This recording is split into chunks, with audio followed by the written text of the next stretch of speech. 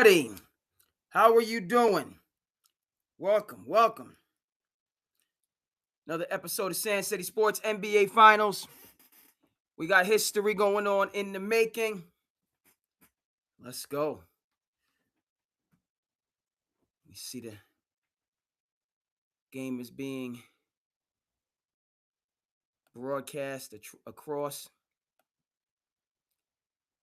NYC. We see the Knicks fandom. All right.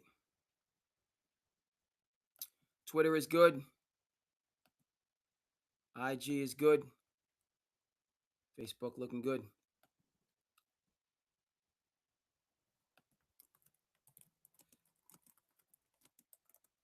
Yes, indeed.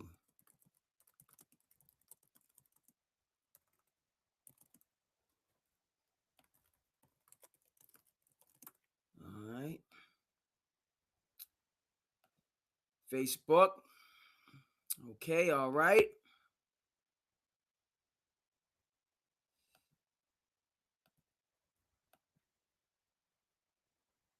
Let's get the YouTube in order.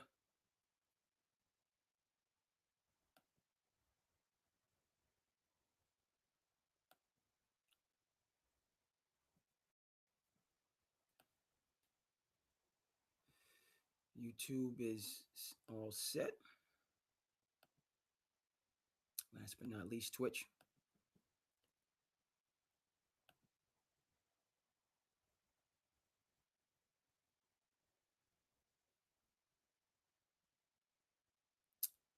Excellent. Let's come around. See where our volume is at.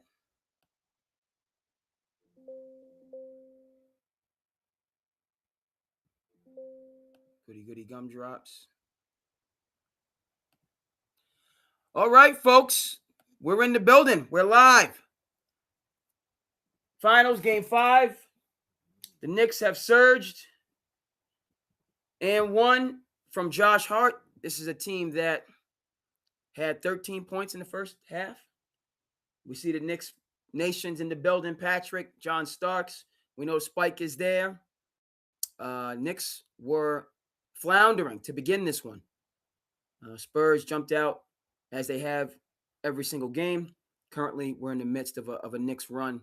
Cut this lead to 6-5, whatever the case may be, going into the half. So that's an incredible surge. I hope everyone out there in television land is doing well. You know what this is. Okay, SandCity, we've been consistent. Go New York, go. Okay, at the same time, 10 toes down for Tom Thibodeau, my coach, an elite coach, the leader of the Chicago Bulls if they want to return themselves to competitiveness. They'll hire Tom Thibodeau, right?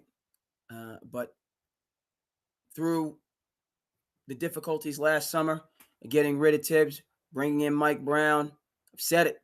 Hey, you know what I mean? Go New York, go. It's going to be bittersweet. I can't be invested like I was, under Tibbs' leadership. But I support the team, support the cause. These teams had up and downs, right? Let me just make sure my chair is right. There we go. It's right now. Teams had up and downs, weathered those storms, 2-2 with the Atlanta Hawks, and then they took off and have not looked back whatsoever. And now to be on the verge of the first championship in 53 years, absolute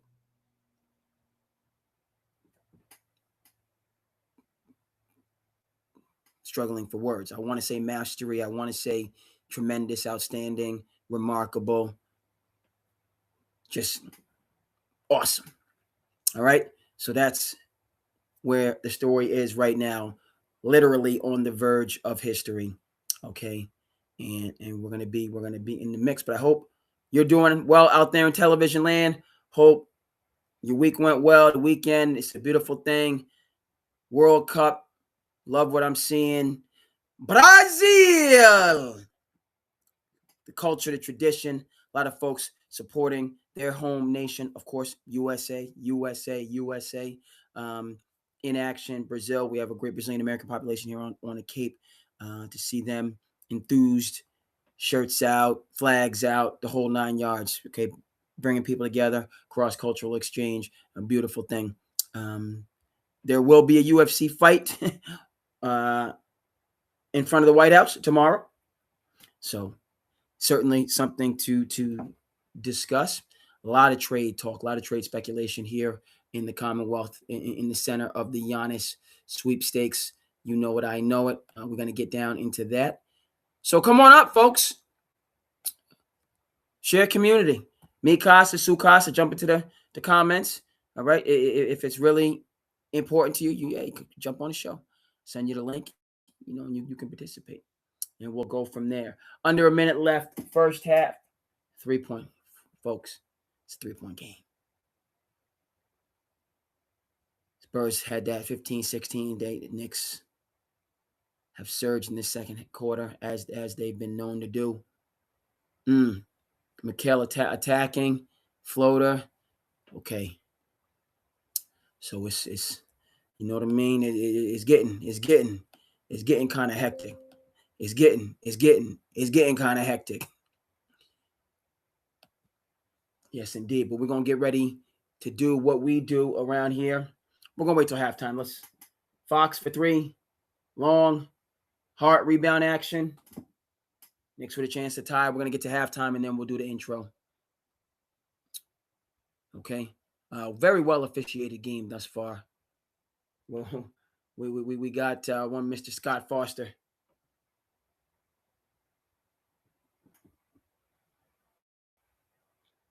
Spurs time. Extend the lead. Knicks empty. Fox, late clock. He gets into his action. They press him. To Vassell, force him off the 3-point line. Tough runner. Big bucket. Is that an and one?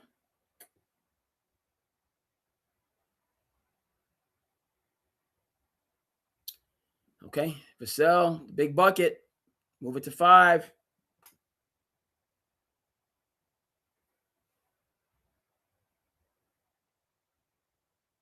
I think I saw a hand go up.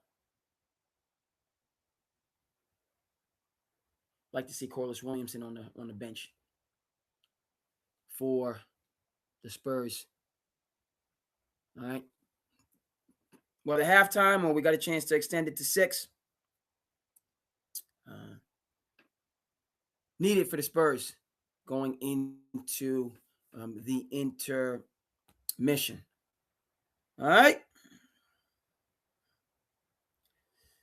Very good. As I say sometimes, when it's time to move along. Vámonos.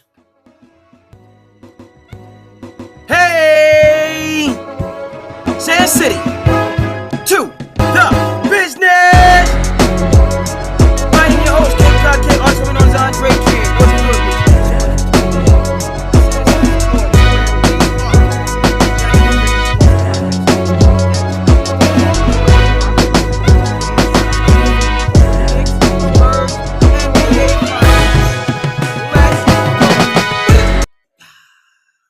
And we back. We don't do that one time. We got it. Hey, verge of history, 53 years in the making. SandCity, go.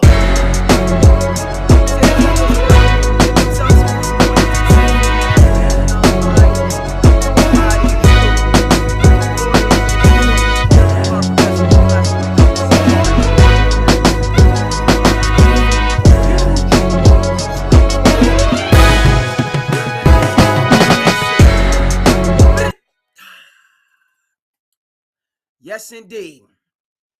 Okay, folks. So let's dive right in.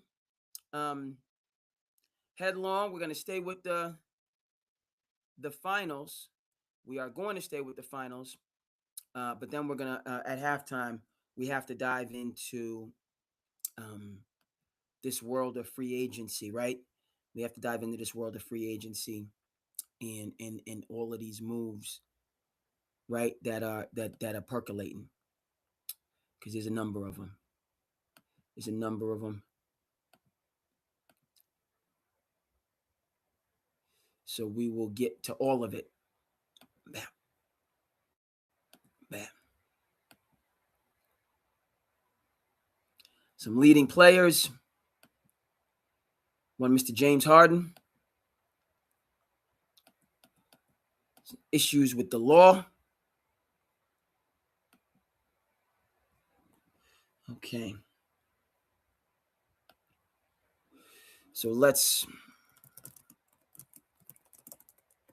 talk about first where we're at in terms of the ball game, and then we got to get to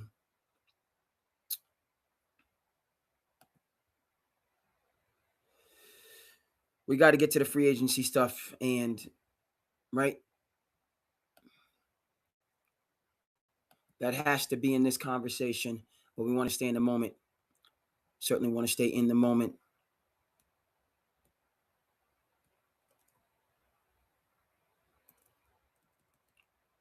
Okay, let's SandCity. We just, man, we on it, man. We got slides for days. I love it. We got content, storylines for days. Yes, sir. Yes, sir.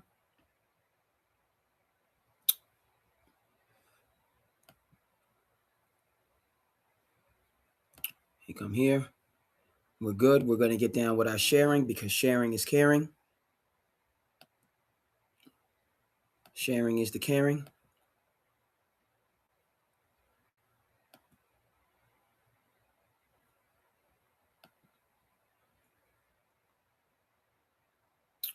All right, folks. So Spurs, man, they build these leads. You know, we talked about Sisyphus. They build the leads, they lose the leads. Okay. And so for this to be a 5-point game after Vassell hits the shot at the buzzer, I mean, we are where we've been throughout the series, where the Spurs they don't give themselves that cushion, and they gave themselves a cushion in Game 4 into the fourth quarter, deep into the fourth quarter. That was the last episode. We went through that together. I didn't feel the Knicks had it in them to come back. We can go ahead and check the receipts, because they couldn't get it under 15. They get it to 15, they push it back. They push San Antonio, push it back to 18, get it back to 14, push it back to 19, get it to 15. They kept that buffer. And then 5 minutes to go, 4 minutes to go, the Knicks got it to 9, and then it was all bets were off after that, right? And the Spurs learned from that, how they came out in this game. You saw the Spurs using Victor Wembanyama and one of his plethora of roles as a point center to begin the game. Love it. I.e. Denver, how the Joker has won his MVPs and cemented himself, at least individually. Denver as a team, their championship window, remind me of the Dallas Mavericks in 11. Okay, but that's neither here nor there. The Joker, in terms of his role and his dominance, he's just used in so many different ways. And that began with Mike Malone, who I didn't think should have been relieved of his duty, who I do feel is going to bring prosperity to North Carolina. But, hey, it is what it is, right? And so I love to see the Spurs start the game. We going through the captain, we going through the leader, we going through Wemby, bringing the ball up, getting him into those screen roll actions.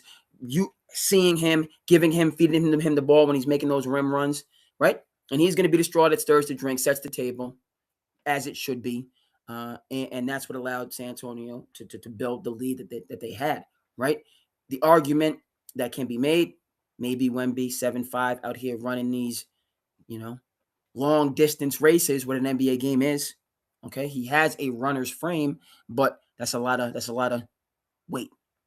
Even though he's got great functional strength, not great physical strength, he's built for these track meets that the NBA is. It's the lumbering, right? I love Andre Drummond. Okay, check out his message to the youth. Drummond's a Connecticut guy. Okay, played for CBA, Connecticut Basketball Association, right? Kind of the comp to BABC, Boston Athletic Basketball Club, okay, under the capable leadership of Leo Papil, who I look forward to seeing here on the Cape. He summers over on MV. Look forward to seeing Leo this summer, right? Okay. But the fact, right, back to Andre Drummond, we're talking about this. You're a heavy set guy, and that's a lot of on your knees, on your lower body for these big men. So Wemby, people talk about he needs to bulk up. He says, no, you need to skinny up. People need to skinny up in this modern day N.B.A. because it's built for the Wembys, for the Chet Holmgrens, and of course for the Kevin Durant, who's been mostly healthy through the majority of his career. We didn't think that when he came into the league, did we? We thought he was going to be injury prone and Greg Oden was going to be the Iron Man. Turned out to be the opposite, right? Okay. So the point of fact is Wemby, he's built for the modern N.B.A. That you have heard mumblings about him kind of running out of gas. I don't know if he ran out of gas or not. To me, he didn't run out of gas because he had a lot of tremendous contests, right? The tremendous contest for Brunson to miss, and then OG swooped in for the rebound. We remember, folks, when the Pop took Tim Duncan out of the game, right? Going with the analytics, and then there was nobody to get the rebound. Chris Bosh crashed in to get the rebound. Duncan wasn't there, on to miss, kicked it out to Ray Allen, and then that saved the Heat's back-to-back championship. Remember that, okay? Forget those doggone analytics. Trust your gut, trust your instinct. I said what I said, okay? So no, I can't say Wemby ran out of gas in Game 4. I can't say that De'Aaron Fox was fouled because he was, and we'll get that slide for you on the screen. You saw it, I saw it. I mean, I'm not blaming the refs, and I was for De'Aaron Fox attacking the basket. Oh, you pull it out. You don't know if you're going to make the free throws. You don't. And Wemby missed 2 free throws. That's A. B. De'Aaron Fox is the Flash. He's his whole game is built on foot speed. So obviously, if he feels he has a step, and he did have a step, he's going to attack the basket and try to get there. And he did get there. He did get there, and he got hacked. Okay, as a Knicks fan, he got hacked. Period. I don't. I want to win.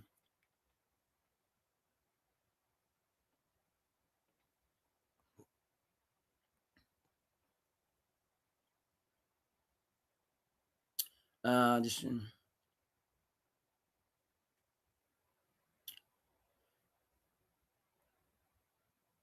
me just let folks know. Let folks know what's going on real quick here.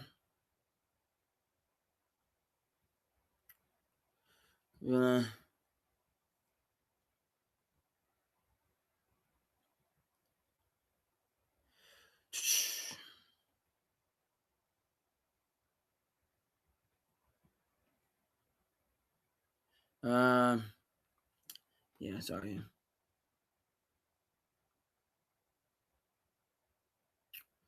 Okay, that's what I can give folks. All right, back to the.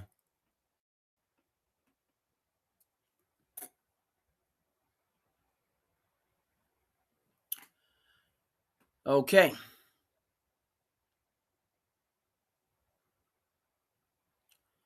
Alrighty, folks. Sorry, I got a bit distracted.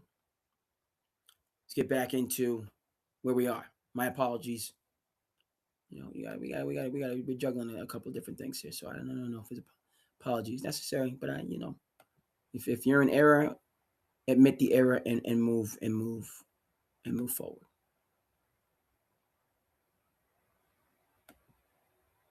Okay. Back to where this stands. Okay. Spurs, per usual, they're not phased. They're not lacking in confidence. They have their core group. They're Fantastic Four built. I think that they'll be wise enough to recognize if it's not broke, we don't fix it. Okay. When they had Manu, Parker, Duncan, and then the others around them, right? We have our core, and then we're just going to put pieces around, Matt Bonner and a lot of international players who, forget Manu's buddy from Argentina, right? We're going to build around the core that we have, and, we're just going to go 10 toes down with our guys. All right, so now they've built another group to compete for championships for multiple years, and now we're hearing all this nonsense about getting rid of De'Aaron Fox, which is utter nonsense. If you want to start over, that's fine. You can do that. But I wouldn't advise it. There's a lot of talk about starting over right now in Boston, which we're going to get to. I'm going to dive into it. I'm not for it at all. Haven't been for it at all. since the dynasty was broken up when Drew left. I've been clear, and you see there's clips going around about Celtics need to bring in a point guard. They need a point guard, and that's what they need. But let's stay with this game before we dive full into free agency as the second half gets ready to get jumping. Okay. The Knicks are in great position. Okay, we're not going to know in this series until we know, but the Knicks are in absolutely outstanding position to steal this game and to secure the first NBA Finals for the New York Knicks in a half century plus. Okay, they were down, they've come back, right? And so these games, there's no rhyme or reason to them, it seems. So you can be up, you can be down, whatever the case may be. Obviously, you want to throw that first punch. But what I'm trying to say is the Knicks can come out and tie the lead and then take the lead, put some pressure on the Spurs to, right, the same pressure that they were feeling, those same crickets that they were hearing, which, had them up against the wall. I mean, I don't know how else you can put it. Okay, we got that. Let me just get my slides right as we stay on this topic. Okay, I got the 1, I got the 2, and now I got the 3. Okay. So, hey, what am I saying? I'm saying advantage Knicks right now. They've clawed their way back. They're right there. They can feel it. They can taste it. And let's really put these young Lions to the test, okay? And see if they break. Let's build up a 10-point lead. Dare I say a 12, 13, 14, 15-point lead. Just like the Spurs did to them in Game 4, where, Knicks, hey, that was like a 27-3. That was like a New England Patriots situation. How the Knicks were up against the wall in Game 4 before the furious comeback more than halfway through the fourth quarter. So, right, the Knicks have shown they can come back. They keep doing it.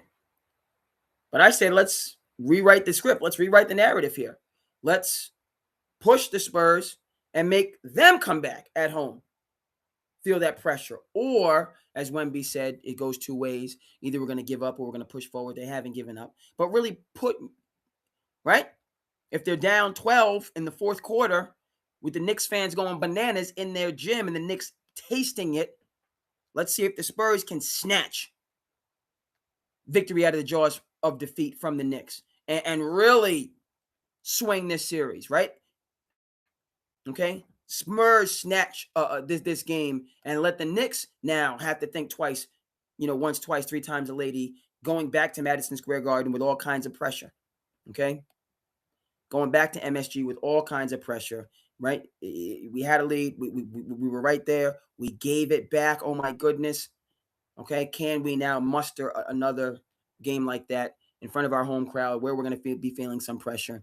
And we know we don't want to be going back to San Antonio, having this team, with this team having won 2 straight games for a Game 7, which could go either way, right? So the Spurs have the opportunity. They have the chance to do that. Okay, folks have been talking. All right. Right, the Twitter sphere has been talking about this game. Okay, I don't buy it. I don't buy it. But we have to discuss, right? Because we know who the crew chief is. We know who the crew chief is on this game, folks. We know who he is. All right. I'm not going in this direction, in this line of thinking. I'm not saying because Scott that we're gonna get a Game 6, but the talk, the speculation is there. All right. You telling me we got Antoine Fuqua, also the director of Michael, which the reports are to a man, a woman, Rave reviews about Michael, directed by Antoine Fuqua, who did Training Day. And if you love Training Day, you have to see Brooklyn's Finest. Stop cheating yourself. Treat yourself. No two ways about it. But we got the extender on this game. Okay, yeah, that's a foul. You did foul him. Cat, get the arm off of him. Non-shooting foul. All I can say is the first half was very well officiated. We got a great crew. Got a great crew on this game. First half was well officiated. We had flow back and forth. We had big boy basketball. We had start, develop, finish. All right, but there's been some talk, that the extender is in the building, and hey, it all comes down to the fourth quarter. Let's see where we're at. Staying with the 5-point lead. All right, couple empty possessions to get us started. Okay, but we're in good hands thus far, is what I'm going to say as an official. Good hands thus far. Okay, let me get my items, my accoutrements here. Okay, shout out to LeBron. LeBron, this is the lower lumbar. I need that lower lumbar support. So I didn't know anything about this. I saw LeBron had one of these. Not that I'm LeBron or anything, but I saw LeBron had. So I said I got to get that lower lumbar. You know what I mean? That extra support. It makes a huge difference. Not a spring chicken anymore. So that's all set. What are we looking at? One possession game, 39-42. And I just want to make it clear. Game is well officiated. Scott Foster, he's been in these moments. You need that veteran. Again, the fourth quarter is going to be the deciding. That's how we'll know for sure, based on the fourth quarter. But the Twitter sphere, they getting right. Okay. Right? You see what they're getting. It's a bit reckless. It's a bit reckless for me. Okay. Right. Clearly, there's conversations going on. Gambling has come into pro sports. We know the situation at Texas Tech, the Red Raiders. We know. I hope we can have time to touch on that because it's bananas. But we're talking to the crew chief for Game 5 here. Putting Adam, Silver in the mix. There's no evidence. Okay, there's no evidence to support this. I like Mitchie. Speaking of which, also, I like the rotations that I saw in the first half. We got Mitchie out there early. It's Catman scooping foul trouble, possibly. But yeah, low scoring game. N.B.A. a rim run and one. We talked about this. Talked about it.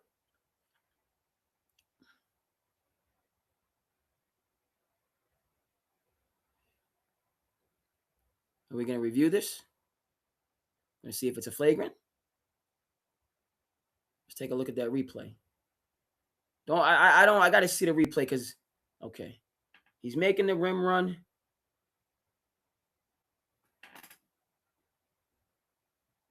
Stop. He just touched them. No. I like our review. But Mitch, he gave him a touch and then he came off. We ain't get the awesome 80s Bad Boys extension. We didn't get no extension on that. Review it fine. It's a new league. Players understand the capable leadership of David Stern, cleaning up the N.B.A., right? Because in the 90s, forget about it, early 2000s, I'm thinking of the late, great Kobe Bryant when Chris Childs had to hit him with the two-piece. He two-piece Kobe. He hit him with the, you know what I mean? Right? Hands were being thrown. Seemed like on a regular basis. Okay?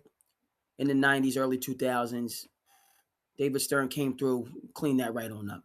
He wasn't having it. All right? Cleaned up the decorum on the bench. You're going to wear a collared shirt. So on and forth. You're going to, business casual. People want to throw all time. It's a, discriminatory. And not David Stern, man. It's my dude. Late, great David Stern. Right? Jerry Colangelo coming in, giving us defensive 3 seconds. seconds so we can get rid of the illegal defense, which was crazy, also affecting the game in those 90s, right? Knicks, Pacers, Knicks, Bulls, Knicks, right? Those battles with a defensive 3 seconds, you had to play man and teams would exploit that. And so you couldn't help it. It was just, no, we need defensive 3 seconds. Get rid of the illegal defense. You can run a zone, but you got to step in, you got to step out. Capable leadership of Jerry Colangelo. Never mind him revamping and bringing USA basketball back to what it needed to be, right? After the disaster in Athens, okay?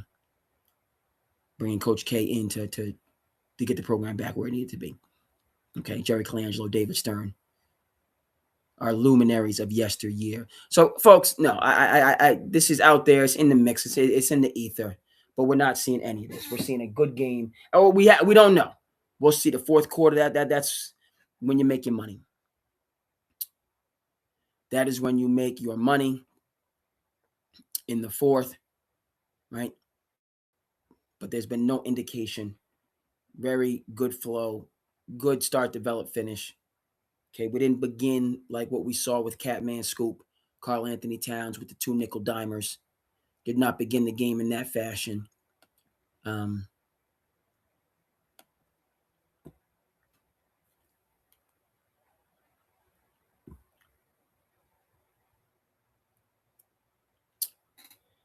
we're on the move here, folks. We are on the move. Spurs mini run pushed this thing to 10. Okay. Shout out to Scott Foster. Shout out to,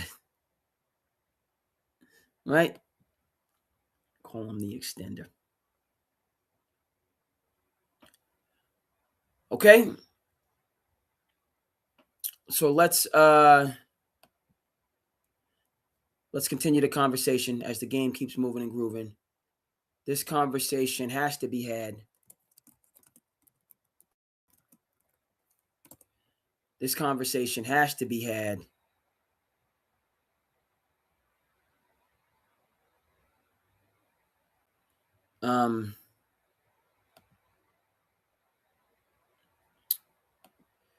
Right?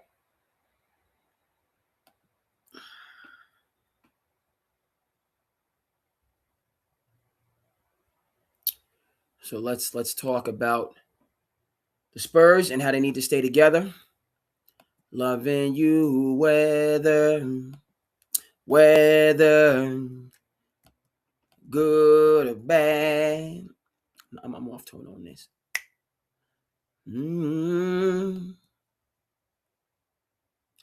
Why people break up? A little bit better, right?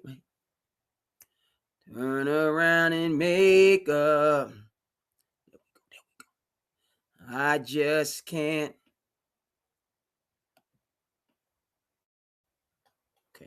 Okay.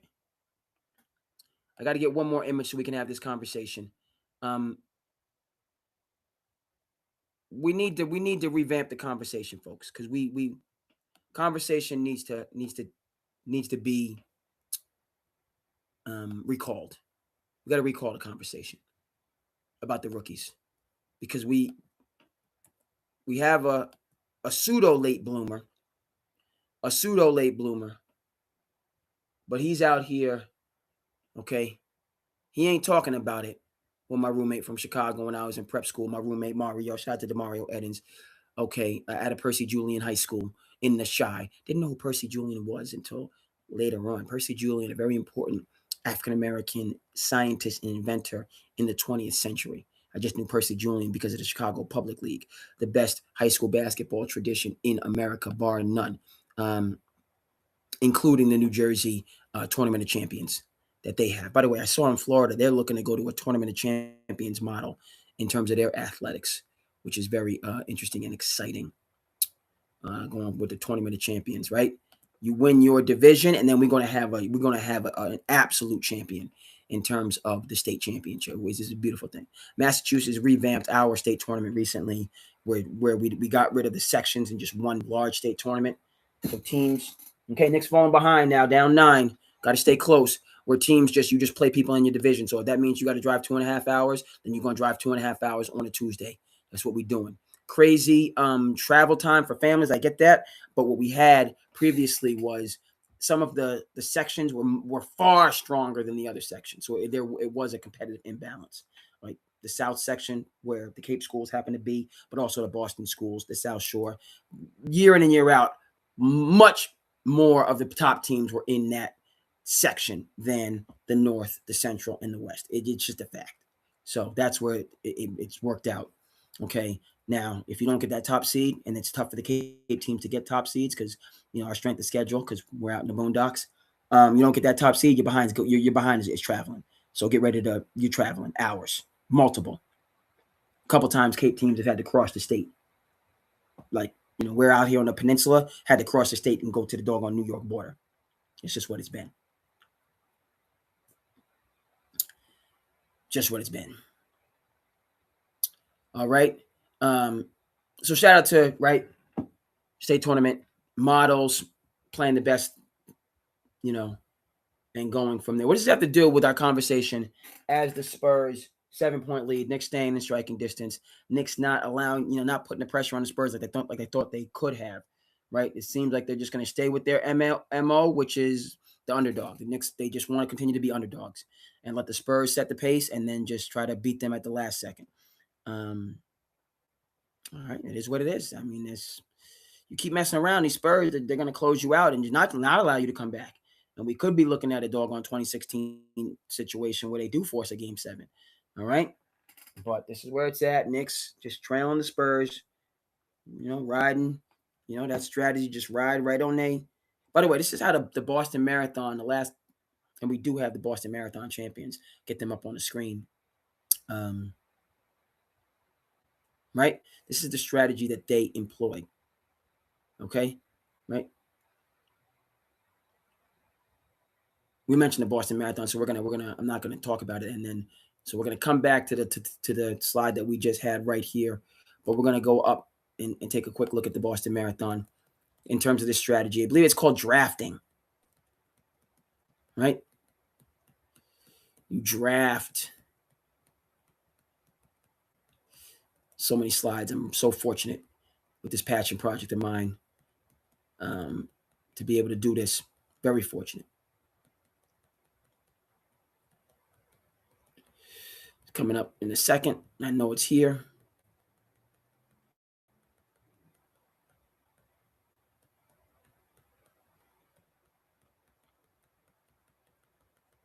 Might have been on the other side.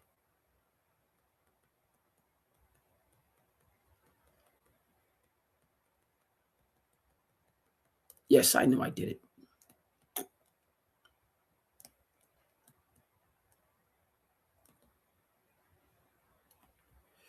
I knew I had this slide. Just took me a second or two to find it.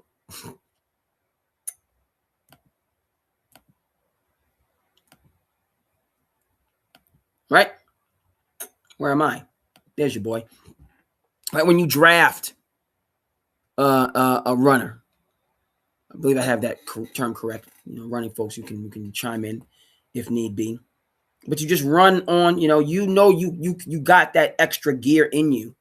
All right. But I'm just scheming instead of just going all out and I'm just pushing it.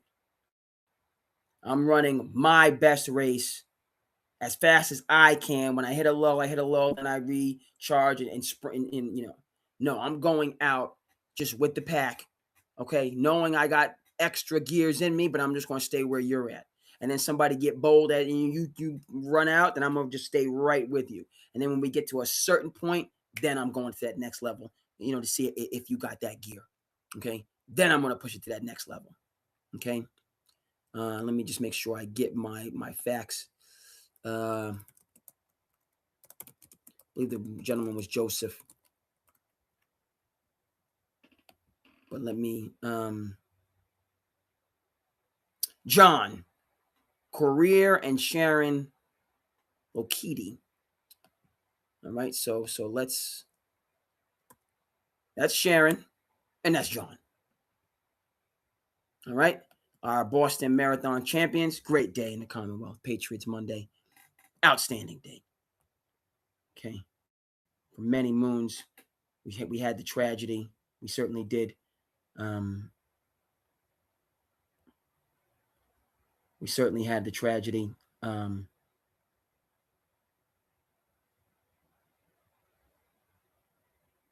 Goodness. Sad news. Alden Smith, 49ers linebacker, has passed away. Very sad news. Breaking news. Just seeing this. Very sad.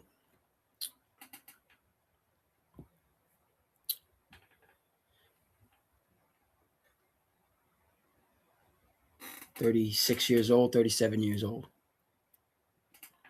R.I.P. Alden Smith. Knicks got it to 7. Okay. All right, but our champions here, folks. Right, this is the Knicks strategy. John Collier, shout out, and Sharon Lokedi, shout out. Our Boston Marathon champions 2026. Right. Talk about a lot of things in life. Right. They're not sprints, folks. They're not sprints. They're marathons. Okay. We learn from these athletes. Okay. Right. That's doing the work in anonymity most of the time. They're not. Don't have 82 games, and they're not at the top of the celebrity pyramid like NBA athletes because of the vision and model of David Stern, okay, and what he built.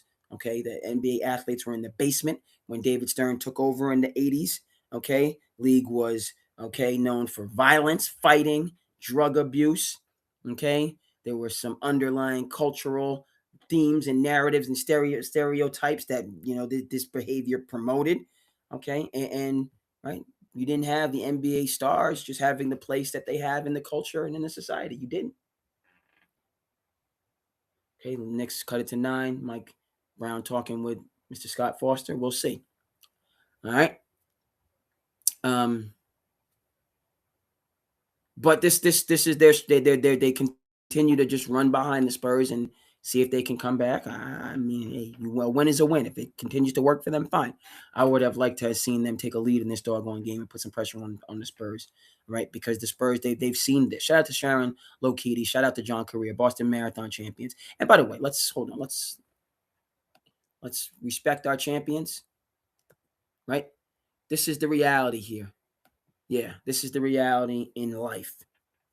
It's not a sprint. It's not a love at first sight type of a situation as we learn, as we get old. Well, nothing wrong with love at first sight. I'm happy for people that are happy, that are in great relationships, that are moving forward. Dear friend of mine from college just got engaged. So thrilled and happy, okay, for her. Good, person, great people. I'm just thrilled. I'm overjoyed. Congratulations to my dear college friend. Okay. Name is Gina. Congratulations, Gina. Super happy for you. Proud.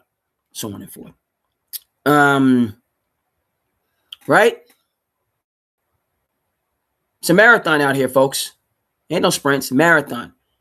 Okay. And again, I love at first sight, but that love at first sight is going to have to last you decades. It's going to have to last you the long haul, right? Movie, Terms of Endearment. Sad movie. Haven't seen it. Referenced it, to my old, but Terms of Endearment. Just about the it's the distance. Where am I going with this? All right. I'm going is it's instructive, not because two of us can run 26.2 miles at a doggone dead sprint like these world-class athletes, but whether you can or can't, you can take something away from them. That, first of all, they move in silence, which, by the way, the Boston Celtics aren't doing, which is my principle, among other issues with how things are going on in terms of the Boston trade market, which we're going to dive into. If history happens, if it doesn't, we're diving into that one way or the other. But real trades happen in silence. Shout out to Jerry West, greatest NBA executive, possibly the greatest team executive in sports history. Silence. We didn't know anything about the Paul George move until it happened. And people want to talk about the Paul George move in retrospect. Yes, Oklahoma City went off with a haul, but if the Clippers could have kept the 3-1 lead, they would have their championship to hang. And right, they were right there. It worked, but they want to let teams come back from 3-1. It's a marathon, folks. Okay? And the greatness is built, right, in the shadows, in the darkness, in anonymity, by your doggone self. Okay? This isn't right. I'm doing New York, right? We doing go New York, go New York, go. You know what this is. But a lot of my gear, shout out to Plenty Sneaks who put together the logo, my SandCity logo, Plenty Sneaks. Check him out on IG, Facebook, the whole night. I believe he's more IG. I don't know if he does Facebook, but check out Plenty Sneaks. A lot of good things going on. Got the 3D camera. All right, we're happy to have him back in the Cape and Islands. He's taking his talents across the nation. LA, Beantown, the whole 9 yards. Right? Shout out to Plenty Sneaks. Shout out to the Flag Man. The Flag Man actually makes my shirts, my extra soft, you know what I mean? The silky joints look really good. But my cousin Tim Luce, who's a jack of all trades, right?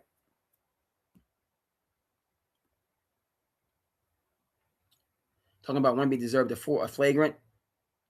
Nah. We're not doing that, folks. We're not suspending Wemby for a finals game unless he really want to get suspended. He gonna have to hook off on somebody. Wemby's gonna have to hook off on somebody. I'm not suspending Wemby unless he hooks off, unless he steals on somebody. That aside, I don't want no championships with no. I don't want a participation award championship. I don't want a mulligan champion. I want a championship. Stop it. If Wemby is determined to get suspended, then he has to be suspended. But unless he steals on somebody, we not suspending Wemby. And frankly, Wemby, he seemed to have it in him.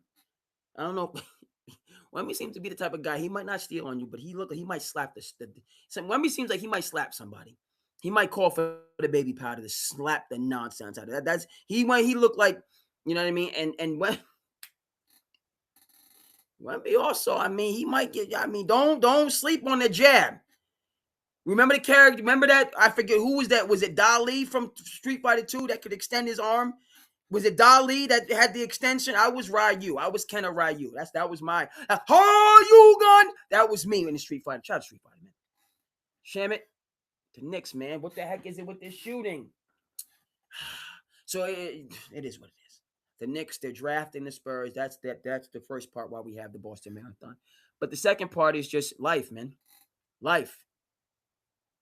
Right? My man Mario from Chicago. Spurs extend the lead. You don't talk about it, be about it around here, man. You're talking. All this talk about and all your nose and everybody else's business. Why did somebody have this? And mind your business. Mind your business to start with. But then secondly, don't talk about it, be about it. Okay? The Spurs are over here about it. That young lion, Dylan Harper, just won another possession. He just won another possession as the Spurs expand the lead to 12. He won another possession. This young lion, Dylan Harper, who we're going to talk about very soon. Okay? But our marathoners out here that's doing the work, okay, building up for their day. They get that one day for the race. I know they race multiple. They do New York, Chicago, London, yada, yada, yada. Friend of mine, and she's my friend, but she's also my friend's sister. Nicole ran the London Marathon. Shout out to Nicole. And raised money and did a lot for charity and goodwill. Shout out to Nicole. Okay. Good family, athletes, hard workers, right? Business folks, good people. Shout out to Nicole. Ran the London Marathon. Right. And not only, hey, you might win, you might lose, but these runners out here, people that run and have this lifestyle, they know what it's about, man.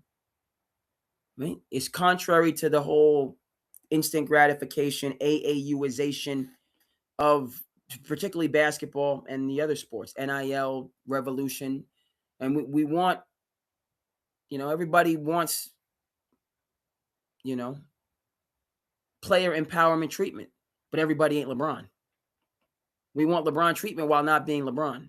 LeBron got say so. Okay. Majority of the rest of y'all, no, you ain't got no say so. You better get on this long road with these folks and show me something. But until then, no say so for you. Stop it. Everybody, you know what I mean? They say pocket watching. We all pocket watching, and then so he got it, so I deserve it. But have you been out here on this long road to get it? Have you been on a long road to get it? Okay, for most folks, myself included, I ain't just excluding myself. Your boy getting a little fluffy over here. I need to get up and get my cardio going on. I'm not excluding myself. I'm okay. But you want to get out. You want to get out on that open road with the runners.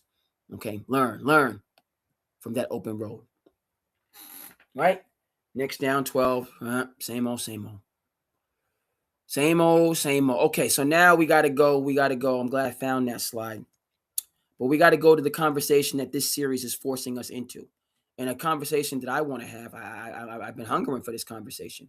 Never mind the fact that there's a family connection. We talked about it, but I've been hungering for this because I had a chance to draft this young man. I also had a chance to draft edge. I had a chance to go with the young Lions. I went with Derek White because I was in win now mode. Derek White, fringe all-star. I don't regret my decision whatsoever. But the reason I didn't pick up Dylan, who's not even in this picture, by the way. We're talking about Dylan Harper, who is the best rookie, OG attacking the basket as he's been. Good no call. There was verticality there. Get up. There's verticality. This is big boy basketball. Harp. It's fitting we're talking about this man and then see that was serendipitous. Right? Like Mr. Baseball, Kevin Costner. You know what I mean? Serendipitous. Like we were just talking about Harp, and you see why we're talking about this young Harp. Never mind, he's not even in the picture, which is crazy. And he's the best rookie. Not even in the picture. Right? But young Harp is young Harp is Ron Harper's son. People might have forgotten how good a ball player Ron Harper was. They remember Ron Harper from the Bulls three-peat and won some more with the Lakers. That wasn't prime Ron Harper. The reason that he was and that Bulls team didn't have a point guard because they didn't need a point guard because they ran a triangle, but they had the two big guards, Jordan, Hart, and then Pippen, the whole guard forward, all 6'7". Rodman, 6'7", 6'8", Luke Long, right? They're like incredible length. And they didn't need a point guard. Yes, it was a different N.B.A. Also, they had the triangle. But the reason when Jordan, after we had the loss in 95, or they had the loss in 95 when he came back to the upstart Orlando Magic, and it was like, hey, man.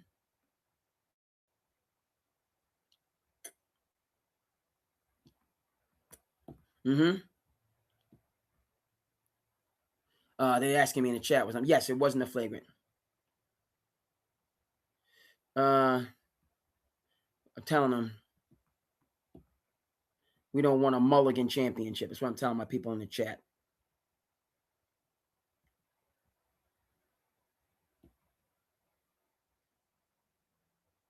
We don't want a mulligan championship.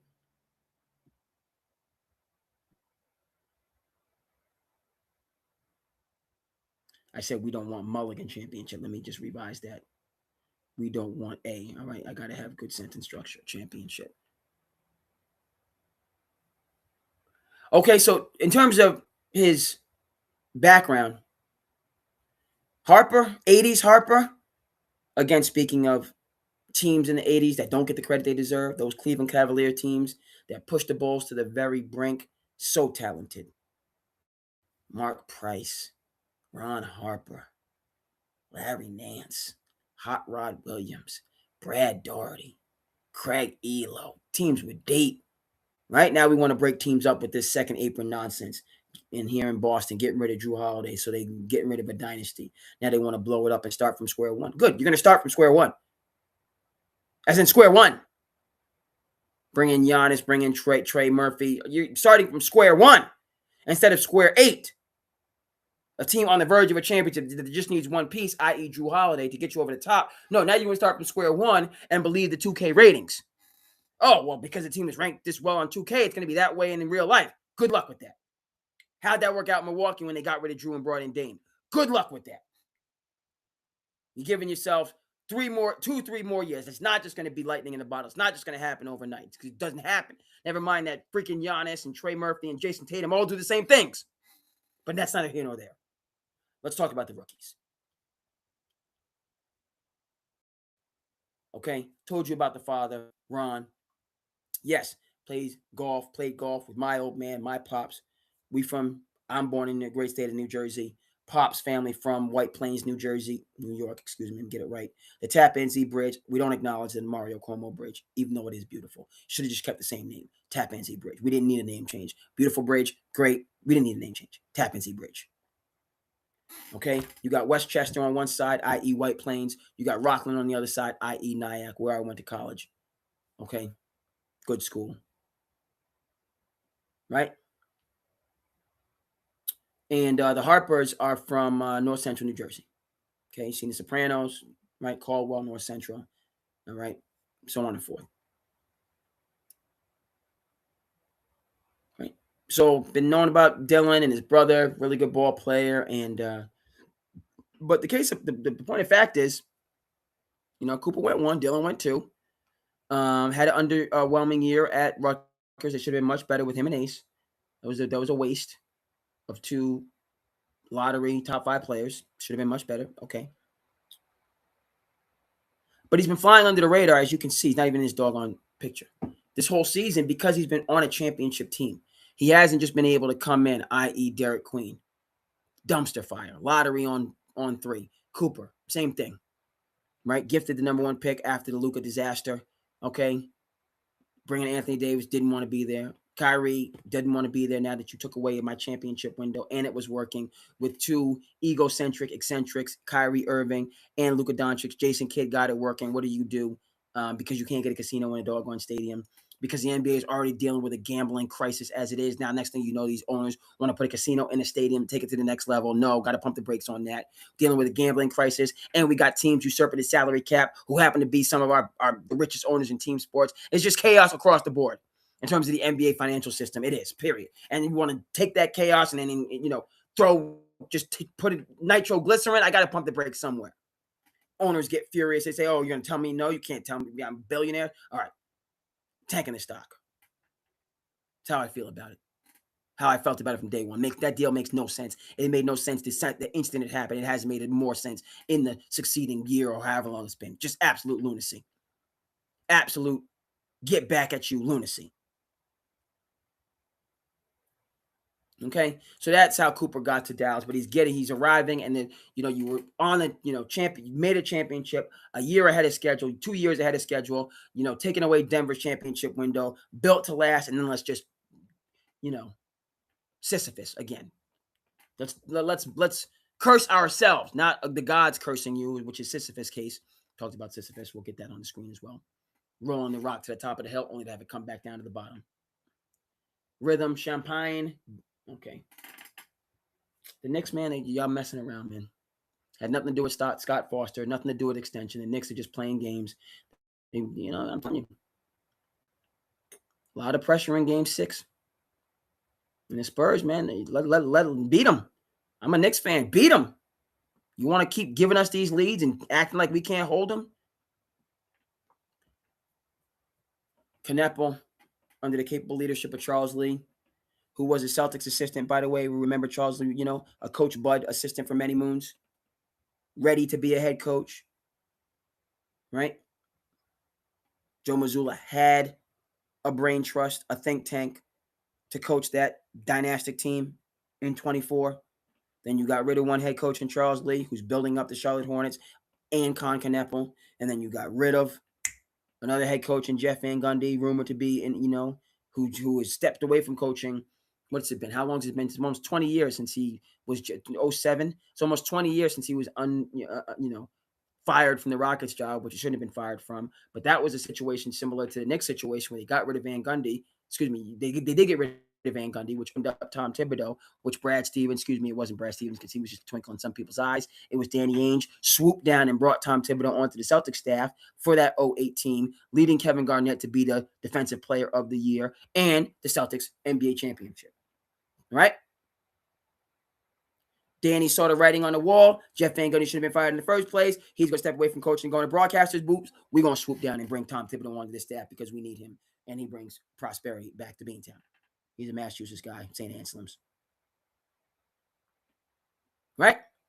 So Charles Lee building up the Charlotte Hornets after the M.A. debacle in 23, where Brad Stevens could have beefed up the coaching staff that year to help Mazzulla, but there was so much chaos, turmoil, M.A. going, Damon Stoudemire eventually going, being an M.A. guy, Will Hardy having jettisoned to go to Utah, who Danny Ainge is not allowing to coach them as well as he could, okay? And it just so Mazzulla was by himself, and that's how you go down 3-0 to Miami Heat without doggone Tyler Hero, and then you lose a Game 7 after you won 3 straight in embarrassing fashion at home. He didn't have the support. Brad Stevens recognized that, brought support in the next year, and then he allowed the support to leave and didn't replace the support, i.e. Jeff Van Gundy and Charles Lee, which is why they struggled in 2025, allowing the New York Knicks under the capable leadership of Tom Thibodeau to get them. Knicks State's still down 11 minutes ago. All right. So Khan is in a good place with a good coach. Edgecombe, right? Nick Nurse knows his business, right? You saw it. You saw how the Celtics missed Drew Holiday in the playoffs when Philly finally got back healthy. Okay, I rest my case. But you want to go out there and bring in Giannis and bring in Trey Murphy as if any of those, the silver lining. I'm telling you right now, for all this Giannis talk, it's not going to work unless they bring back Drew. Nothing will work for the Celtics unless they bring back Drew Holiday. Nothing. Yeah, I'm just a guy, a jag, just a guy. SandCity Sports, this obscure podcast. I'm 10 toes down on that. Okay. So, well, I'm just, it's different than somebody with a bigger platform to say something like that. But I'm not getting on this Giannis, blow it up, start over, big names. It has to be built. It has to grow. And there's going to be pressure because you're going to build it up. They're going to be expected to win. And I just don't see Giannis and Tatum, which is maybe a slight upgrade from what you have, but a downgrade because it seems like they're going to have to get rid of Derek White too. All these guys, different personalities. They don't seem to be friends right now. Anyway, they're going to have to learn. It's just going to take time. It's going to take time. And Tatum is, so it's going to, it's not Tatum in his window like Tatum and Brown, like they're in that, they just need the pieces around them, i.e. a point guard, Drew Holiday, to go for it. But you want to blow it up and start over, great. You'll win a lot of championships on 2K. I'm just going to say it's going to take time in real time. In the first year, everybody will, but if and when they don't win the first year, which I don't think they're going to, then they're going to be in the same situation they are right now, pointing fingers, subliminals, and you got to deal with that stuff. And at the end of the day, you got to be adults and go back to work, with, what you have. What did JB say? People think, everybody thinks, the next person's rice tastes better. Yeah. Folk in the fantasy chat talking about the Spurs, if they didn't throw all these games away,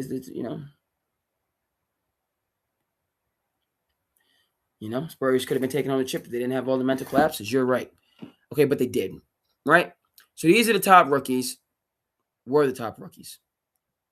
Okay. But now let's get a more accurate list and let's, okay. Dylan Harper is the best rookie in the class of 2026, period. Okay. He's balling out seamlessly, consistently, at times apparently effortlessly on the biggest stage in the sport as a true freshman, folks. Right? Oh, well, he's not breaking the 3-point record like a Con Kneppel or having these 40-point games like a Cooper Flagg. Folks, he's playing big boy basketball. He's not playing empty calorie basketball, run up and down and just get a bunch of empty calorie fluff stats and games that are meaningless. He's playing at the highest level, right? With serious individuals trying to win a championship. Okay. And he's getting his numbers with far less usage, no volume shooting against the best of the best. This is a very deep rookie class.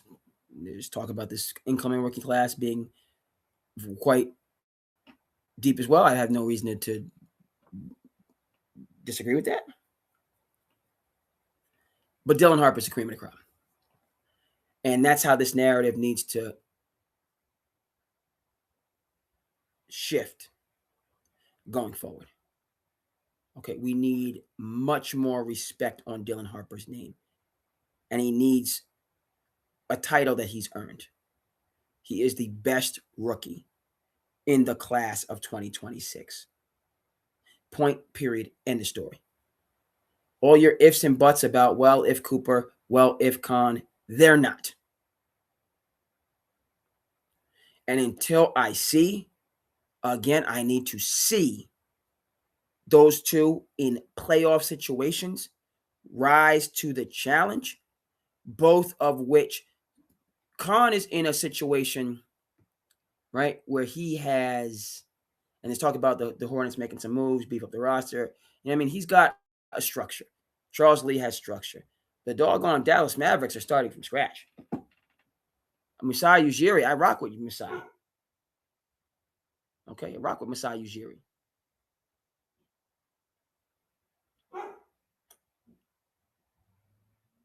You know?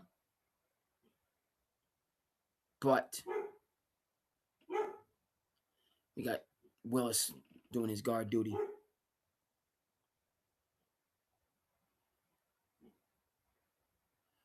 Here.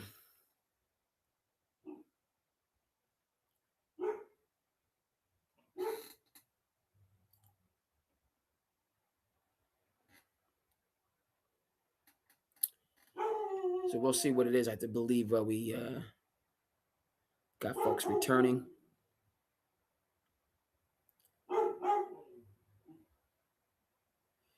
Just want to hear Willis in the background doing what he needs to do. I don't think I'm going to have to get up. But if I do, check on the situation.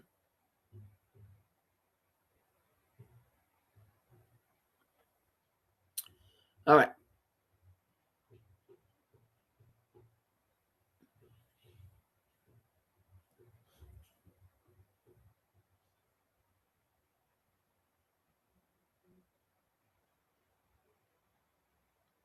Okay, we're good.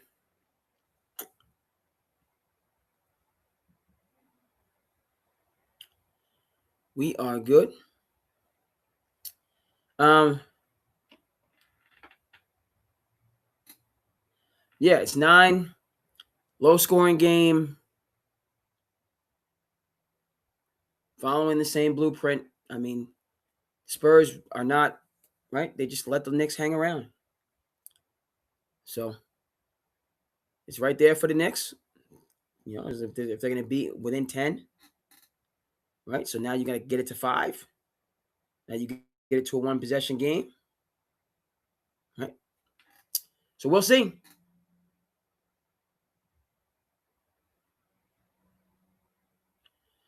It's up for grabs, folks. But this has been decided. Now, if you want my order, I'm going to say Dylan. I'm going to say Cooper. I'm going to say, right, because between Khan and VJ, right, I think this is close. I'm not gonna say I'm gonna give them a tie between Khan and VJ. And the only reason, yes, Khan's numbers, but guys, the Hornets have the highest pace in the league. Pace and space and pace and space and pace and space and pace and space. Right. So they're running and gunning, so that inflates his numbers. And then he's in a situation he just has much more usage. VJ's obviously got to go through Maxey. He's got to go through Paul George. And if Embiid decides to show up to work, you got to go through Embiid. He's not getting the touches, not getting the usage these other guys getting. So I'm going to say Dylan, I'm going to say Cooper, and I'm going to say VJ and Khan at a tie for third. I got to say a tie. Knicks cut it to 6. You know, this game's going to go down to the wire. Spurs can't pull away. The Knicks are on the verge of history. I mean, I don't know why I do this to myself. Cut down my own view. I'm not going to. Now, I do need to, right? Scott Forster got him going up. I'm cutting down on the view, but what I'm not, folks, shout out to Trader Joe's. I got my gummies here. I do need to cut down on the sweets, but are these organic? They're delicious. Okay. It says they're made with natural flavors. Okay, so that's not organic. Say made with natural flavors. Sugar's a natural flavor. But those gummies, and I know I gotta reduce the gummies. I eat late at night. You're not supposed to eat late at night for some reason. Your boy's always eating late at night. But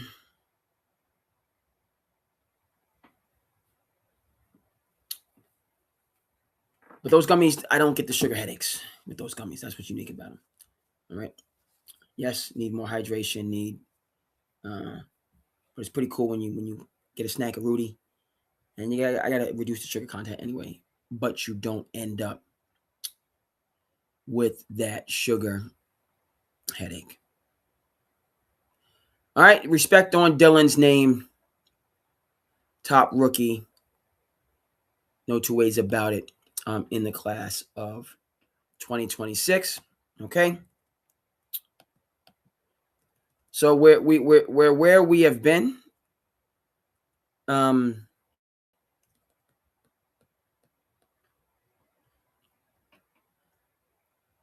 In this series of just a knockdown, drag out.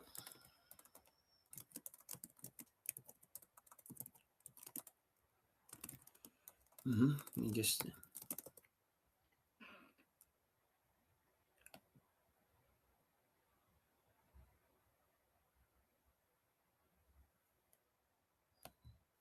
anybody's ball game.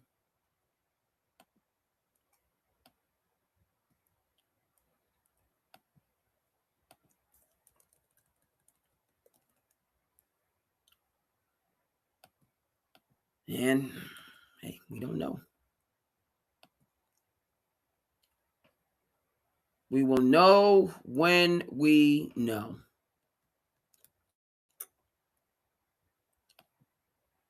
All right. IG is good. Facebook good. Twitter good. Twitch good. Excellent. All right, folks, let's take a quick look at some of the breaking news in the N.B.A. Harden arrested, possession of unlawful carrying of a weapon.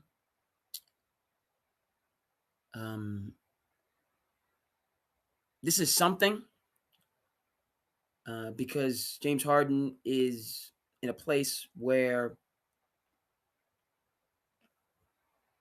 he's supposed to be competing for a championship. He's in a new place with a new coach. So did this happen in Ohio? Did it happen in California, where he's from? I'm leaning more Ohio. Next question is going to be, what are the gun laws in that state? Okay. You think about it, some years ago now, Plaxico Burress shoots himself given the strict gun laws in New York. He had to give up some of his freedom.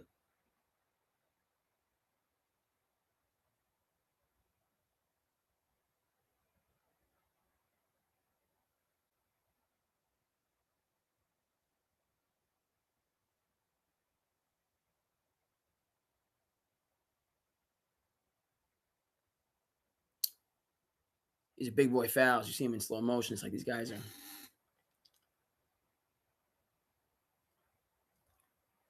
getting fouled, taking it.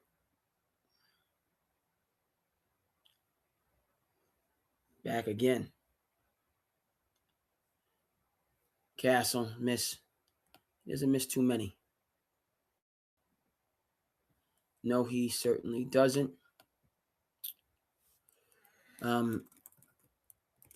So more to come on James Harden and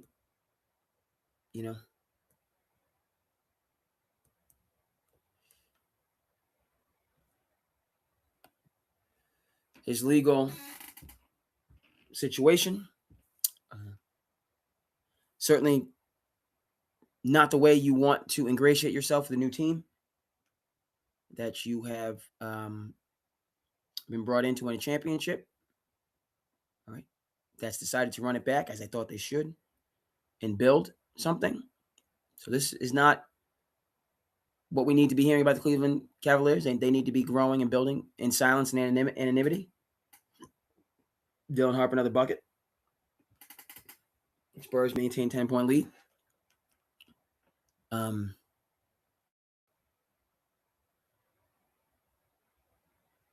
So bad luck, and not just that he got himself. This type of situation, and Cleveland Cavaliers are looking for James Harden, who's a veteran, to lead the way. Now, James Harden's never been the out front guy. He's more of the soloist that you need on the team. That approach has not helped him to get over the top in high leverage situations in the playoffs, in my view. His reticence to walk point and say it's all on me, or get behind me. He's never been like that.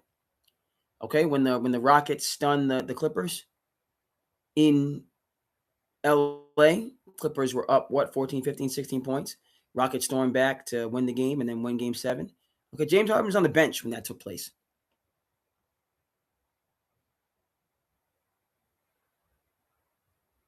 Right, on the bench. So he's never been the out front leader, while always commanding. I'm going to say not always, right? Because when he was with the Clippers, he wasn't the alpha. And I actually thought he came up under the leadership, right? His stint with the Clippers revamped his image, and he showed the ability to be coachable and to be a part of something greater than themselves. So let's include that. But again, with the Cavaliers, doesn't have Ty Lue as a coach. Obviously, Kenny Atkinson, former Ty Lue assistant, knows his business. Needs to stop talking about winning the game analytically and stop, stop with the stat jazz in the press conference when you've lost. Walk point, take the accountability as the coach. Right? Don't give me some number crunching nonsense. Kenny Atkinson, right? You're better than that.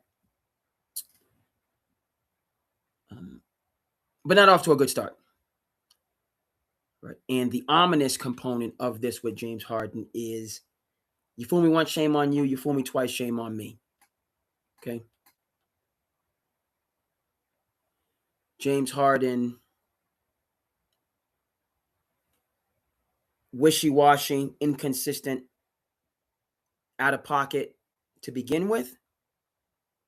It stands to reason that if the Cleveland Browns, whole other story, they're in the march for Arch. If the Cleveland Cavaliers do get themselves in the mix in the Eastern Conference, a completely different Eastern Conference in 2027, right? Indiana back healthy. Okay. This Giannis sweepstakes, how that's going to play out. Celtics have overcommitted themselves, really disrespected Jaylen Brown in ways that may be irreparable. All of this stuff going on with the Celtics while Jaylen Brown is on his China trip, that is not a coincidence and will not be quickly forgotten if Giannis' blockbuster move doesn't happen. All right, so Celtics, they're starting over irregardless. They're either going to start over with a completely new roster, or they're going to start over with the same roster and some seriously damaged relationships. So that's Boston. Detroit will be in the mix. Talk about, you hear rumors about Detroit in the market for Laurie, which I think would be outstanding. Give Cade the help that he needs. Right. So the Cavs are going to be in the mix. Obviously, the Knicks, defending champions, they're not going to be looking to go anywhere. And with this situation where James Harden lends itself to, as far as I'm concerned, is, all right, you fool me once, shame on you. You fool me twice, shame on me. So I'm now expecting James Harden to be out of pocket at the worst moment when we are in knockdown, drag-out situations and are going to need him. Right? But if somebody's unreliable, they're unreliable. Okay, so save yourself the stress or aggravation. I myself at times, am not reliable, and that's on me. I got to be better at certain things, you know. There's that and the third, and we're all juggling a lot, right? And sometimes you say, "Oh, well, I'm juggling this, I'm juggling." People don't care. They don't care. Some people do, but they don't care. I heard a guy say, he said it the best that I've heard it. Somebody's late to an appointment and misses an appointment. Oh, I'm sorry, I'm sorry. It's like, yeah, I hear what you're saying, that you're sorry, but that's not putting money back in my pocket. You're sorry is not putting money back in my pocket, my friend. Do you recognize that? Do you understand that? So I heard you, I read, but don't expect sympathy from me when you just took money out of my pocket with your "I'm sorry." Okay, no. Okay, if you were sorry, you would put money back in my pocket. Okay, are you so sorry you're going to reimburse me for the money that I lost? That would show me that you're sorry, rather than just the casual saying, right? So James Harden, you know, fresh in the door, new situation, new all that stuff, and this is what we're getting. Plenty of money to hire security and to hire an agent or a lawyer to understand the regs in the new state. If he's in a new state, you got people to do all this stuff, and you want to be armed. That's your constitutional right. You got people to make sure that you can be armed in a legal way. You have a staff on top of a staff. Okay, there's just no reason. Okay, it's a part of when you become successful.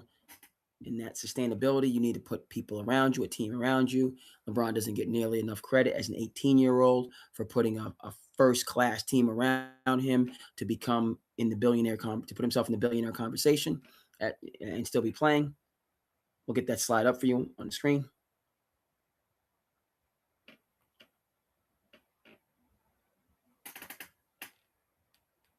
How do we get a 6-point game? What the heck happened? With 7 minutes to go.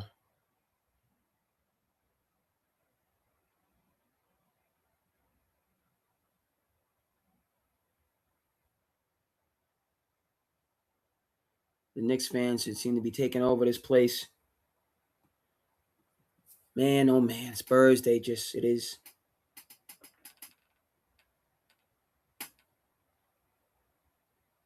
I don't know how that's a foul on Wemby.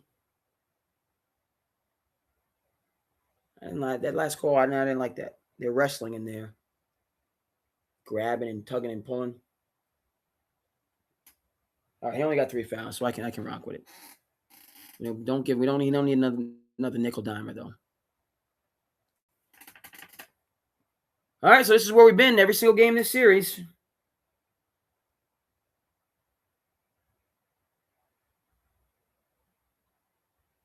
For the fourth quarter, Knicks 4-point game, 6 minutes. History in the making here. So let's take Harden off the screen. Turnover. Here we go.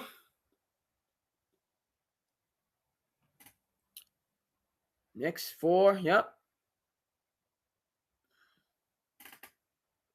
Running their offense. Catman scoop. Rhythm. Back rim.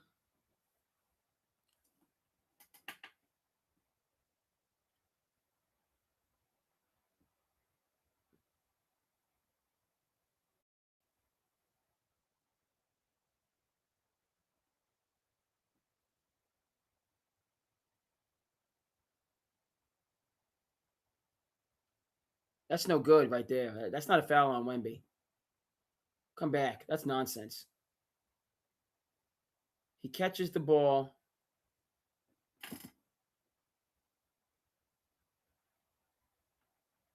No, we're playing big boy basketball. No, that's not a foul. No way. There's contact, and he drops his shoulder. No. Folks, don't play with me on this. Don't play with me. I don't want a manufactured championship. The first foul was a nickel dimer when they were reaching. That's a freaking nickel dimer. Overrule that nonsense. Okay? Nonsense. He lowers his shoulder because Hart is coming into him. That's incidental. He gets the ball. Hart I'm not gonna let you hit me. I'm long, I'm here. You hit my shoulder. You flail out. Too bad. No, that's not a fourth foul. You don't take away possession on that. Let's go. Don't play with me. Don't play with me with the ticky tack. Don't play with me with the ticky tack here, folks. Okay? You're gonna win a championship. Win a championship.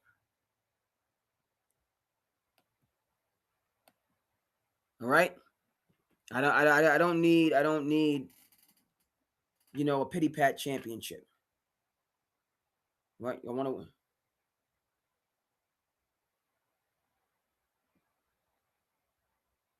Hart is coming into him. No.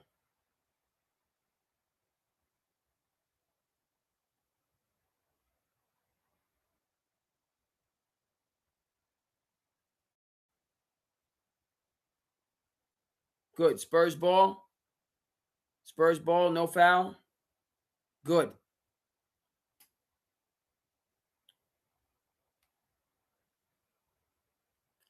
Let's get back to playing big boy basketball, championship basketball. No, don't play with me on some ticky tack. And the other thing, anytime you see a player, throw, like, you know what I mean? Like fly in one direction, you know how big and strong these guys are? You know what type of force it's going to take to lift one of these dudes off their feet and propel them in one direction?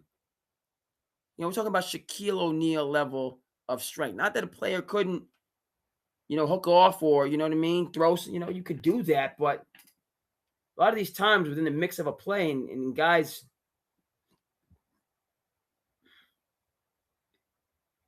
in and out. In and out for Fox. Here we go, Knicks.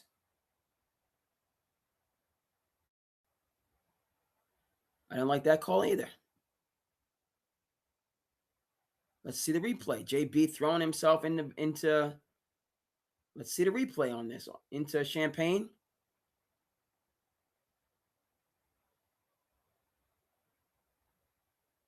Are they going to show a replay? Is that a foul? Particularly after what De'Aaron Fox went through in his breakaway? No, that's not a foul. I need a comparable call for the Spurs. Okay, now we got a 2-point game. Fine. JB went to the basket. He did a little in and out.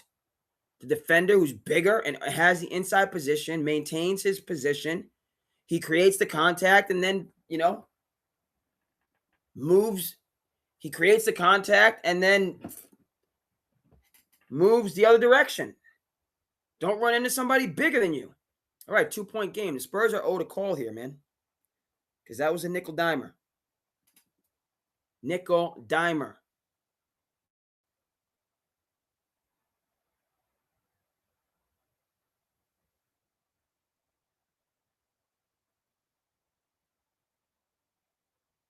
Spurs giving Wemby a break.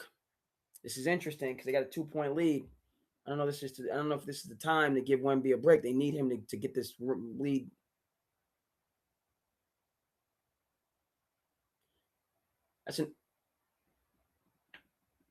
That was an awful possession by De'Aaron Fox. Awful possession. Wemby's not in the court. Brunson to the basket. We got a tie game. Spurs need to call timeout and get Wemby in the game.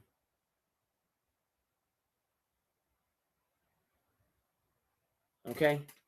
They need to go to the basket to get a call back. Am I a freaking... yes, I'm a Knicks fan. I don't want ticky-tack calls. Harper, bad shot. Spurs are in trouble.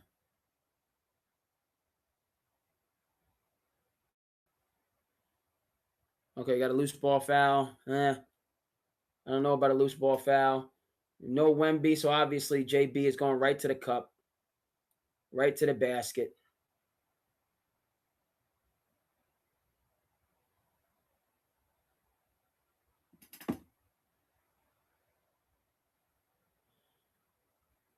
I don't think that was I think OG's just bigger.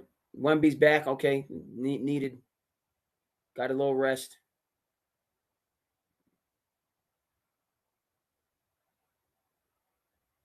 Big bucket, Vassell. All right, folks.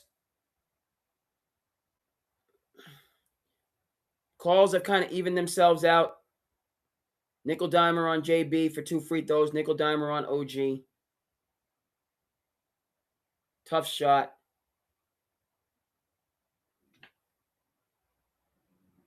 Blown possession by the Spurs. All right, they're a little bit shaky right here, folks. They're a little shaky. Bad possessions and bad, they can seem like, hey, this is what I was talking about with the Knicks. If they could get a lead or put some pressure on the Spurs right now. Interesting with Cat being out, Mitch being in there. Mike Brown going back to Cat soon. JB needs to facilitate a little bit on these. Nope, that's nothing.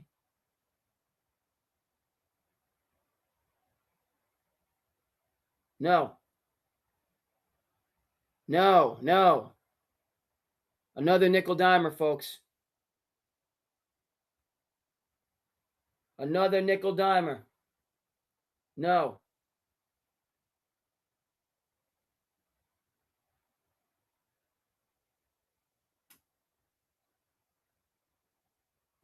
Don't like it.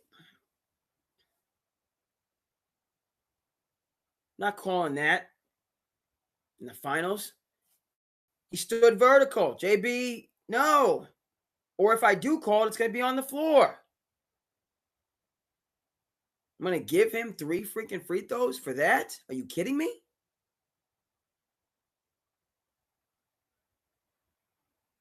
Okay, so now the Spurs, they've gotten some nickel dimers. 5 points for Jalen Brunson on nickel dimers. The straight line drive, no. That up and under, where Vassell stayed vertical, no. All right, so the Knicks were given 5 points on questionable calls. San Antonio, you need to get to the free throw line. You need to put the pressure on the refs to balance these calls out. It cannot be a freaking jump shot. Isolation, drive, and kick jump shot. You got to get into the Knicks' body and force them to make a call. That's what San Antonio needs. Fox, a jump shot. A miss. I can't make this up.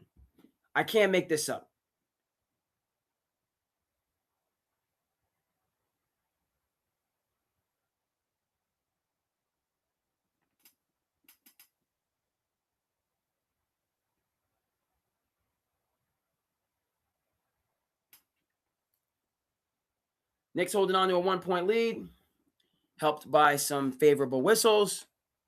San Antonio is in free fall. Are you kidding me? I didn't have much to say about De'Aaron Fox. Didn't have much to say about De'Aaron Fox. Okay. Because I agreed with that play. I agreed with it. All right. And we'll get on the screen how that play actually went down. He was fouled. But never mind. You trust him. So he won that possession, by the way, folks. Can we establish that? Can we get that? Well, you pull the ball out and you pull the ball out short. There's 10 seconds. So he's going to get, to me, 3 more seconds. OG is chasing him down. He's not going to run around in circles when they're trying to foul and take 5 seconds off of the clock. Maybe 3. Maybe you go from 10 to 7. But they're going to have another possession. They're going to have another shot at it. A. B. In the moment, I got a chance to get to the rack to either get fouled, which he did, or get 2 points, which if OG didn't hack his arm, he would have gotten 2 points. I'm taking that opportunity. I have no idea why De'Aaron Fox in a 1-point game after the Knicks were just gifted 5 free throws wants to shoot a freaking jump shot and early in the clock.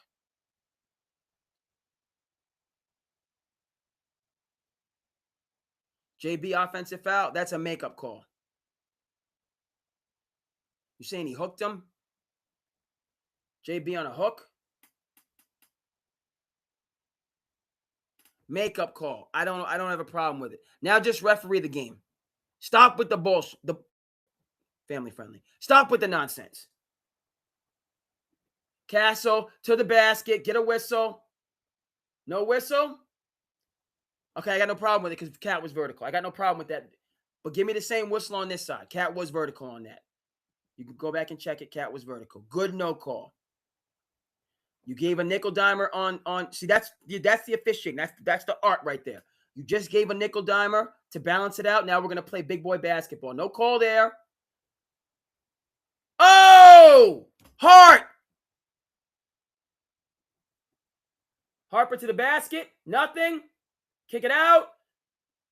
Good. Wemby to the basket. Kick it out, Harper. Harper going. Okay, good. Great no calls, great no whistles. Josh Hart, are you ever going to make a doggone free throw? What are you thinking? Josh Hart, Catman, okay. Yeah. See, okay. You see OG going, OG attacking the rim. What did you call? No, it's 2 points. Okay, so yeah. Knicks up 3, yeah. OG attack, yeah. Now this is the pressure on the Spurs. Are they going to continue to fight? Nickel dimer.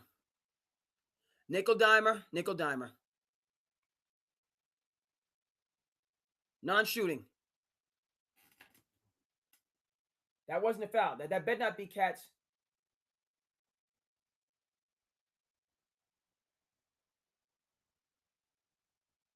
That better not be Cat's 6th foul. Oh, no. Oh, no. Oh, no.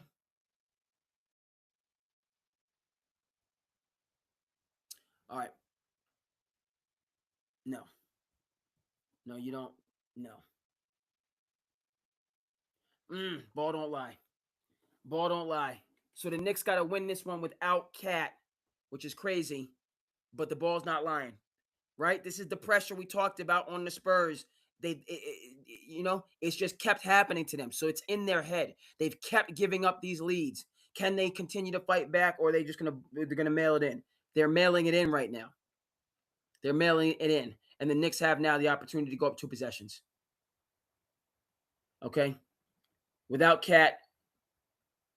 All right, so that hurts. Hurts without Cat, but they can. It's in their hands to go up 2 possessions. We've had nickel dimers on both sides. Jalen Brunson with 5 free throws. The Knicks losing Cat. Let's finish strong here. ISO for Jalen Brunson. Terrible possession. Awful possession. That's on JB. He did it to himself. You want to blame Tibbs for that? No, JB passed the doggone ball. It's just awful. Awful. All right, so now you got to win it without Cat for the Knicks. You got to win it without Cat. I don't mind it, even though, right, because JB got some calls and now you gave them a call. You got to win it without Cat. Harper, confidence. Who's the best rookie? Who the best rookie is? You kidding me?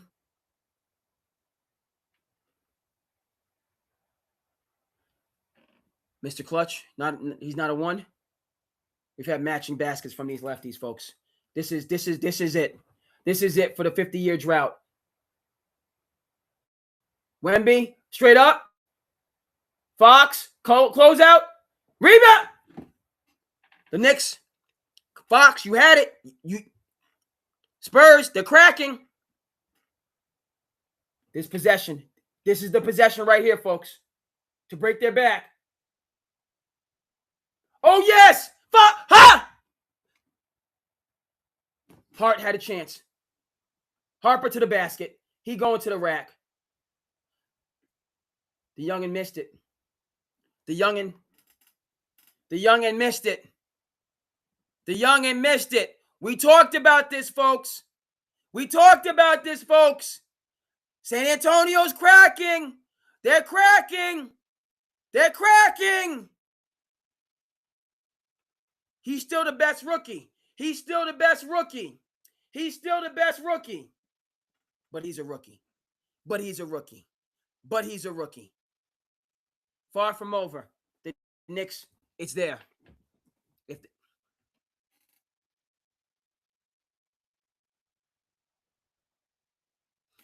Hard, hard, hard, hard, hard, hard.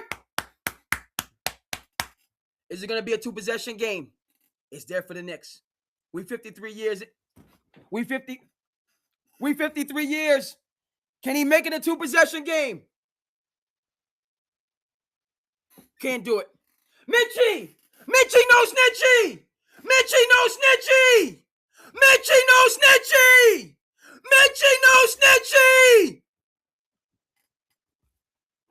Mitchie no snitchy! Mitchie no snitchy! Mitchie no snitchy! I borrowed that from CP the franchise. That's Cody Glock. That's Cody Glock from Knicks Fan TV. OG! OG! OG!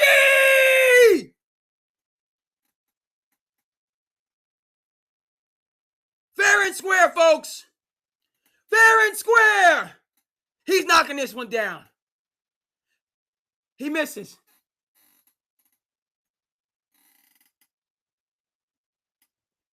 Damn. Family friendly.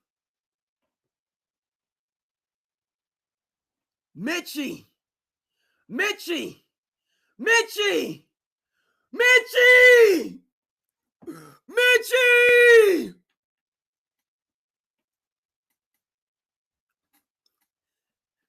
One stop right here. One stop right here. One stop right here, folks.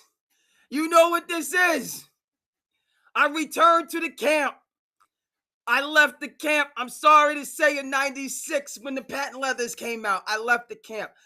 Interest of full disclosure. Interest of full disclosure. I left the camp. I left the camp. I returned. I returned to the camp when my coach was restored, was brought back. When my coach returned, I returned as well. When my coach returned, I returned as well.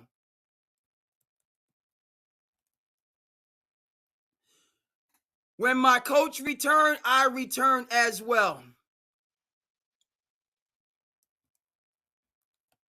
So I can be here. I can be in this moment. I can be in this moment. Okay? That's when I returned to the camp, folks. That's when I returned to the camp and I remained. I remained in the camp. I remained in the camp. Even though my coach was jettisoned. We say Chindan, where I come from. We don't play a hate, we congratulate. Bon Natal, Chindan. I'm pulling. I'm still in the camp. Let's go. One stop. Let's go. Hands. No foul. Hands. Good close. That Castle, man. Oh, my goodness. These young Lions, man. The miracle. The miracle of St. Anthony.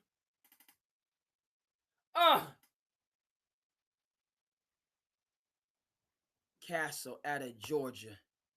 That young man out of GA, man. We gotta get another possession, man. We're not there yet. We're not, and we can't take anything for granted. I'm going back to 86. The Mets were gifted. The Mets were gifted a game 7 in 86. They were gifted. So but we have to finish this game out. We can't get ahead of ourselves. We can't get ahead of ourselves because the Red Sox had a championship in 86 until they didn't. I'm just speaking facts, folks. We got to get another possession. They had it right there. They just needed what the Spurs needed, and they didn't get it. You close out your defense with rebounding. That's Tibbs right here. This is when I return to the camp. What you got to say? This is when I returned to the camp. This is when I returned to the camp, okay? When my coach was restored to bring prosperity back to New York. Okay, the assistant for the Van Gundys. Okay, follow Van Gundy to Houston as they built it up.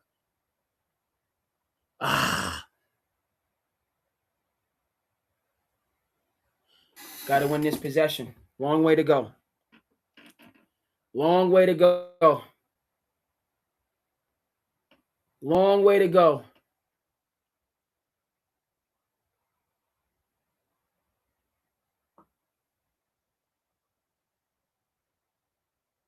Long way to go.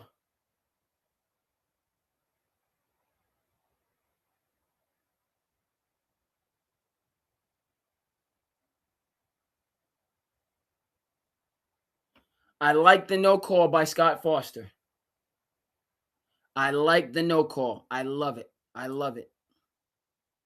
He fell. He tried to force the contact and flail. No call. Excellent. Excellent. Saved by Bridges. Bridges saved him.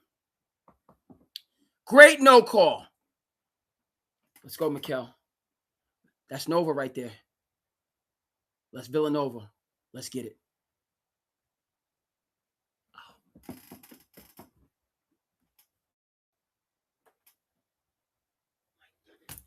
La Cosa Nova. La Cosa Nova. We're not there. We're not there yet, folks.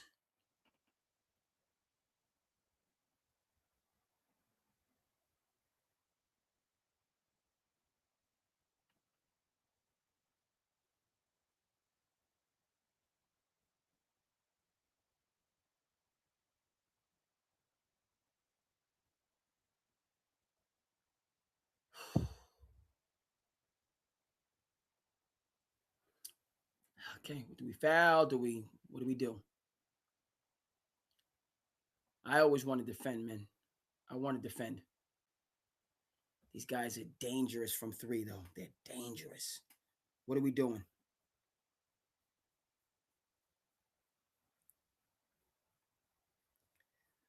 I want to defend. I want to earn it.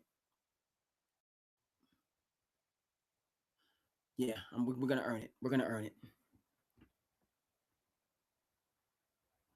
Let's earn this. I mean, you know what I mean? If you can foul to kill some clock, go ahead. But earn the stop.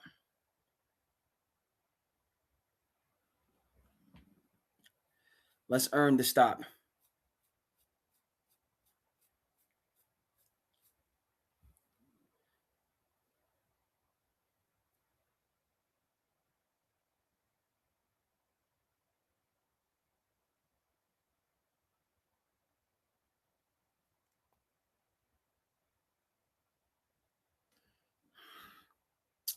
Gotta earn a stop.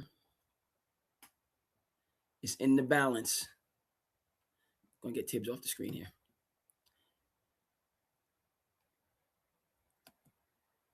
Gotta earn a stop.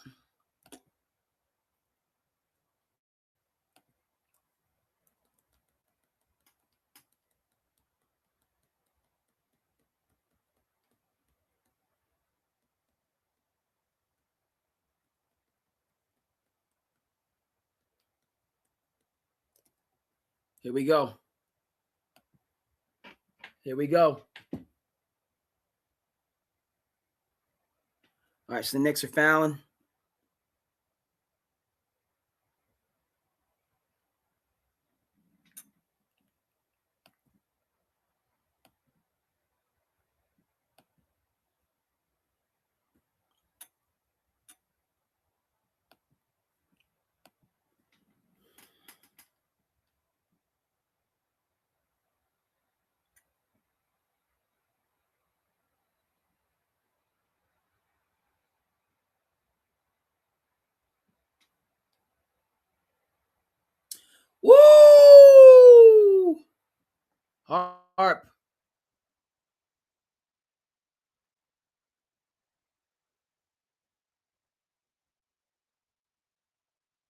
Harp.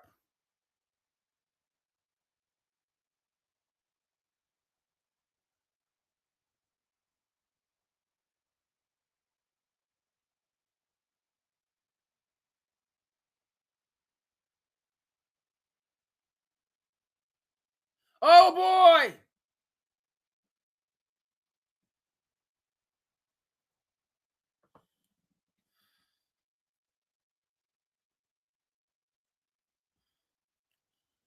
He's a rookie.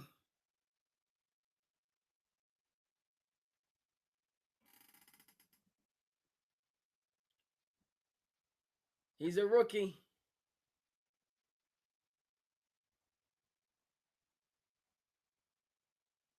We need him, OG.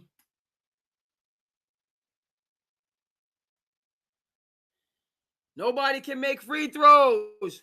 What is going on?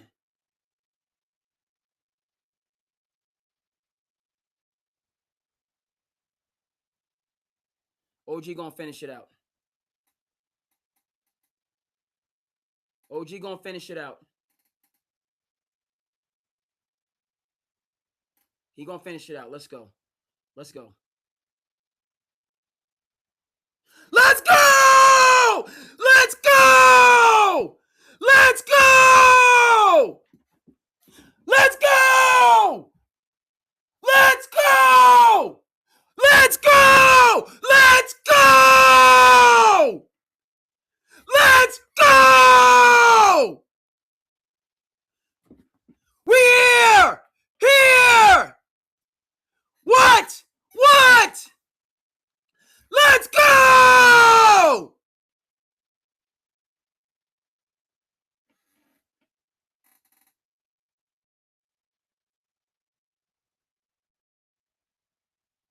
Go New York! I got no shade for Wemby. None. Let's go!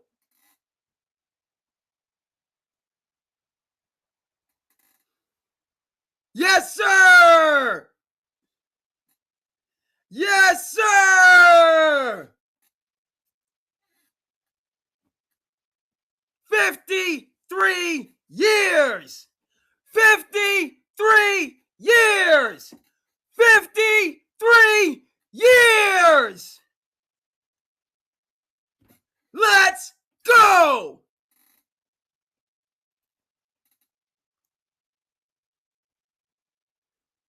Yes, sir!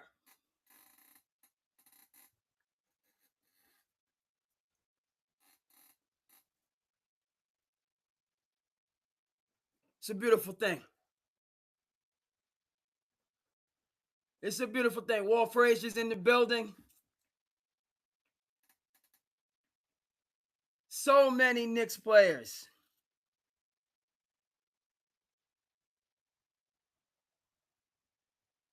Bernard King. Michael Ray, the ship be sinking. Richardson.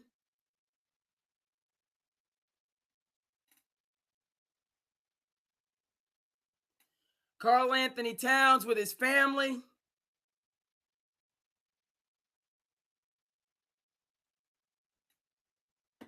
We know he suffered losses. Jalen Brunson.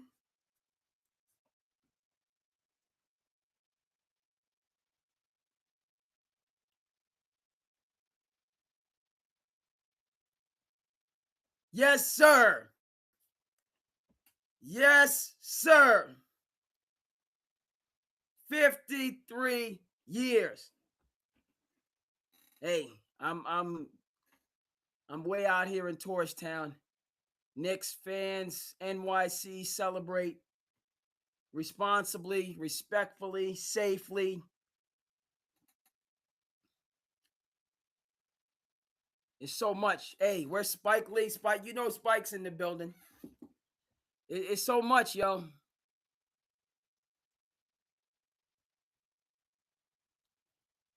You know Spike is in the building.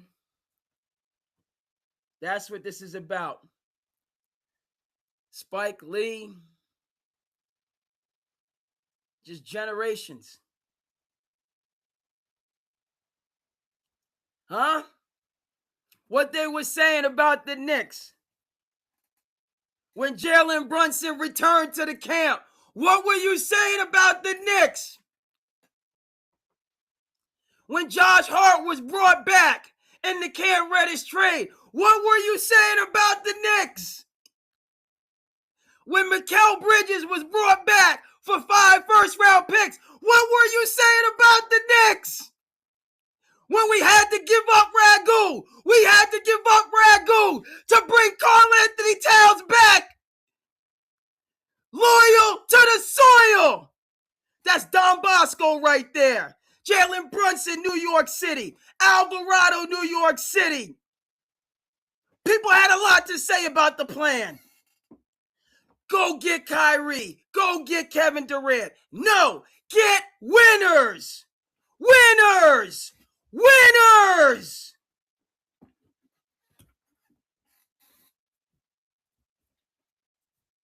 And they had the right man to build it up. What's going on, Chris? What's going on? We in the building right now. Go, New York. Go, New York. Go. You was upset about the picks to bring back Mikal Bridges. We knew from the beginning. La Cosa Nova. We missing Ragu today. We missing Ragu right now. DiVincenzo, you're a big part of this. We had the team, the core, the foundation. La Cosa Nova. You understand? Winners. Winners. When the chips are up, when the chips are down. Okay? The foundation was there. And Mike Brown came in. We know that Tom Thibodeau is a huge part of this. This doesn't happen without Tibbs. Huh? As JB is on the mic right now. Huge part of this championship. But it's serendipitous. Mike Brown wins first championship as a head coach. Where does he do it? Huh? Back in San Antonio, where it all began. After he was run out of Sacramento for no good reason. Yes, sir. Yes, sir. Come on, folks. There's plenty of room. Get involved in this. Get involved. Yes, sir. Yes, sir. Yes, sir.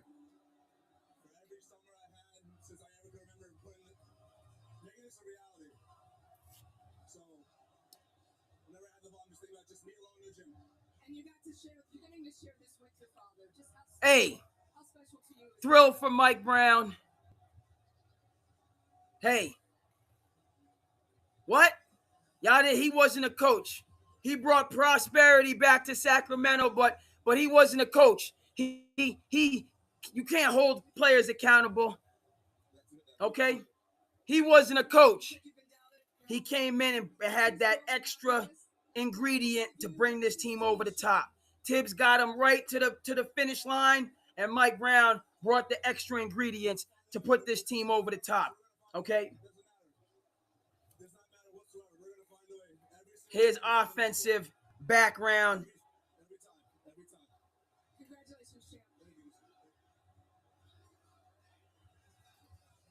We need Spike. We need Spike. There was no extender. Yes, sir. Fair and square. Fair and square. Fair and square. We got to hear from a lot of people. We need to hear from Cat. We need to hear from Cat because this means more. Means more to certain people. We got to hear from Cat get when he come to the stage. Okay? In terms of what's on his heart, the losses that he's taken, all right? And why he signed on to be a part of this journey, to return to the Mecca, to return to NY, to get this done. We need to hear from Cat. Yes, sir. Heard from JB. We have to hear from the other leader of the team, Karl Anthony Towns. Need to hear from Mikal Bridges. Okay. Pillar, founding member of La Cosa Nova. Need to hear from Bridges. We need to hear from Josh Hart as well. Right? The foundation. People had a lot to say. Go star chasing. No. Okay. We need men of character. That's what we needed. All right. And that's what Leon Rose, Worldwide West, they had the game plan, the map, the vision. I didn't even see this Karl Anthony Towns, but I know we needed it. Okay. Because he wants to be in New York, means something to him, tremendous amount to him. So once we had all the pieces in place, yes, Boston Celtics were dynastic. Now they're going through their go-through, but dynastic. But hey, we ready. And another, hey, we flipped Cam Reddish for Josh Hart, La Cosa Nova. Had to flip RJ back to the motherland. RJ back to the motherland in Canada. Do it for your soil. OG, come on down here. Get with Tibbs. OG, what's that defensive rating? What's that defensive efficiency? Come on, OG. Get with Tibbs. And we see what you, hey, get with our training staff. Help you stay healthy. The blueprint. Okay, that's Leon Rose. That's Worldwide West. Say what you want to say about James Dolan. Franchise was at a crossroads. Went down to Kentucky. Got with Cal's people. He said, Leon, Worldwide. I know the Kentucky connection, i.e. Karl Anthony Towns. Come on to NYC and get this shit right. What's the first move they make? Huh? They bring in my man Tom Thibodeau to build it up from scratch. Huh? Bring in my man Tom Thibodeau to build it up from scratch. The point guard whisperer. Have we forgotten? Have we forgotten Tom Thibodeau? You want to talk about his offense? You want to talk about 7-man rotation? You want to talk about his pace? Have we forgotten the point guard whisperer? Have we forgotten what he did with Derrick Rose, MVP? He came into the league with bad knees. Stop putting that on Tibbs. Okay? He was the point guard whisperer in Chicago. He was the point guard whisperer in New York. Bringing Jalen Brunson into the All-Star, All-NBA conversation and leaving him there. Bringing Karl Anthony Towns into the starting lineup of the All-Star game and leaving him there. It's Tom Thibodeau, folks. Okay, laid the foundation. Okay, we're going to put respect on his name as this celebration takes place. Okay, a Mark Jackson and Steve Kerr situation. I need Spike. Spike has to be brought to the podium. We're going back to Crooklyn, folks. This is going back to Crooklyn. We're going to get it for you on the screen. Half century in the making. They won fair and square, folks. Fair and square. No extender, no nothing.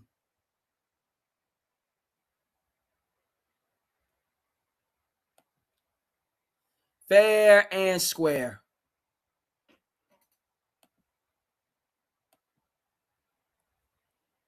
Yes, sir. Yes, sir.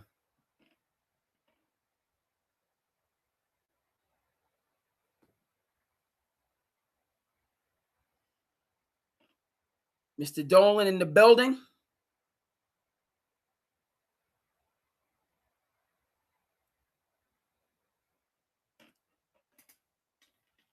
What's going on, Ernie? Basketball fan. Man, we just saw something pretty special, didn't we?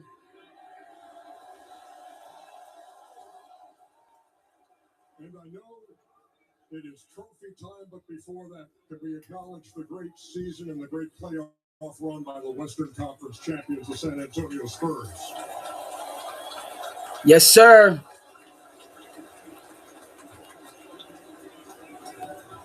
But now it's all about these guys.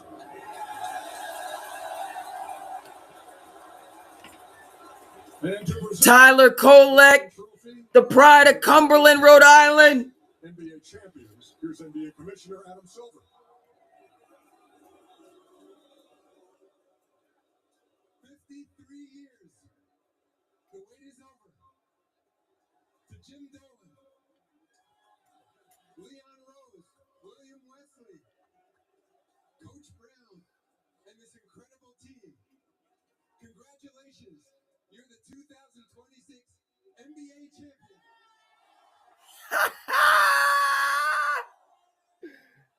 Yes, sir.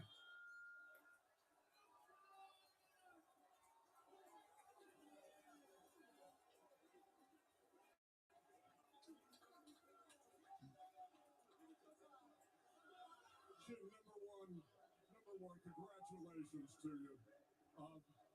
Back in January, you were saying, you know what? I think we should get to the finals, and I think we should win the finals. What did you see in this team in January that thought that you're going to be standing here on this night?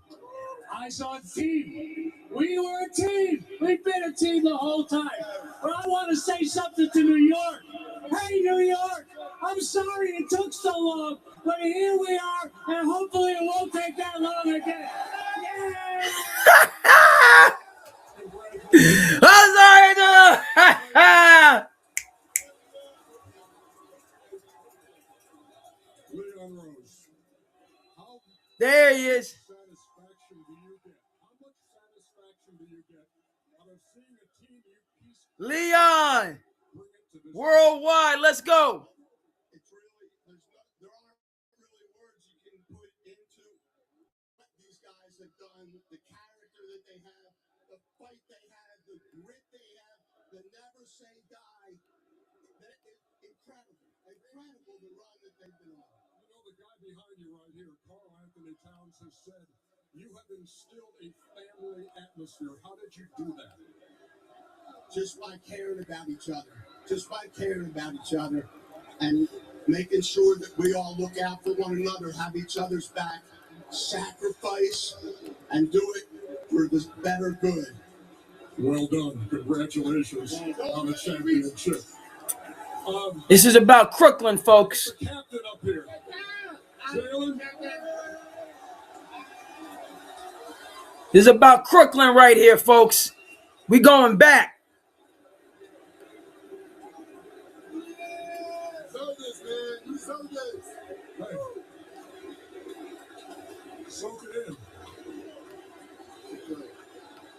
You know how many Knicks have scored 40 in a finals game? One. Now we're looking at him.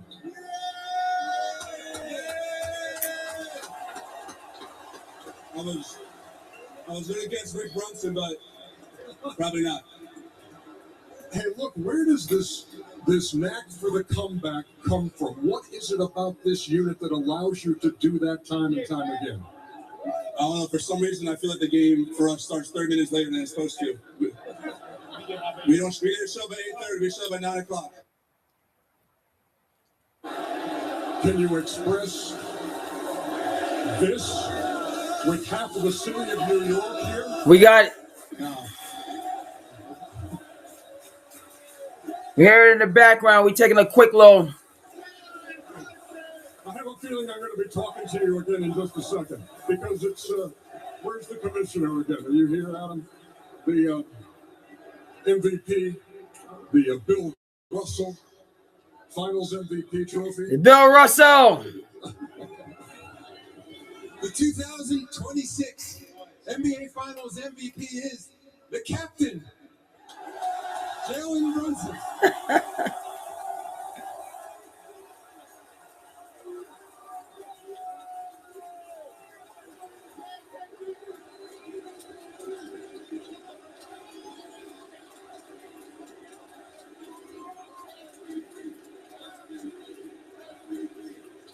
All right.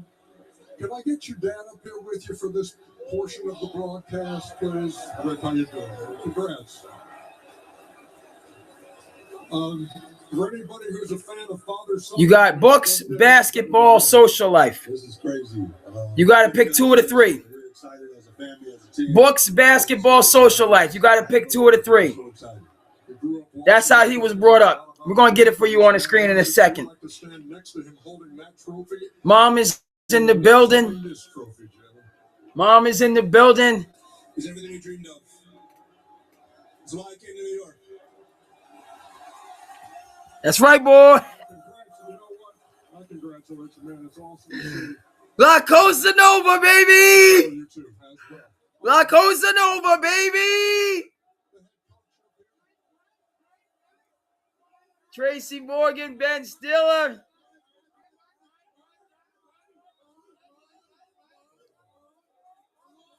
Hey, Mike, you've been here before. You've been to the finals before. It was many years ago. I'm thinking you prefer this outcome a little bit more. Hey, who let the dogs out? Who let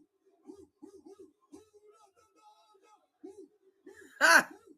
We got some dogs on this team, baby. New York City is full of dogs, and we came to get it. Who let the dogs out? Who let the dogs out? Way to put me in the most uncomfortable position of all time. Hey, look, there have been 359 coaches in the history of the NBA.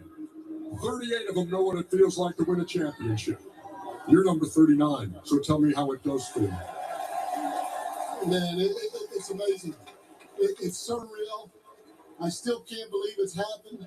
I'd like to thank Mr. Dolan, Leon Rose, my entire staff, man. My entire staff was phenomenal. All the players. Just as importantly, I'd like to thank all the fans in New York because you guys are freaking great, man. You make this thing surreal. You're unbelievable.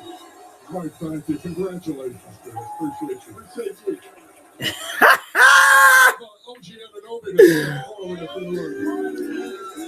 Mike, bring in the family. Look, you know, We got to go. I got to hear from Cat. I want to hear from Spike Lee, too. I'll wait.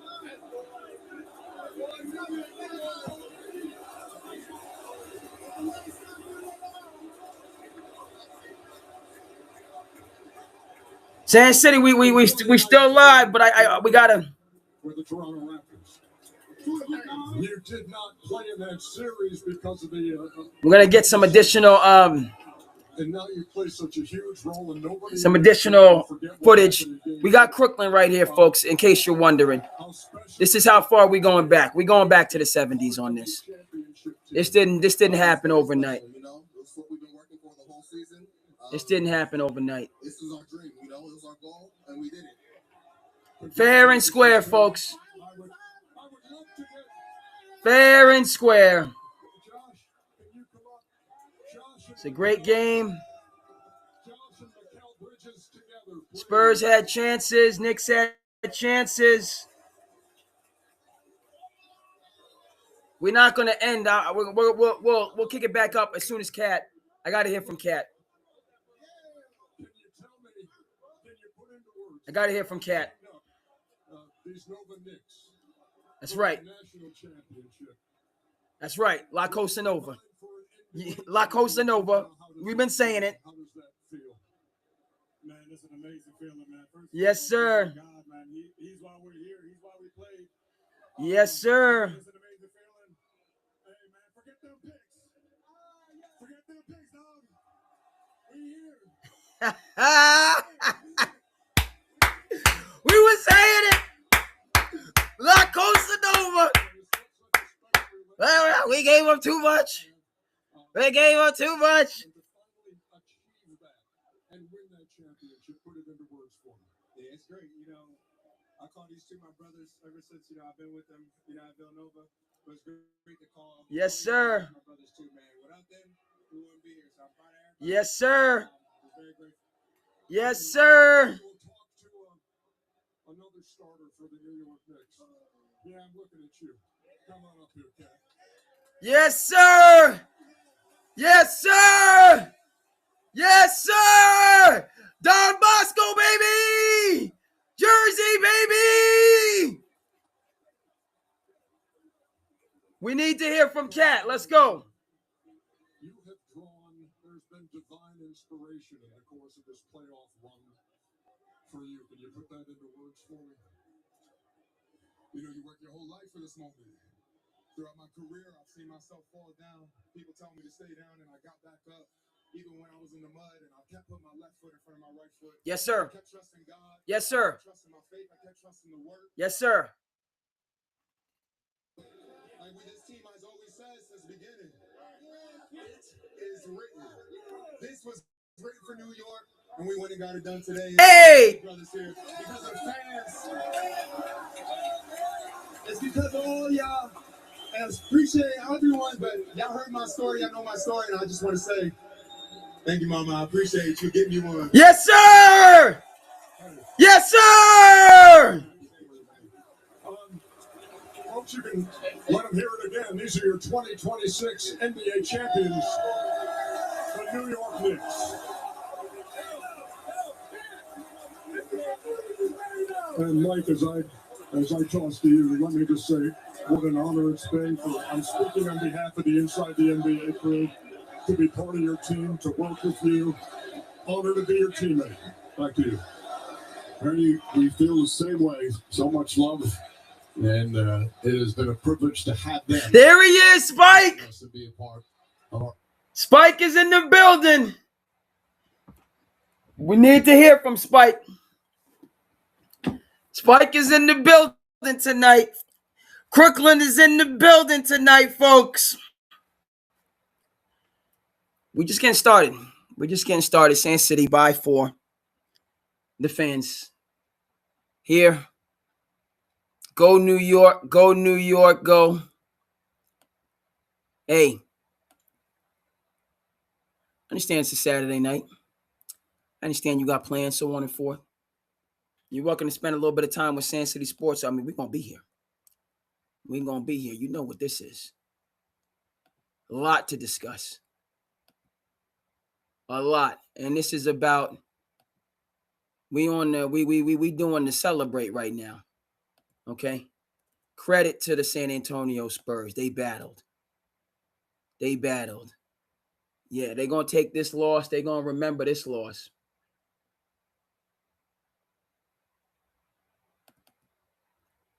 They battled. And going forward, we're going to see the San Antonio Spurs on the podium. We're going to see them. Not in 2026, but in the near future. We're going to see them, folks. It's been, right, 27 years, right, since the last finals. Been 27 years since the last finals, folks. When a Knicks team, an upstart Knicks team under the capable leadership of Jeff Van Gundy broke through and lost to a Spurs team at the beginning of their dynastic run. Okay. Yeah, but we're going to discuss now. Okay? We're going to discuss. Right? So how did we get here? I made it clear I left the camp in 96. When the Bulls came back. Okay? I was pulling for the Knicks in 99. Lockout year. 8th seed. Beat the Miami Heat. I believe that was Allen Houston with a shot hit the ceiling and came back down. Beat the number 1 seed Miami Heat. Allen Houston, Latrell Sprewell, upstart team, Marcus Camby at the center. Nothing to lose. Van Gundy, Tom Thibodeau on the staff, right? And they broke through. But when they got to the finals, okay, it was too much. You had one Mr. Tim Duncan who was coming into his prominence in just his second year. David Robinson still, okay, a force to be reckoned with. Avery Johnson at the point. Sean Elliott still in the mix. Okay, and that San Antonio Spurs team ended the championship run. I want to talk about heartfelt. Ended the championship run of the Utah Jazz under the capable leadership of John Stockton and Karl Malone, right? That was 99 was the year for Utah, who had made it to the finals in 97 and 98, lost to one Mr. Michael Jeffrey Jordan. 99 was now their time, even in the lockout year, to get a championship. And you know who said no? Greg Popovich and the San Antonio Spurs. Did those two all-time great basketball players and athletes ever make it to the podium? No, they didn't. All right, talk a lot about both of them. Karl Malone, top of the all-time scoring list, third all-time. John Stockton, all-time leader in assists, all-time leader in steals. Missed, 22 games in a 19-year career. Played every single game, 16 seasons. Okay, healthy gentleman now. Son's a ball player, daughter's a ball player. He's at some of these events. His kids have gone on since graduated. I was a little bit late to a basketball tournament. I missed seeing John Stockton. That's why you need to show up on time. He was there to support his daughter. This is a couple years back, right? So, yeah, it means a tremendous amount to sport. Then now, going forward, all-time leader in assists, all-time leader in steals, Karl Malone, top 3 all-time in points. No championships for them. They never made it to the podium. Okay. And they would have made it to the podium had they broken through in 99 because they were the better team than the Knicks. But Tim Duncan said no. Right. That San Antonio's team said no to Utah and said no to the New York Knicks in 99. And it's been 27 years since the Knicks have been back. We don't play here. We congratulate, folks. If you're giving SandCity any time, any seconds, any minutes on any platform, I dearly appreciate it. But do yourself a favor tonight. First of all, Knicks Nation, Knicks fandom, okay, which I am a part of. Okay. Late to the party. I returned during the Thibodeau years. During the Thibodeau years, and that's when the foundation for this. There's no two ways about it. So I do feel happy about that, but I'm not CP the franchise. Check out Knicks Fan TV tonight, folks. It might go straight into tomorrow morning. It might have to go straight into tomorrow morning. But that's going on right now. SandCity, I'm doing my little thing over here. I'm gonna continue to do my thing. But do yourself a favor and check out Knicks Fan TV with CP the franchise. Yeah, for a great conversation, an objective conversation, a comprehensive conversation. They're gonna have a lot going on. SandCity is here. Patrick Ewing is in the building. All right. Pride of Boston. Right? Jamaica Plains in Boston. Cambridge Rindge and Latin in Boston. Coached by Mike Jarvis. Okay. Patrick's name still ringing out here in the Commonwealth. But, he's one of the great Knicks that did not, unfortunately, win a championship. The Bulls in 91, 92, 93, and then the Dream in 94. And by the time 95 came back, a young Shaquille O'Neal and Penny Hardaway and Dennis Scott and Nick Anderson were ready. We're ready to go. So, and then next year, 96, Michael had returned and it was on again. So Spike is there, as he should be.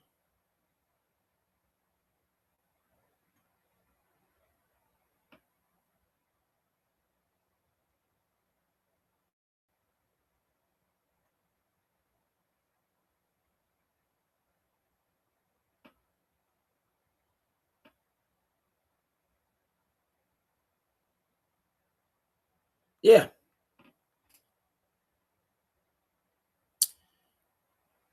Right? So, Tibbs deserves a tremendous amount of credit in this, not to take anything away from Mike Brown, who got them over the finish line and will be that coach to help the Knicks win the first championship in 53 years. He deserves all the credit in the world. There's a difference between getting to the finish line and getting over the finish line. There's two different things. Okay? But both deserve recognition, which is what's going on right now.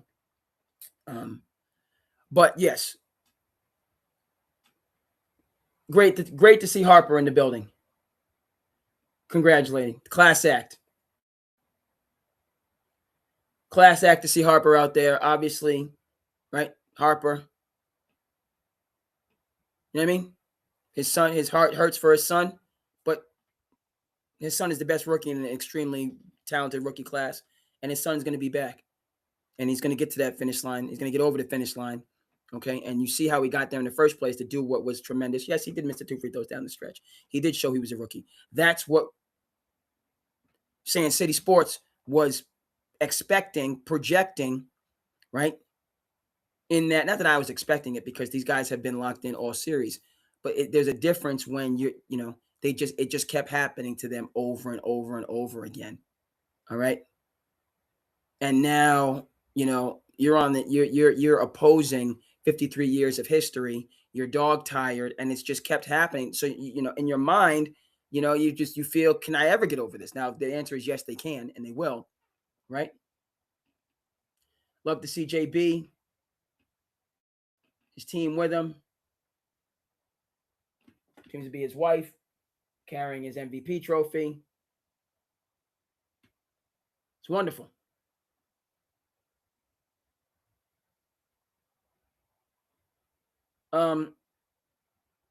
Wonderful. But let's go right. Say what you will about James Dolan. He is who he is. Good, bad, the ugly. All right. But this starts with bringing in Worldwide West and Leon Rose. That's where this starts. That decision. The Kentucky Calipari connection. Bringing in Leon West and Worldwide. Leon West and Leon Rose and Worldwide West. Excuse me, I got it mixed up. Leon Rose, Worldwide West to run the organization. Okay, that's the beginning of this. Okay, what do? They bring in Tom Thibodeau to run the ship. Okay. Your boy returns to the camp. Right, returns to my roots. Born in Jersey, grew up with the Knicks. Diehard Knicks fan, 91, 92, 93, really 93.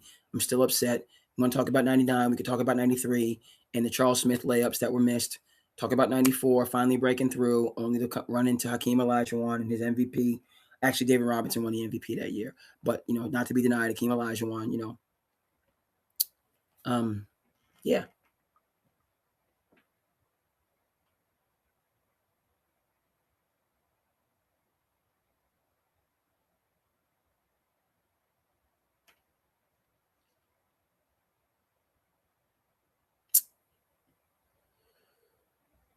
So, yeah. JB, let me get a little aid here. Let me get that gator. Let me get a little bit of aid here. But yeah, JB under the capable leadership of Jason Kidd sent home a very good Utah Jazz team.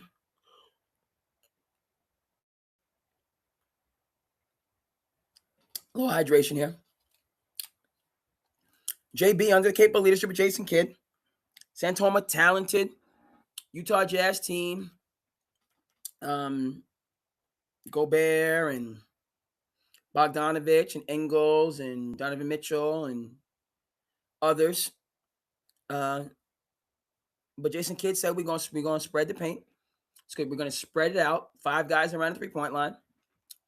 We're gonna put you on an island. We're gonna crack the paint and we're gonna start the blender. That's what we're gonna do. And that guy right there, without Luka Doncic, he got his chance to shine, and he showed you what he could do as a lead guard. Dallas gave him a middling offer. Leon.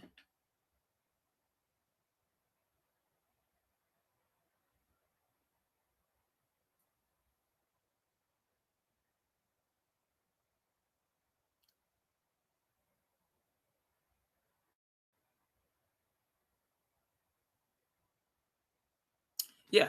So Dallas gives a middling offer. Leon Tibbs, see the value, right? Knicks have money.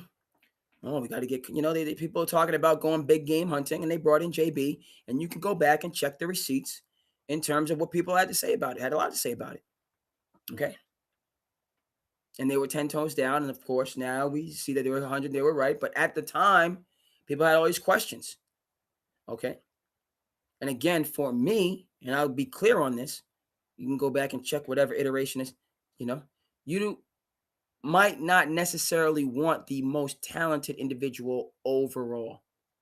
You might not want that individual if they are not locked into the vision and the process. There were other free agents. Yes, we can talk about Kyrie Irving and Jalen Brunson pound for pound. We can have that conversation if you want.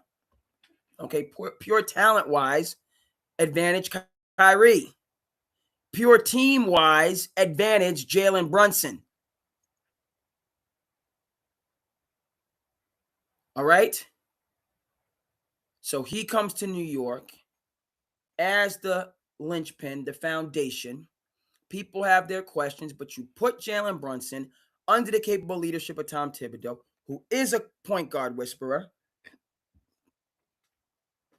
And the proof is in the pudding.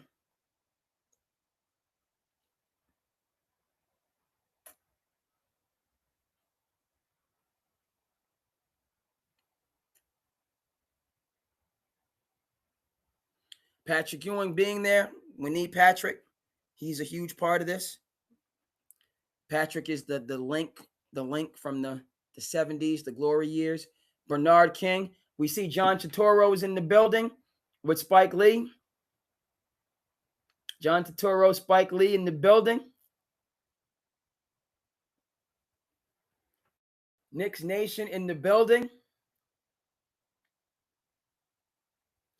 I've waited my whole life for this. Jose Alvarado, Puerto Rican flag is in the building. Pride of BK.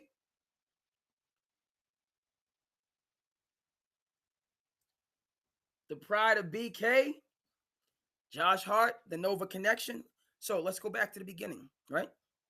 People question JB, yada, yada, yada. It worked from the start.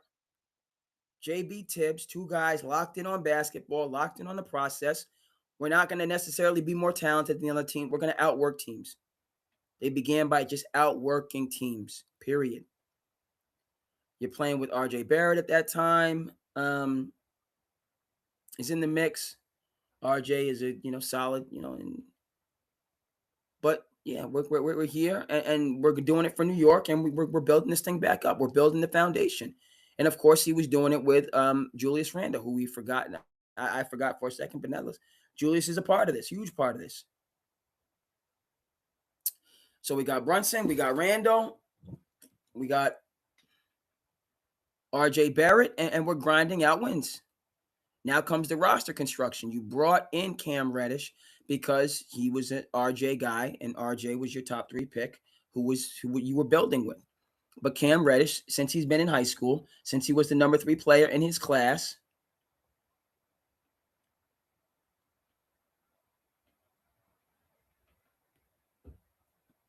right?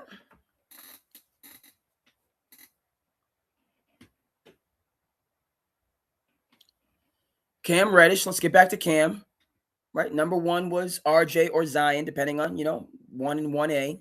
And then Cam was 3. All 3 of them took their talents to Duke in that year. They got stopped by Kansas. Great game. Missed some free throws. Would have won an Natty. Woulda, coulda, shoulda. All right. And Cam Reddish has and does, and there's always been questions about his motor.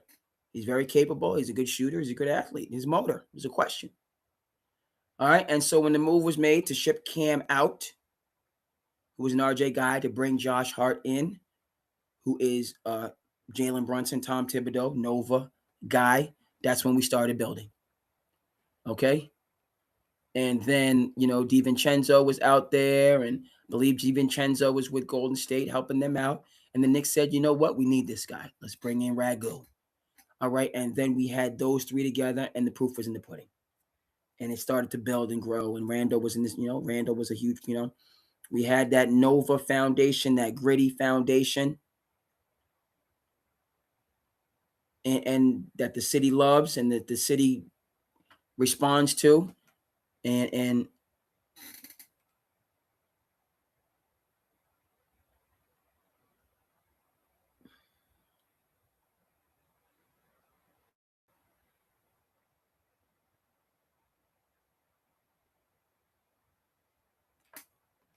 playing the highlights,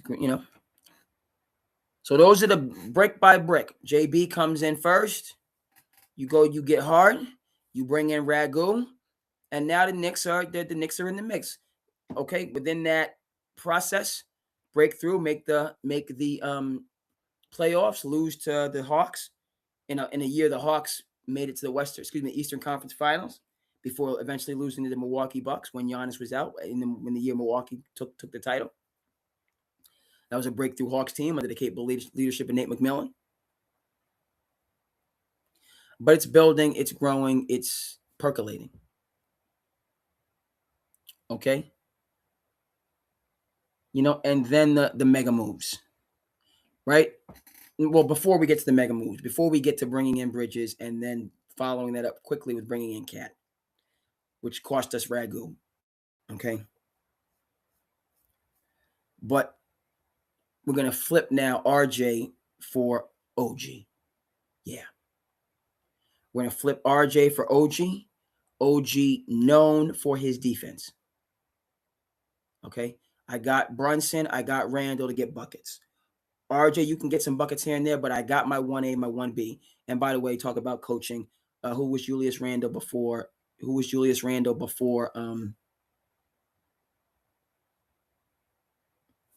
He come up under Tom Thibodeau's leadership? He was just a guy. He comes up under Tibbs' leadership. Now he's an all-star. Okay. So I got my 2 all-stars, JB, Julius. All right. I got Hart, my energy guy. I bring in OG, another energy, bigger, stronger, right? Energy guy. And then the power moves to go out and get Mikal Bridges. People talking about picks or whatever.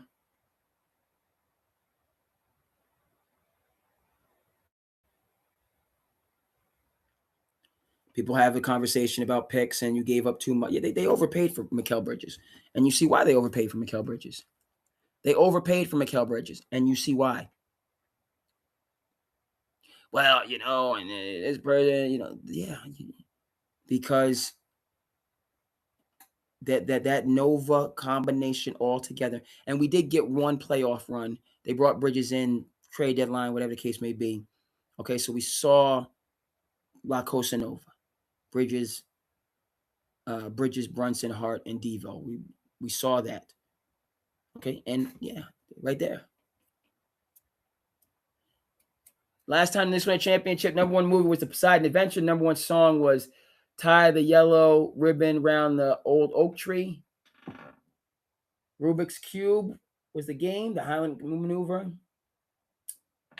Shaquille O'Neal was 1 year old and allegedly 5 feet tall in 1973. Red Holzman, the Red Holzman Knicks.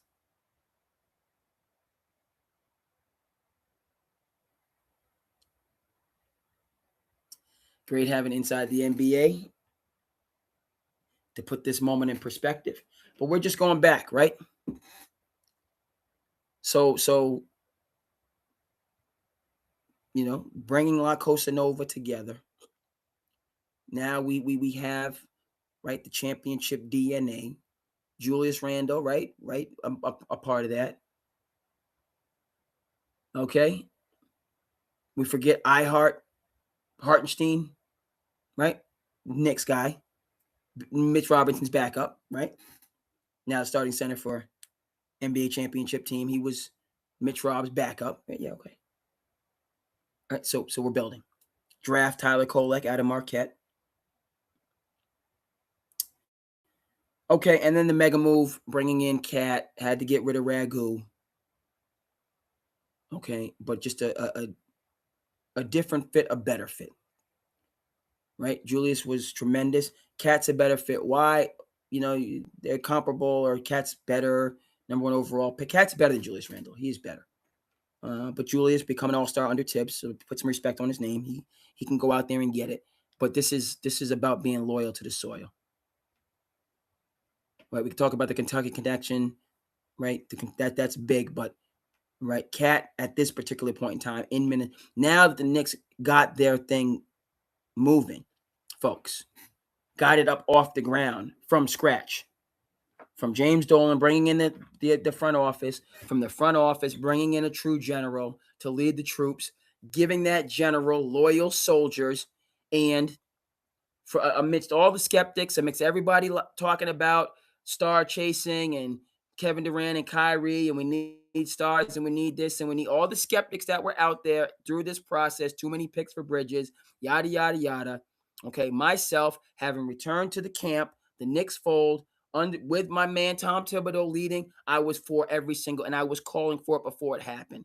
Once you got Brunson, once you traded Cam Reddish, once you brought DiVincenzo from Golden State, we need Bridges.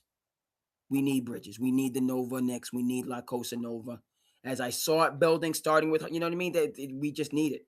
And they did that, and then they one up themselves by bringing in Cat, who wanted to be in New York by this time, seeing what's building up, what's percolating, and the opportunity, the garden coming to life, doing this in New York, winning a first championship in over 50 years, what that's going to mean to your legacy. Now Cat wants to be here. We see the need for him. Yes, he's a $50 million a year guy. By the way, people talking this second apron nonsense. Do we remember what happened come time to sign contract time? No, we're just in our moment now. We're just in our moment now. And we need to be in this moment. But let's also remember that this man right here yes, and Mikal Bridges structured their contract in a way to give the Knicks the flexibility, not demanding max dollars because it is second apron foolishness, but getting contracts where some money was left on the table for what, folks? As I see Tyler Kolek in this moment, the pride of Cumberland, Rhode Island. Tyler Kolek. Yeah, proud of him. Middlesex Magic alum. Right? He comes back to the Commonwealth, works out in New Bedford with Coach Brian Rudolph. Right? Don't cheat the grind. We'll see him this summer. N.B.A. champion, New York Knicks.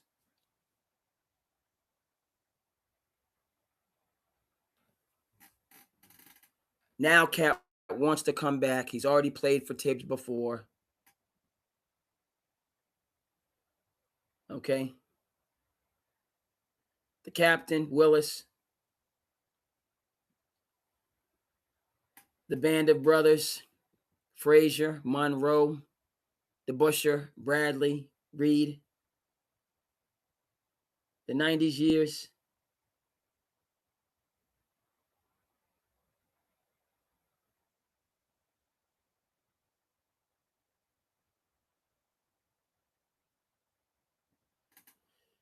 Yeah, we got to hear from Spike on this.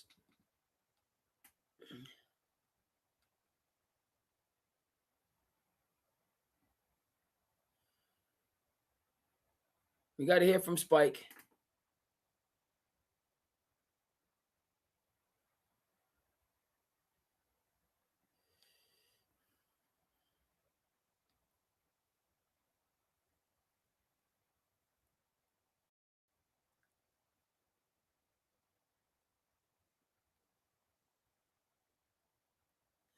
Mike Brown, who let the dog? Mike Brown, who let the dogs out?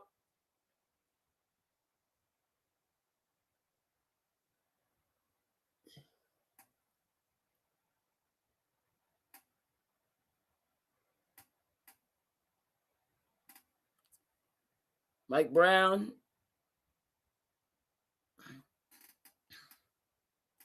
You know, it took the Knicks a while to find Mike Brown. Right? Thought you were going to lure Jason Kidd, you know,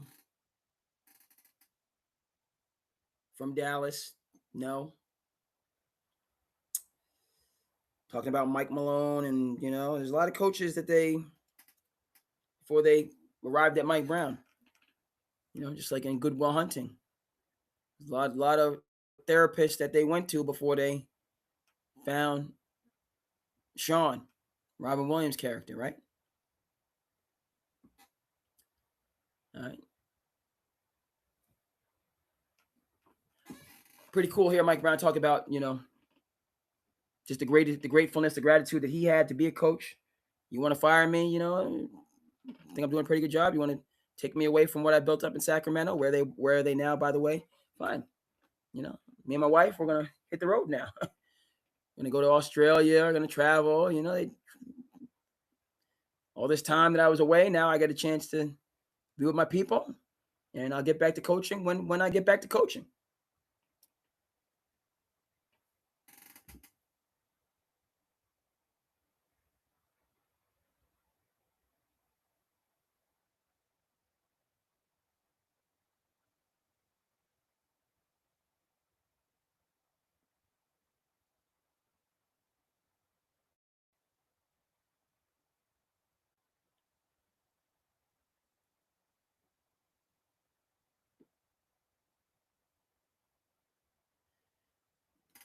So, yeah, just, you know, sometimes, well, you know, what am I trying to say? You know, you're in this moment. It's a huge moment. There's different moments that you have in life, you know, and championship moment. And again, I'm a fan from a distance. I'm not the champion. I'm not in the arena like these guys are in the arena. But this is huge. And it means something. And for folks that are not invested in sports or invested in a particular sport or invested in a particular team, you might not. All right, well, you're just on the outside and case in point, you're not invested. Okay, your time, your energy, your resources, kind of so on and forth. What I'm getting at is, you know, these watershed moments, they are that. You know, Red Sox won a championship in 2004, first time in 80 some odd, it means a tremendous amount. The White Sox, excuse me, the Cubs win a championship in 2000, whatever, under the capable leadership of the All Epstein. It means, these things mean things. These things are meaningful. And for non-sports people, or, it just, you had to have gone through it. Now, clearly, let's be honest on this, and I've said this and I'm saying it a number of times. I am thrilled. I have not been a lifelong Knicks fan. Okay, I am not in the CP the franchise category. I'm not in the Spike Lee category. All right, but I am a sports fan, diehard, and I have been a Knicks fan since this run began with the hiring of management, i.e., when Joe Lacob left the Celtics to take over the Golden State Warriors. First thing he does is hire Jerry West as a special consultant, and then you have your dynasty. So James Dolan, he's number of back and forth and back and forth and back and forth and back and forth. But he hit the grand slam when he brought in Leon Rose and Worldwide West, and they hit the, home run when they brought in Tom Thibodeau, and, they just been getting it right ever since. Up to and including switching from Thibodeau, which hurt me. As my coach, I would like to see Tibbs on that dais. But you got rid of Tibbs. Didn't necessarily have a plan B. Thought you had Jason Kidd and didn't. And then you just had to start from scratch, coach after coach after coach after coach. And Mike Brown, who's been around for a time, was your choice. He's a retread. He's been to finals and coached LeBron and won championships with the Golden State Warriors. And he's a lifer, like Tibbs. But was not their first choice, was not many people's first choice. But he's the right choice. How he's navigated the season, all these expectations, completely revamping the roster, going from a much more slower paced team as they were, one of the slower paces, if not the slowest pace in basketball, to, Mike Brown is a pace and space guy. I didn't think it would work. Frankly, I didn't think it would work in year one. JB, I didn't see JB, but it's he does pace and space, but he also has clearly half court principles. And in the Atlanta series, when it was 2-2, when people had a lot of questions and so on and forth before they went on the historic run, he opened it up to the players. He opened it up and said, what do you, and that's something Tibbs probably never would have done.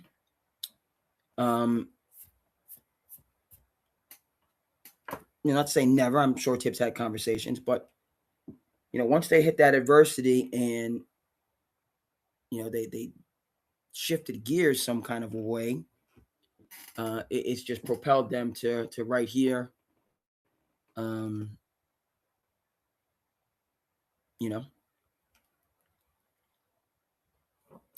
One being on the podium. Biggest lesson of my life, the biggest learning moment. I can't tell exactly what the lesson is, but we're learning from that for sure. I'm learning more than any other time in my life before.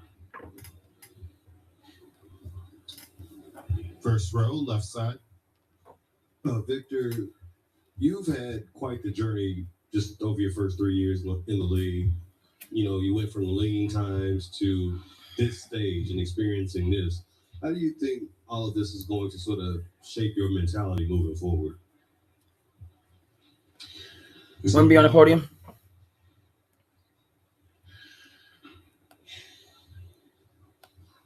Second row, right side. Who we are, it's what we're made of, plus our experiences, and this has been a hell of a year in terms of experience.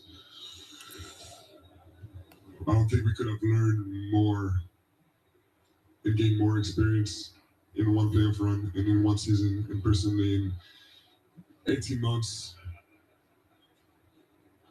It's been hard and full of lessons.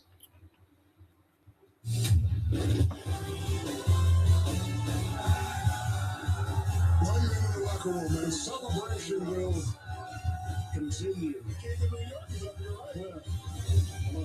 Rick Thompson. Yeah, he's from Shalem's dad. He's my brother in New York. Yeah. His son is the king of New York. We've got His son is the king of New York. Hey, father and son are going to be here. Of course, here we go. This is.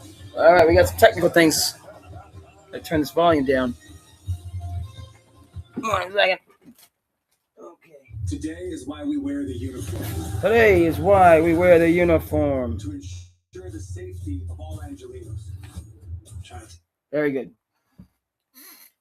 Okay.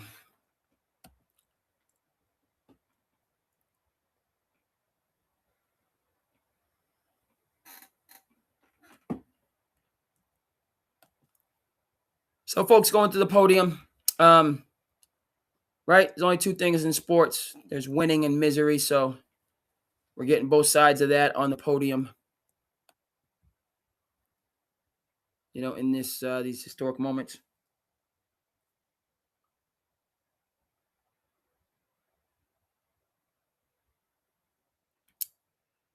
So it's all early on in the day, June 14th, 2026. New York Knicks N.B.A. champions, folks. And they did it, as they say, not in a shy way. Okay, so yeah, the foundations. Here, we'll get a couple more images. We got Brunson, senior and junior. On inside the NBA, which is great to see.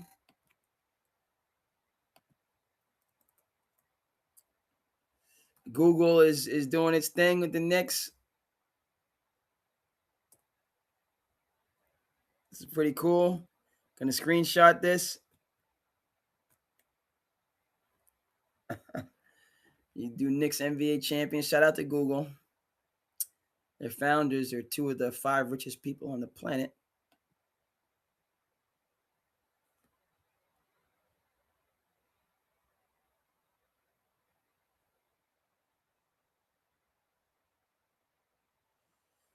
So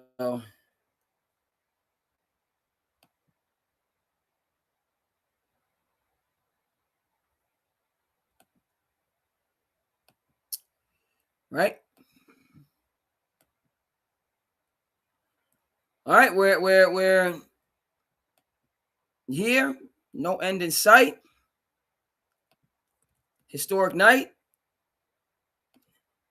And we're going to ride this wave.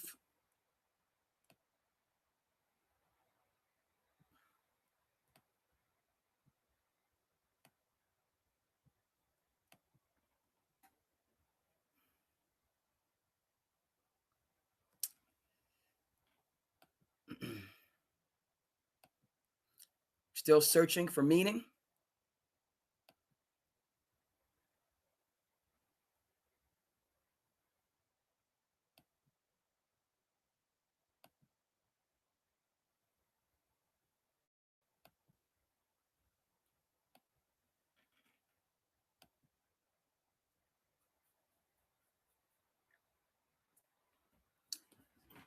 Folks,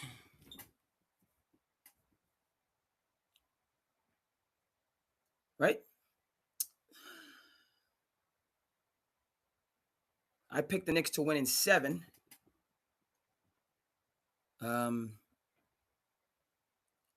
They win in 5.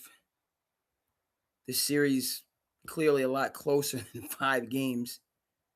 This was not a gentleman's sweep in any stretch of the imagination, right? 5 games seems like too short of a series for as competitive, frankly, as the series was. You know, we only got 5 games. How did that take place? when each of these games was down to the wire. Every single last one of them. And the Spurs had double-digit leads in every single last one of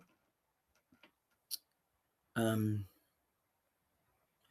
Eventually, it got to the point where, that was what I was looking for in the second half of this Game 5, for the Knicks to take a lead and put the pressure on the Spurs. But certainly when the Knicks, and they did get some favorable calls, cut it to, 2-possession game, 1-possession game, you start this, the Spurs, it's like, here we go again. That Sisyphus feel. They felt like Sisyphus. Keep pushing this rock up to the top of the hill. It keeps happening, only for it to come back all the way down. And they blinked. Okay, that was a tough 6 foul on Cat. Don't think it was much of a foul, right? But Jalen Brunson, the 3-point shot, that wasn't much of a foul either. And his straight line drive, which wasn't much of a foul either. So I thought the ref did a really good job of balancing the calls. All right, and once the calls were balanced, right, they got JB on a nickel dimer, right? I had no problem with that because it was a nickel dimer for him to get the 3 free throws. Okay, so the nickel dimers balance themselves out down the stretch. You don't want favoritism when you do something historic. I don't want a favoritism championship after 53 years. I want to win a championship, and they won the championship. Okay, JB got his free throws. Then he got the nickel dimer on the hit. Nonsense. Then they foul Cat out on something that wasn't a foul. Okay, so now we're even. We're even down the stretch. And both teams blinked. Hart has a freaking wide open layup that he blows. Misses a wide open layup. He's been doing that to give the Knicks some cushion to go up by 4. Hart misses a free throw, I think. Makes the first one, misses the second one. Mitch Robb gets the rebound. Okay. Knicks have a chance to go up. Mikal splits. Harper has a missed layup. Harper has 2 missed free throws. He finally looks like a rookie. All right.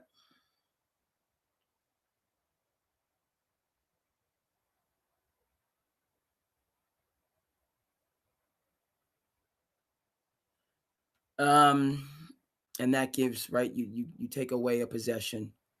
And even though OG, they still, Harper makes those 2 free throws, the Spurs stay within 1 possession, and they're not in that position of being down 4 with less than a minute,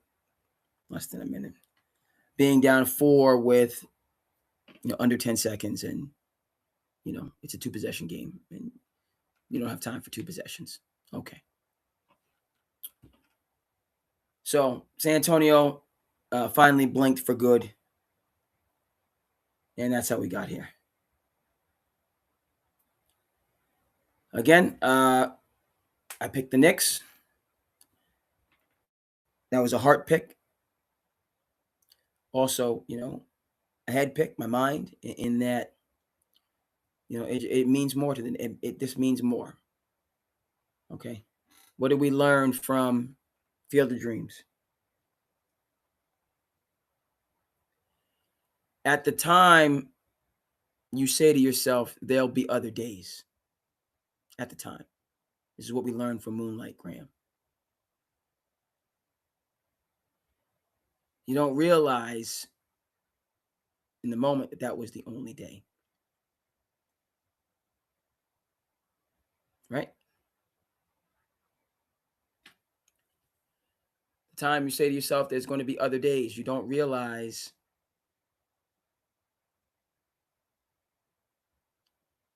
that was the only day.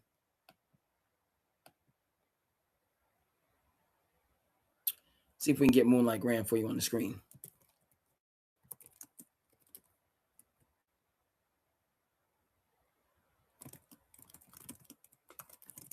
But that's what it came down to with the Spurs.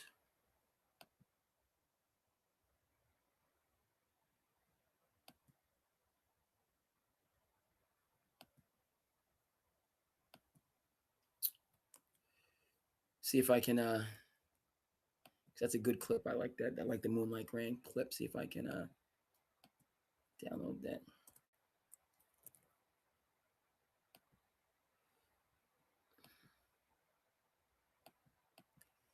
Moonlight Graham.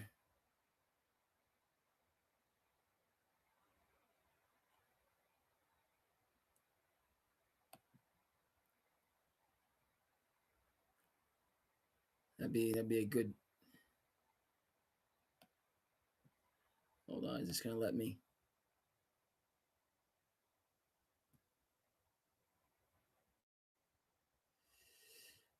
All right, some technical difficulties. Let's see if we can straighten this out.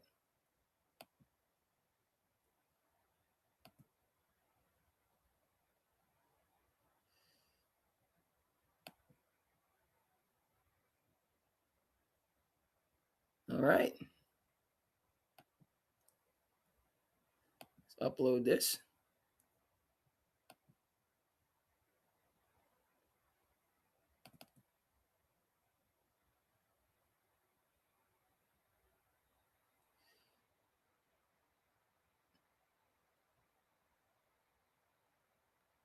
We might have it for you on the screen. Add to some of our other clips. This is a good one.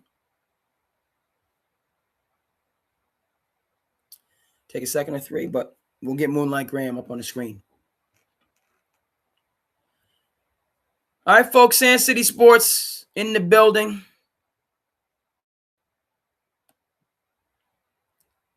We here, folks. Passion project. History in the making. Knicks, N.B.A. champions, first time. My goodness. I don't know why.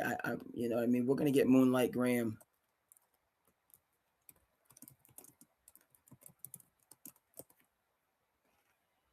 We're going to get Moonlight Graham, but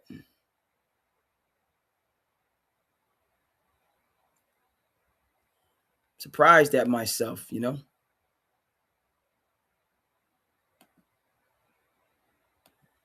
Surprise, folks. Before we get into Moonlight Graham, okay? And I'm so thrilled that able to have this, small platform here, able to do what I enjoy doing, able to take in these moments with everybody out there in television land. Let me see. Hold on. It's not going to do it. It's not going to do it.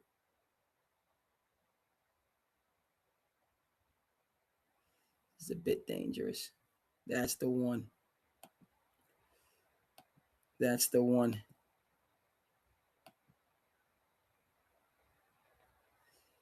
All right. We didn't have the correct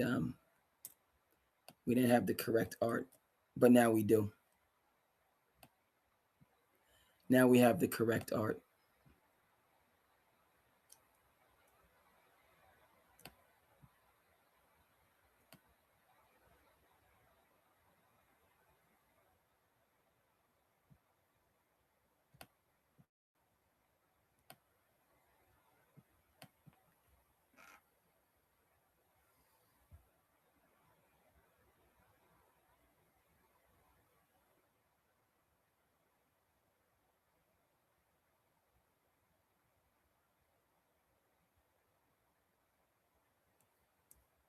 Okay.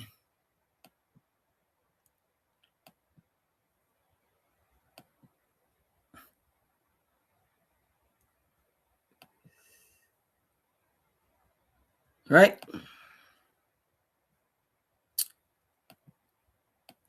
Talk about Crooklyn.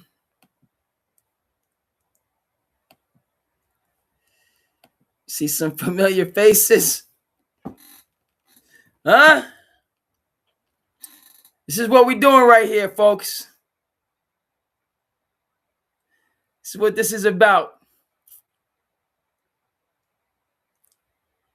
1973. What? My parents were in high school. Challenging time in this nation's history. When is it not a challenge?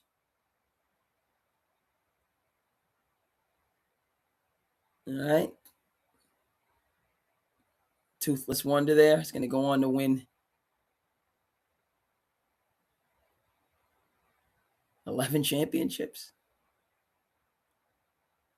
as a coach. 6 with the Bulls, 5 with the Lakers.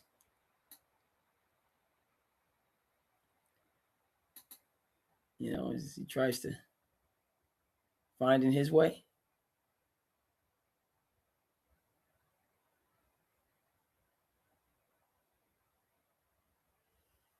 Right? Win a championship, you think, you know, it's going to happen every year. You know, we'll be back here next year.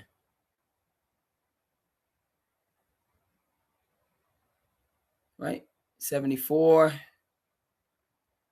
Celtics. 75. It's a good question. Who won the 75 NBA championship?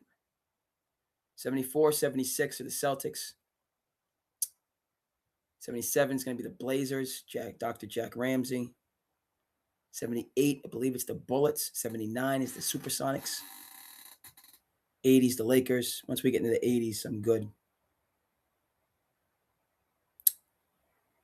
Lakers in 80, Celtics in 81, Lakers in 82, Sixers in 83, Celtics in 84, Lakers in 85, Celtics in 86, Lakers in 87, Lakers in 88, Pistons in 89, Pistons in 90. Now we're into the Chicago years. Chicago 91, Chicago 92, and Chicago 93, the Houston years. Houston 94, Houston 95, the Chicago years. Chicago 96, Chicago 97, Chicago 98, the Spurs. San Antonio 99, the Lakers years. Los Angeles 2000, Los Angeles 2001, Los Angeles 2002, the Spurs interruption. Spurs 2003, Detroit crashes the party, right? Detroit 2004, should have been Detroit in 2005. The Spurs crashed that party. Robert Horry with the 3-point shot. Okay, Spurs 2005. Miami Heat crashes Detroit's party again. Pat Riley jettisons Stan Van Gundy, comes down from the front office, leads them to the championship. Miami 96. Miami 2006, excuse me. Spurs 2007, supposed to play against the Pistons again. Pistons allow LeBron to crash the party. Not ready. Spurs 2007. Garnett is brought from Minnesota. Ray Allen is brought from Seattle. Boston 2008. Kevin Garnett tears his ACL late in the season.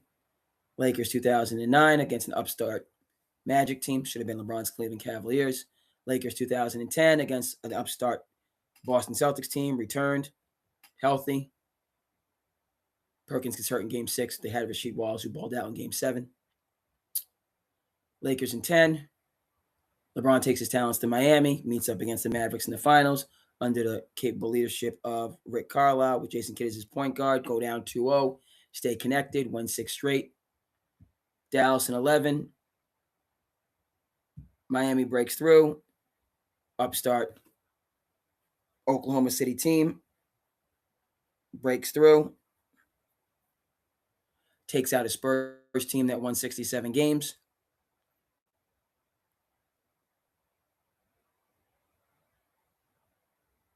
No, that wasn't the Spurs team. That was Scotty Brooks was still coaching. That was before Billy Donovan took over.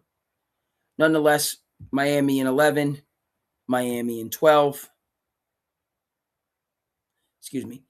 Dallas in 11, Miami in 12, Miami in 13 because of Ray Allen's heroics. San Antonio in 14. Got back, smacked the taste out of Miami's mouth. LeBron takes his talents back to Cleveland. Golden State is now there in 15. Golden State is now there in 16. Draymond suspension. Up 7 points at the half.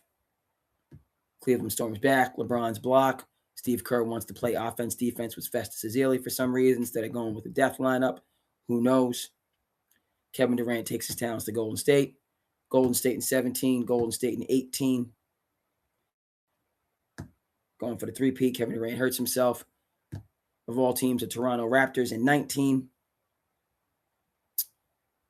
2020, the world shuts down. Once in a century event, we hope. Bubble championship in that bizarro world. Going to go to the Lakers. Could have went to the Clippers. It's going to go to the Lakers.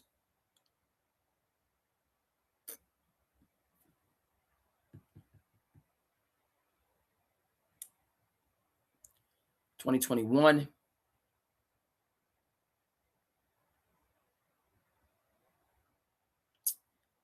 Is that Milwaukee in 21? After the Lakers. Who was it in 21? I almost have to work backwards. It's Denver in 23.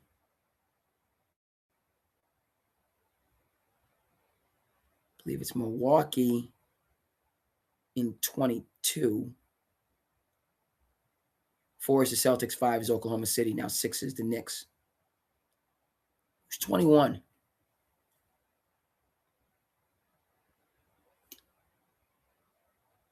Wait a second.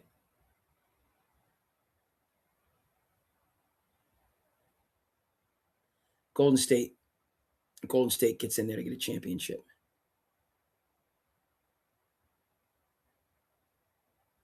Celtics make the finals in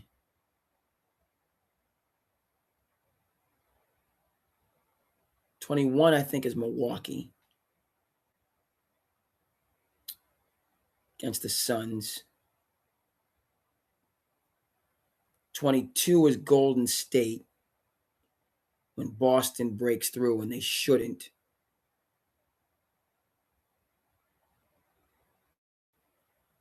'23 is Denver. Yes, that's Boston is 22 when they broke through. Milwaukee is 21 against the Suns. Boston is 22 when the Suns are smacked by Dallas under the capable leadership of Jason Kidd. Luka goes crazy in Game 7 and embarrasses them. Dallas subsequently loses to Golden State. Upstart. Golden State beats a young Boston team in 22. N.B.A. gets too big for his britches. Mistreating people in 23. Joe Mazzulla comes in. Talented team. Up on them, goes down 0-3 against a Miami Heat team without Tyler Hero. Wins 3 straight. Based on Brad Stevens bringing in Derek White as more of a point guard than Marcus Smart.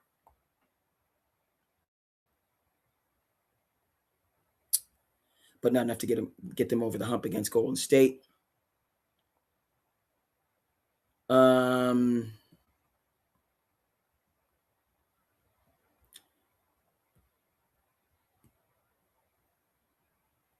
So yes, 21 Milwaukee, 22 Golden State, 23 Denver, 24 Boston, 25 Oklahoma City, 26 Boston Celtics, 26 New York Knicks. Homer.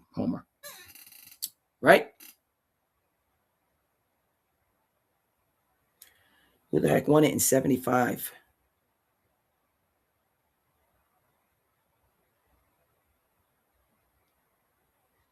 '70 Knicks, 71 Bucks, 72 Lakers, Jerry West lone championship, 73 Knicks, 74 Celtics, 75. 75 might be the Golden State Warriors.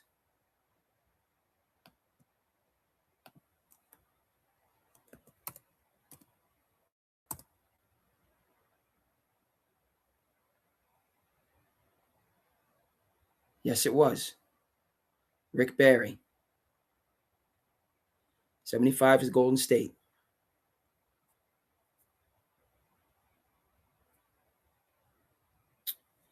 '76 Celtics, 77 Blazers, 78 Bullets, 79 Sonics. You love sports, you love history. You remember these things.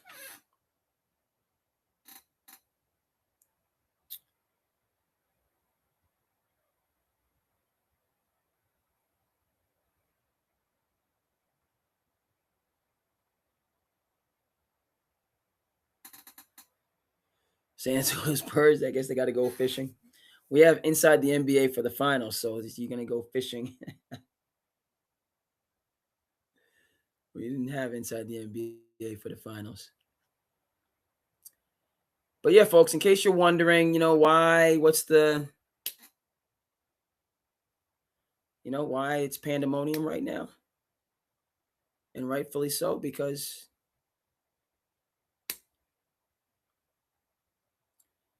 for all those years, right, the Knicks don't return to competitiveness. This is the early 70s. They're not competitive in the mid and late 70s.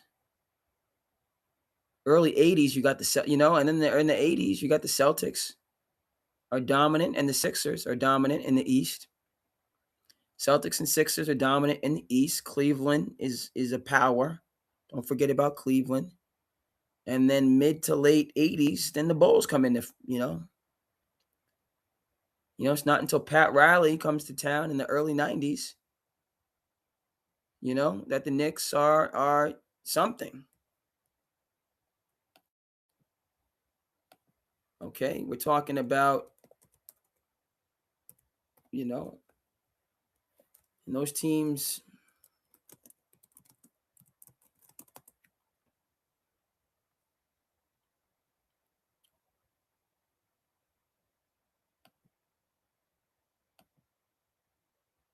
right? One of my favorite Knicks, Xavier McDaniels, coming from the Seattle Supersonics, and then they don't re-sign him, and so they replace him with Charles Smith.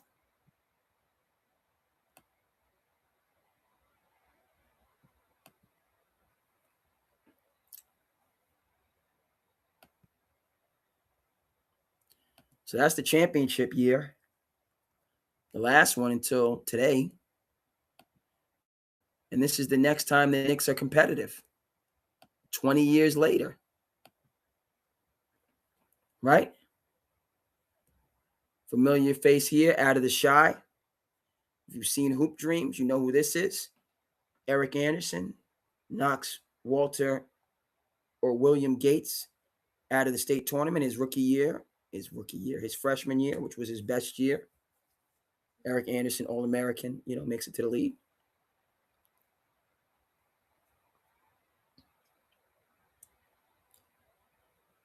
Here's the starting lineup.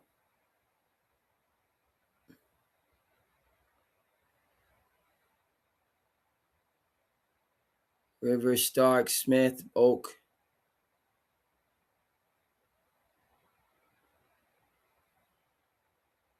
Had Derek Harper on these teams. I guess Harp rolled out in 90. Harp was on the team in 92.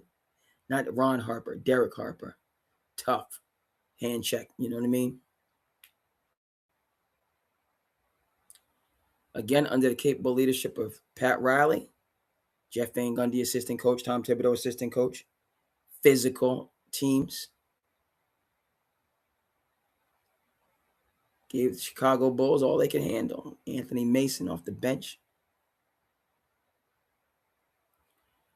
Rolando Blackman, shooter. Greg Anthony, right?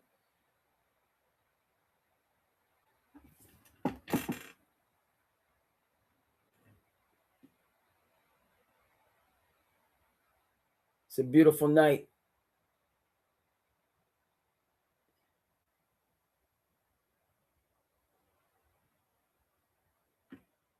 World Cup's in Boston. Haiti playing in the World Cup. It's pandemonium in New York, obviously.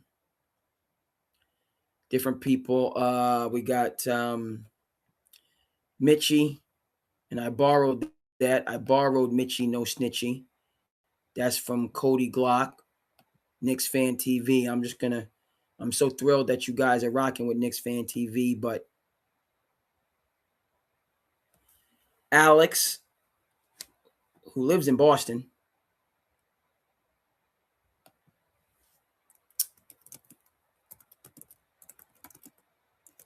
I gotta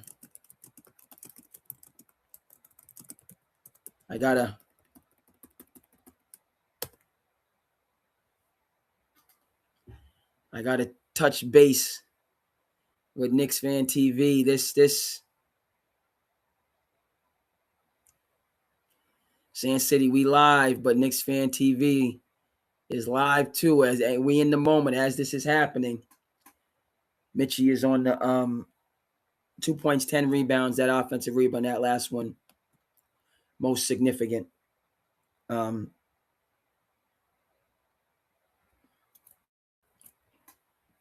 And this is just the time right now, folks. World Cup is in Boston.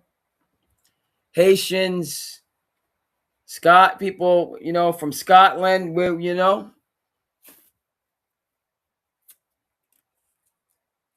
and we're living. We're living tonight, folks. Putting the differences aside, our personal issues, personal problems, they'll be there tomorrow. And we'll need help and support tomorrow, just like we need today. But for right now, we're celebrating the World Cup. We're celebrating the N.B.A. championship. Taking it all in. Okay?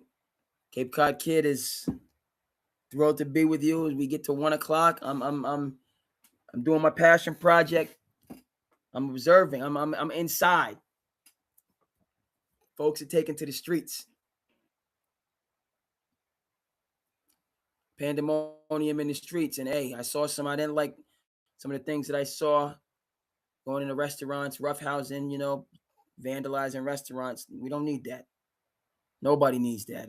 Tourist town. And so, yes, I am saying we got our school rules at the elementary level. They apply to the real world in high impact moments. Be respectful, be responsible, be safe. Be respectful, be responsible, be safe. Okay. All three. Come on now. We're celebrating right now. We don't need, any bad things happening, any negativity in this moment. New York Knicks NBA champions, fair and square, right? Folks, this is 30 years. This is 33 years ago. My childhood. My formative years. This man right here, layup after layup after layup. Yes, Jordan was there. Yes, Pippen was there. Yes, Horace Grant was there. But those layups hurt. Those layups hurt.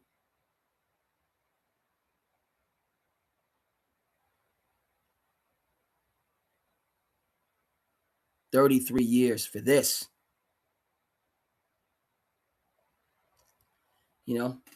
And then the Knicks break through in 94. And Hakeem the Dream is waiting. Starks 2 for 17 in Game 7. Okay, that's 32 years. I know basic math. I get excited though when I can do basic math. Coming from, it's not my strong suit.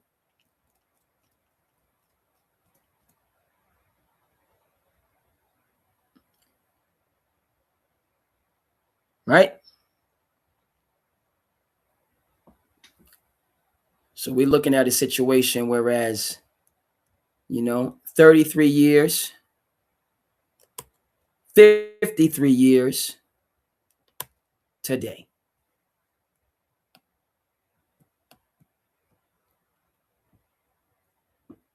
Right, folks?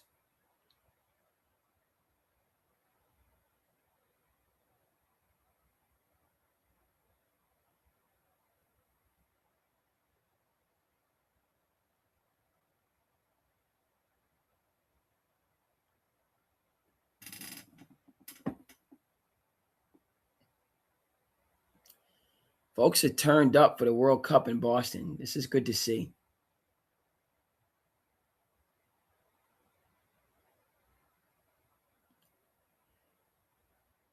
Haitian national team. They're playing against a different national team, and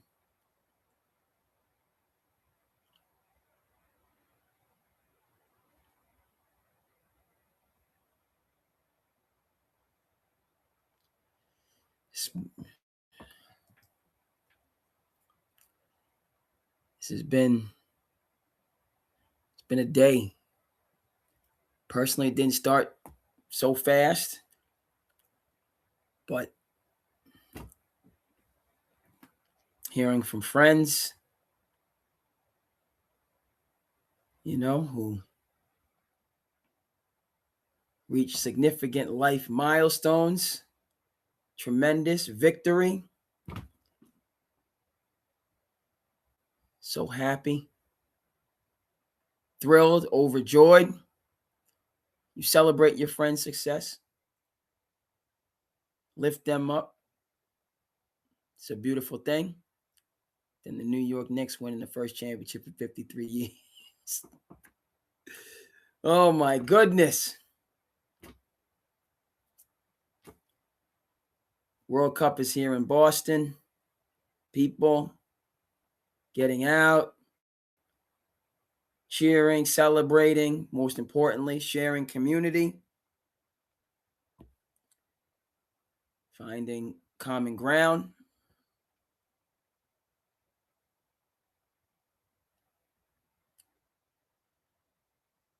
Hey, there's not 2 feet of snow on the ground.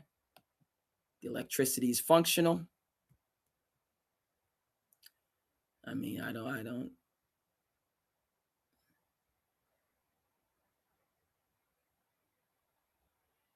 This is all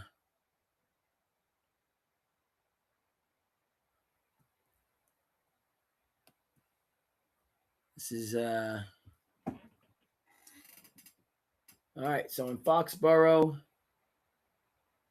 Iraq and Norway are playing Tuesday. Scotland and Morocco on Friday. England and Ghana. Oh, France is going to be here. France is a favorite.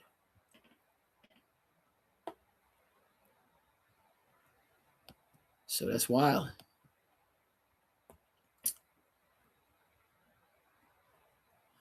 Okay. Gonna keep moving and growing. Keep moving and grooving.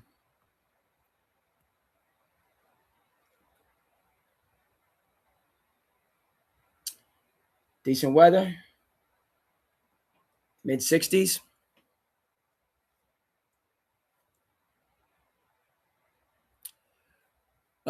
So we're in the moment.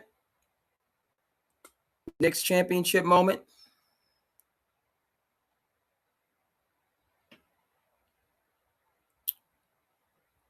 OG is on the podium.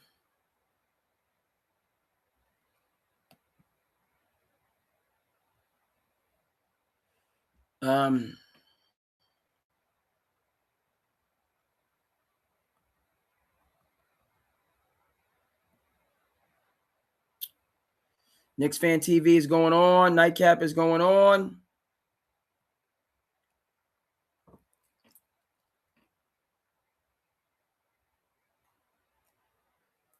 And SandCity, man. I mean, we gotta continue this show. Just let's take a little bit more perspective, right? Let's get a little bit more perspective. We got to talk to Moonlight Graham, man. What do you want to talk to me about? Well, when you got to the majors, you played only one inning of one game. What happened that inning? It was the last day of the season. Bottom of the 8th inning, we were way ahead. I'd been up with the club about 3 weeks, but I hadn't seen any action. Suddenly, old John McGraw points a bony finger in my direction, and he says, "Right field." Yes, sir. I jumped up like I was sitting on a spring, grabbed my glove, and ran out on the field. Did you get to make a play? Never hit the ball out of the infield. the season was over. I knew they'd send me back down. I couldn't bear the thought of another year in the minors. So I decided to hang on. Oh, sit down. Thank you. So what was that like? It was like having it this close to your dreams. And then watch them brush past you like a stranger in a crowd. Oof. At the time, you don't think much of it. You know, we just don't recognize the most significant moments of our lives while they're happening. Back then, I thought, well, there'll be other days. That's right. I didn't realize that was the only day. And now, Ray Kinsella, I want to ask you a question. What's so interesting about a half an inning that would make you come all the way from Iowa to talk to me about it 50 years after it happened? We speaking on 50 years, huh? But I think it's to ask you if you could do anything you wanted, if you could have a wish. And are you the kind of a man who could grant me that wish? I don't know. I'm just asking. Well, you know, I never got to bat in the major leagues. I'd have liked to have that chance, just once. To stare down a big league pitcher. To stare him down just as he goes into his windup. Wink. Make him think you know something he doesn't. That's what I wish for. Chance to squint at a sky so blue that it hurts your eyes just to look at it. To feel the tingle in your arm as you connect with the ball. To run the bases, stretch a double into a triple, and flop face first into third. Yes, sir. Wrap your arms around the bag. That's my wish, Ray Kinsella. That's my wish. And is there enough magic out there in the moonlight to make this dream come true? What would you say if I said yes? I think I'd actually believe you.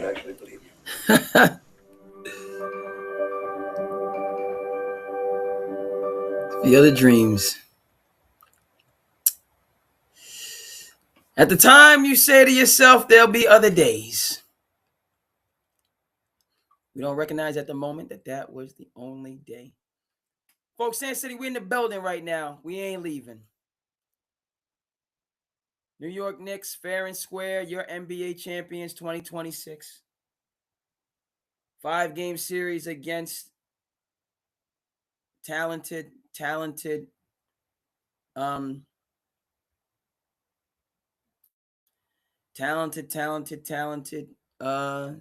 San Antonio Spurs team. And we in the moment right now. Living it.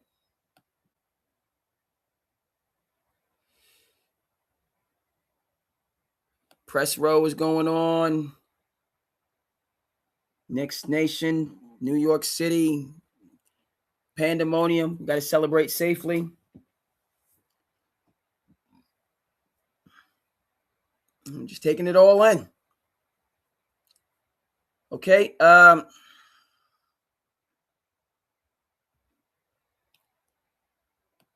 we're going to stay with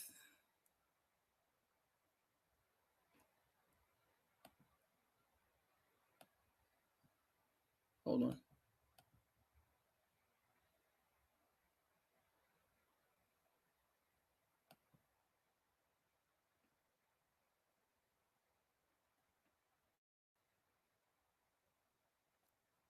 Right.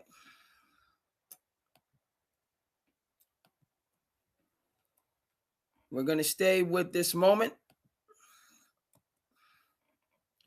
while also talking about the significant trade winds blowing across the N.B.A. Going to stay locked in while talking about the significant trade winds blowing across the N.B.A.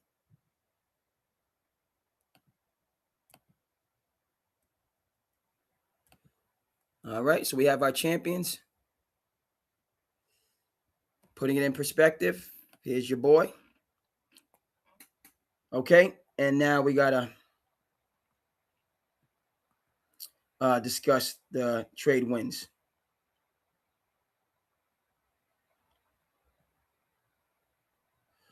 Okay, so we're going to get that art up. I thought I had it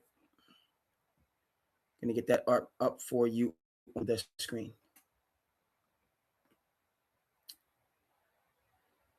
Because there's a number of things.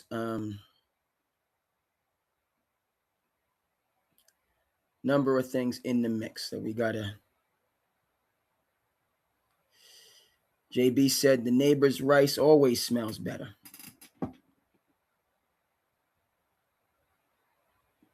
That neighbor rice always smelling good.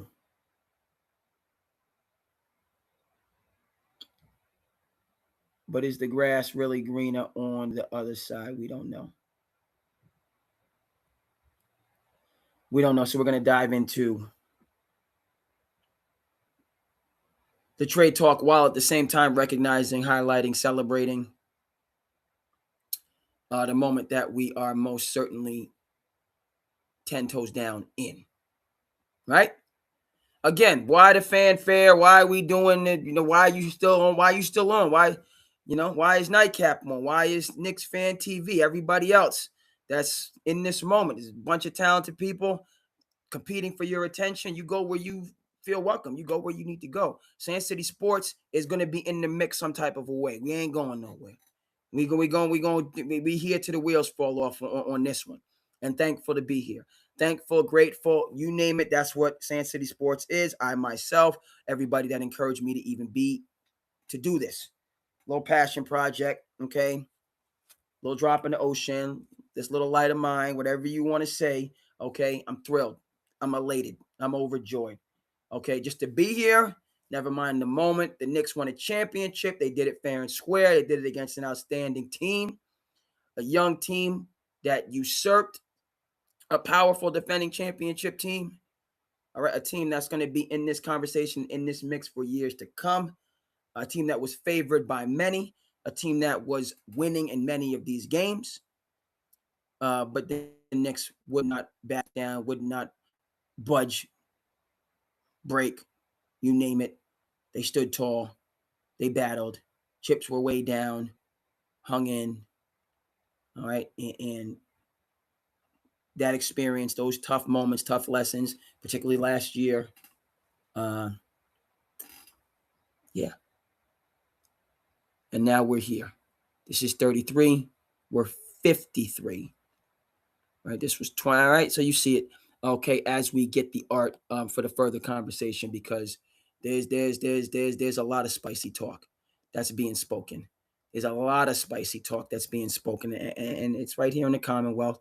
And so we're going to also interject and bring that into the mix. World Cup going on. Not going to dive deep into that tonight. UFC going on in front of the White House. Not going to dive deep into that tonight, but other happenings in the world of sports, and it's a beautiful thing. Hey, it's a Saturday. We've been gifted this wonderful weather. Folks, you know what it is. If you're up, as they say in a league of their own, right? If you're in the area, and you must be in the area because it's not a powerful radio station. Shout out to Penny Marshall.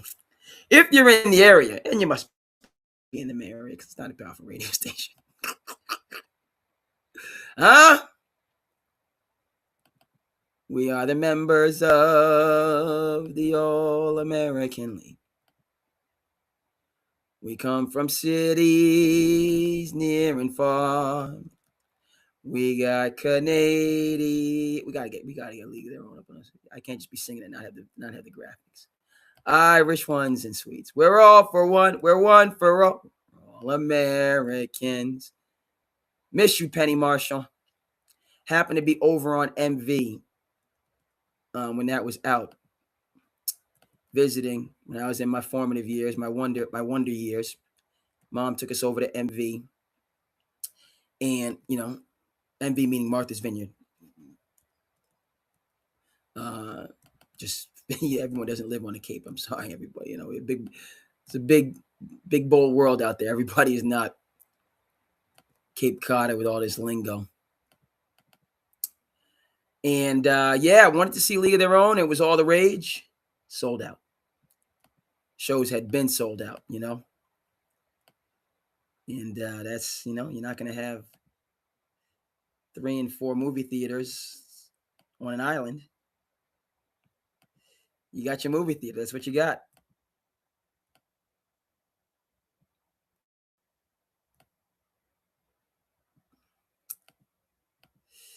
So wasn't able to see League of Their Own that day, but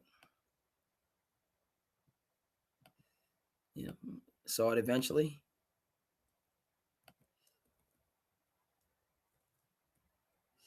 Jimmy Dugan, played by Tom Hanks.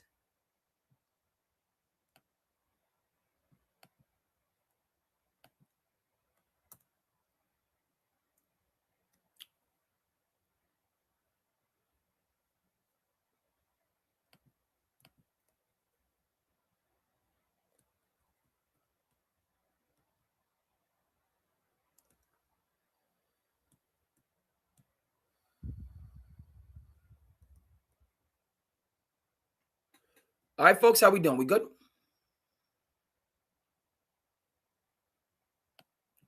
Y'all good? Hope folks are good.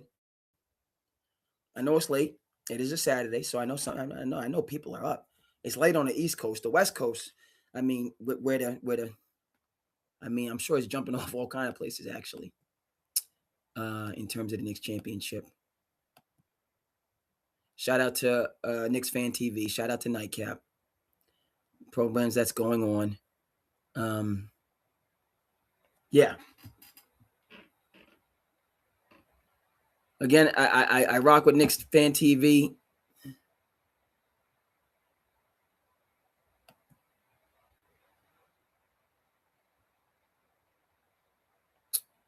Upsetting.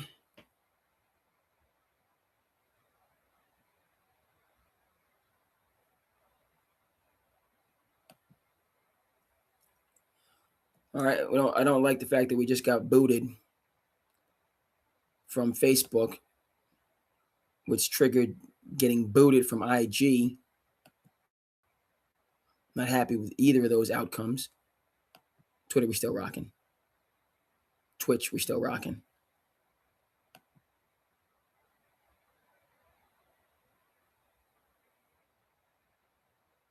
Oh yeah. And the YouTube is still rocking. Gonna boot me because I played Moonlight Graham? Needed Moonlight Graham. What are we doing? Come on now.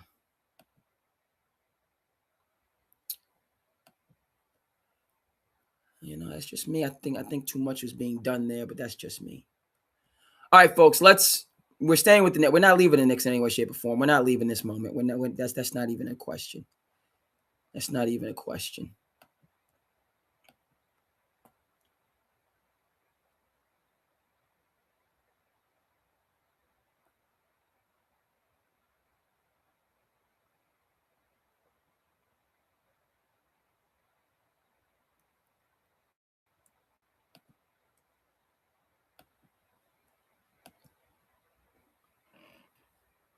Okay.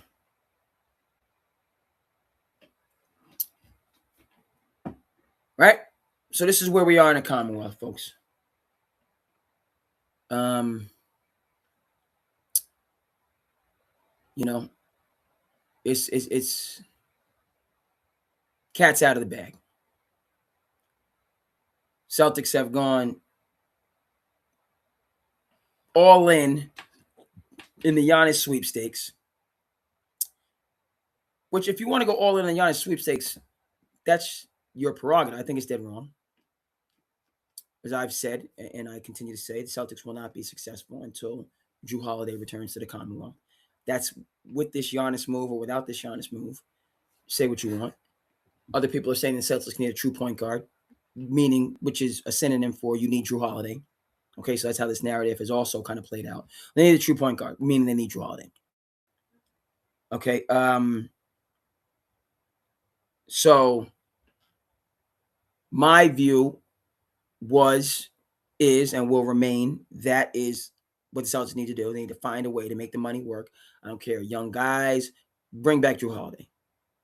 Partner him with the three that they have now, which is White, JT, JB, and compete for a championship over the next 2 or 3 or 4 years with that core. Really compete for a championship. Bring in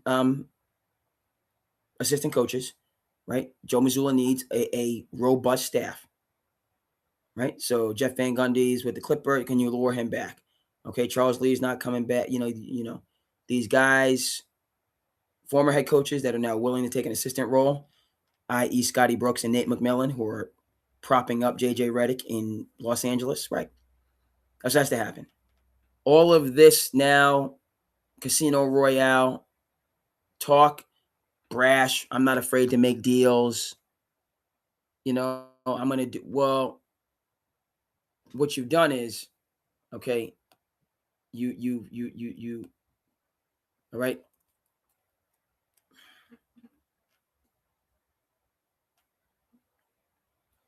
Okay. Let me just see if I can get,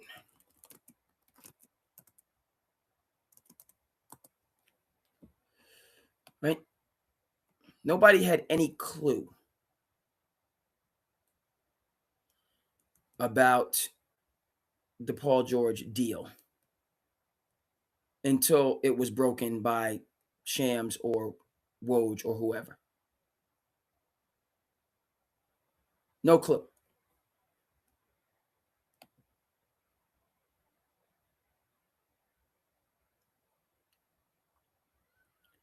And that's how deals are made. We'll get Jerry West up on the stage in a second.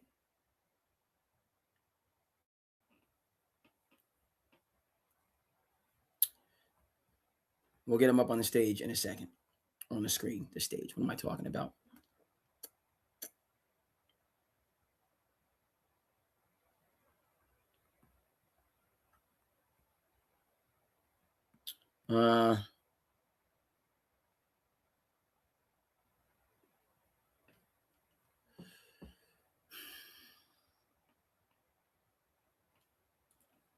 All right.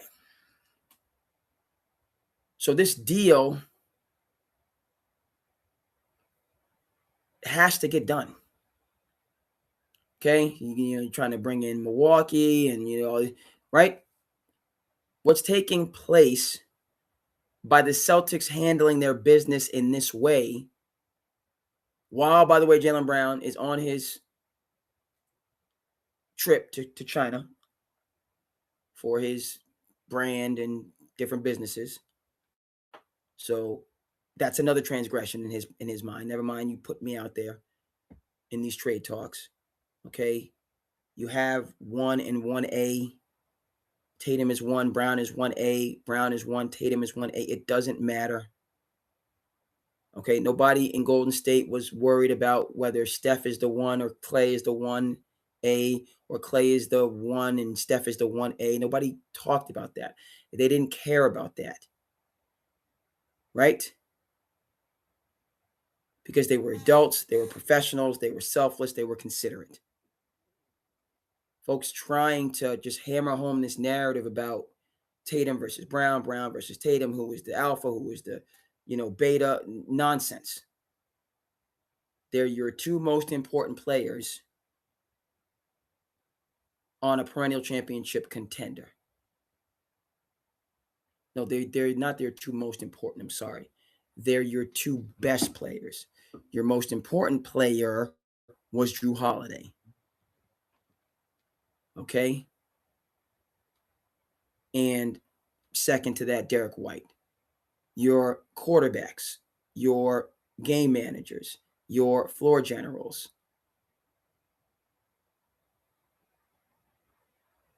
Okay, those were the most important players, starting with Drew, also to Derek. Your culture setters. Marcus Smart, good athlete. A lot of moxie, a lot of mojo, all the rest of that stuff. He was determined to be a part of the big 3 when he wasn't a part of the big 3. It was a big 2. He didn't have the Steve Nash in him. He didn't have the ability to step back and be a encouraging older brother. Okay, they don't need an older brother to keep them in line because they stir the drink, right? When you can hold people accountable and keep them in line, i.e. Kobe Bryant, leadership is lonely, when you're the best player. A role player doesn't check a star player. A role player encourages a star player, period. And Marcus Smart had difficulty recognizing that. Vis-a-vis his play, giving up the ball and not shooting the ball, recognizing he's open for a reason. Okay? You give up the ball, Marcus Smart, and then if you get the ball back wide behind open, then you can shoot it. Okay, John Paxson hit that dagger 3 in 93, dashing the Suns' championship aspirations on a pass from Michael Jordan. He didn't come up, dribble, whoop-de-woo, and pull, step back 3. No. He got the go-ahead when Mike was doubled. All right. Shot it, made it, so on and forth. Same thing for Steve Kerr. No yawning on SandCity Sports. Same thing for Steve Kerr in 97. And because of that, in 98, they weren't going to double. So Byron Russell was left on the island. Okay. What does this have to do with the Celtics? JB, JT, their best players. Drew Holiday, Derek White, their most important players. Crispy P, kind of like a Kevin McHale. Excuse me, not like Kevin McHale. Kevin McHale's a first ballot Hall of Famer. Kind of like a Bill Walton in 86, Crispy P was that insurance, that security. Okay. Of an already dominant group. So this, flipping for draft picks, talking about the Hawks, talking about the Blazers, talking about the Rockets. I can see all those things. How it's going to work out with the Rockets, I mean, it went sideways with Kevin Durant, plays 78 games and sits out the entire playoffs. He was supposed to be your veteran leader. So you're going to move on from Durant somehow, bring in JB. Now JB is going to be your veteran leader, returns with N.B.A. All right. Kind of same issue.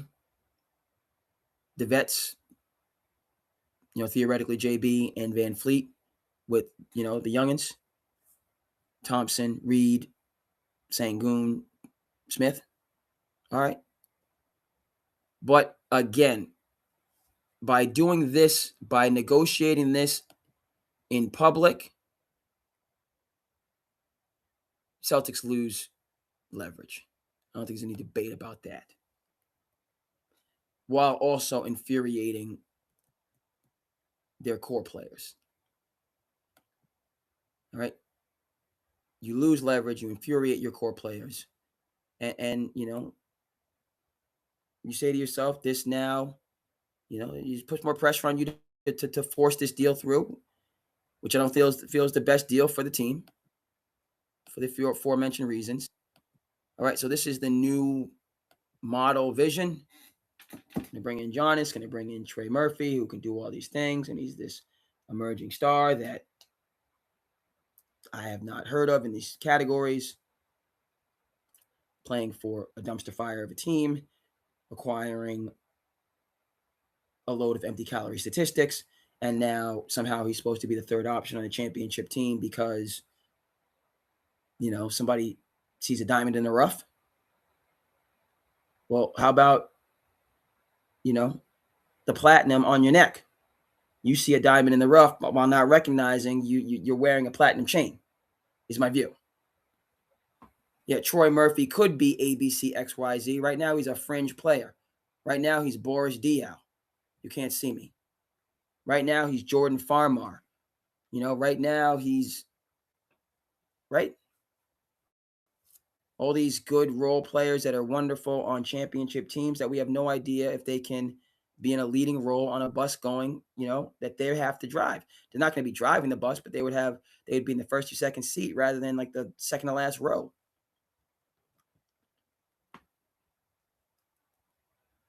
All right, so gigantic blockbuster framework. Now we're talking about, okay, so you've reached out to the Pelicans to gauge interest in Jaylen Brown or Derek White. Then how the heck are you going to get Giannis? For some draft picks? For some IOUs? Makes no sense. You have a big three. White, fringe all-star, Brown, MVP candidate, Tatum, MVP candidate. What they need is Jrue Holiday. But instead of that, you want to now say, oh, we're going to take this big three and replace Brown and White, who have made it work for 23, 24, 25, 26, 4 years, 3.5. We're going to, no yawning on SandCity Sports. We're going to take the three that we have that have made it work through some thick and thin times and just create a new big three and trust that they're going to make it work in year one. I like that my high five is on the news right now. It's good to hear that Barnstable high five is on the news.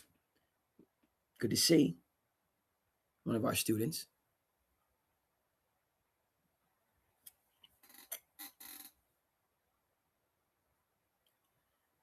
Very good to see.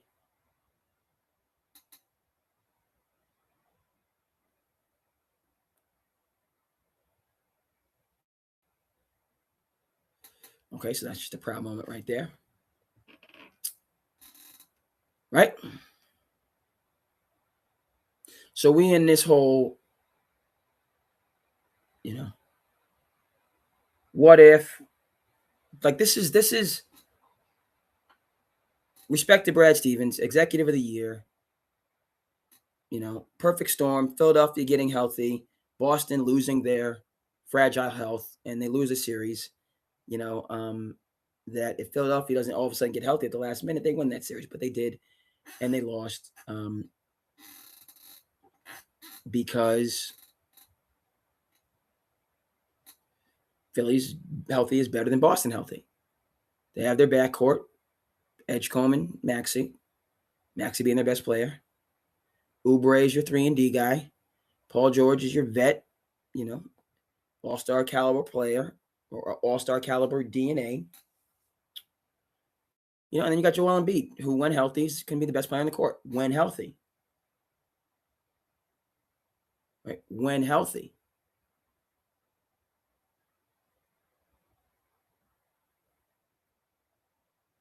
All right?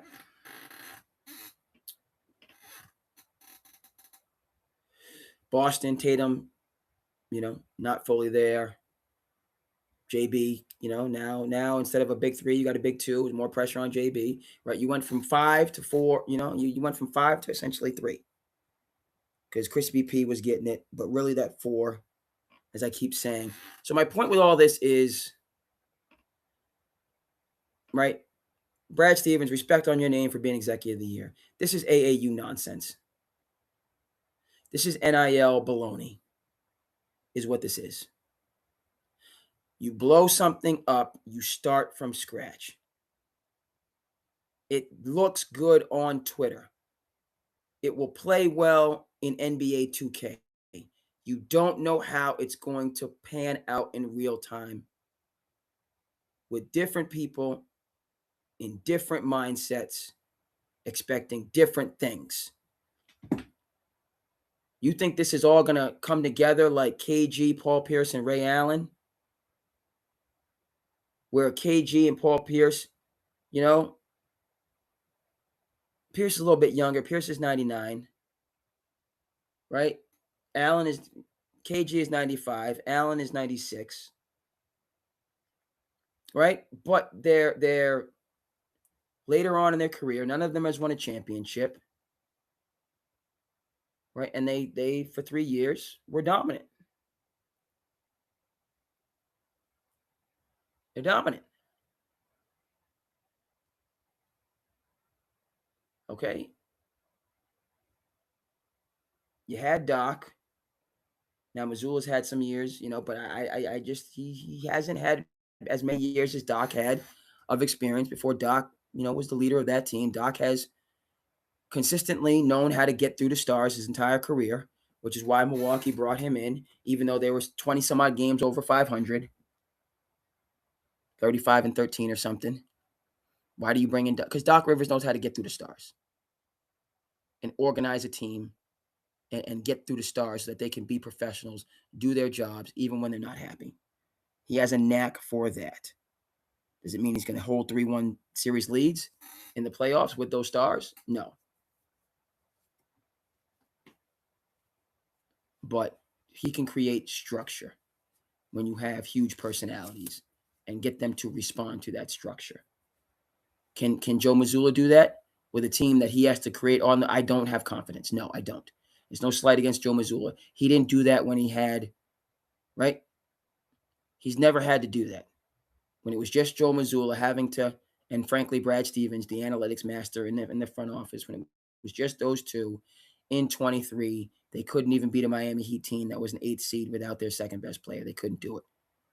Joe Mazzulla has had success when he has had significant support or notable support, however you want to put it. That's when he's been successful. Talked about this. Sam Cassell, head coach in waiting. Charles Lee, current head coach. Emil Jefferson, assistant with Duke background. Jeff Van Gundy, special consultant, head coach. Right? Significant support. He didn't have significant support last year, in 25. Loses to Tibbs. Gives up 20-point leads multiple times.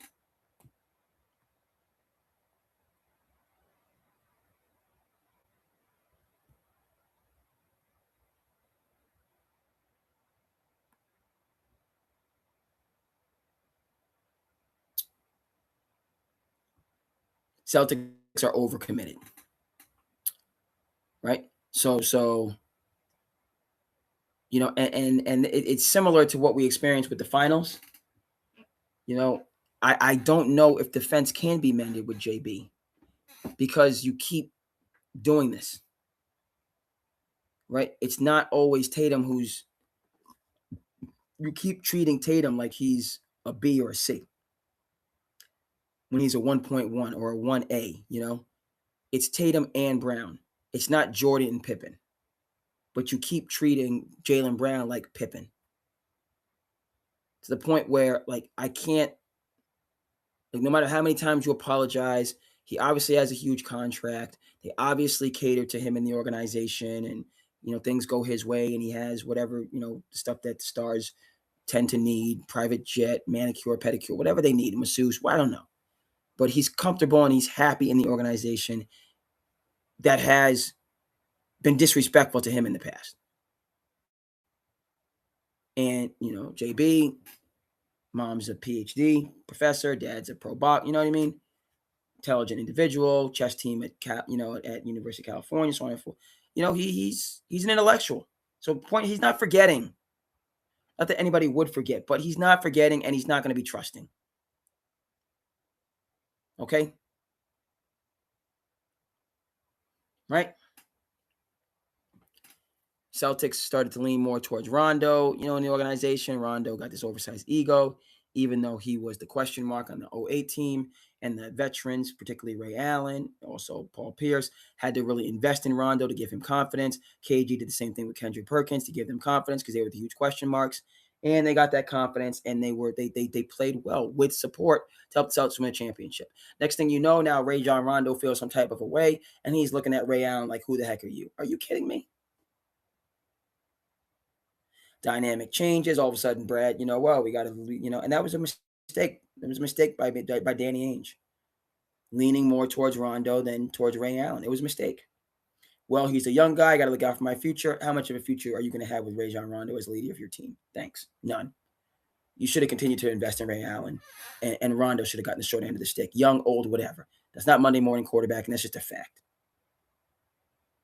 As talented as Rajon Rondo can be, he is, to put it nicely, mercurial. Okay? Burned through a whole bunch of locker rooms throughout his career. when you get quote-unquote playoff Rondo, which is in short bursts, i.e. the Lakers bubble championship, he can lock in and be for a short, half a season, maybe one season, and then it's back to don't talk to me, chip on my shoulder Rondo, as evidenced by the New Orleans Pelicans had a team, had a squad, Rondo, Drew Holiday, Etuan Moore, Anthony Davis, Boogie Cousins. They were ready to compete for a championship. They give it that 1 year. And then Rondo wants out.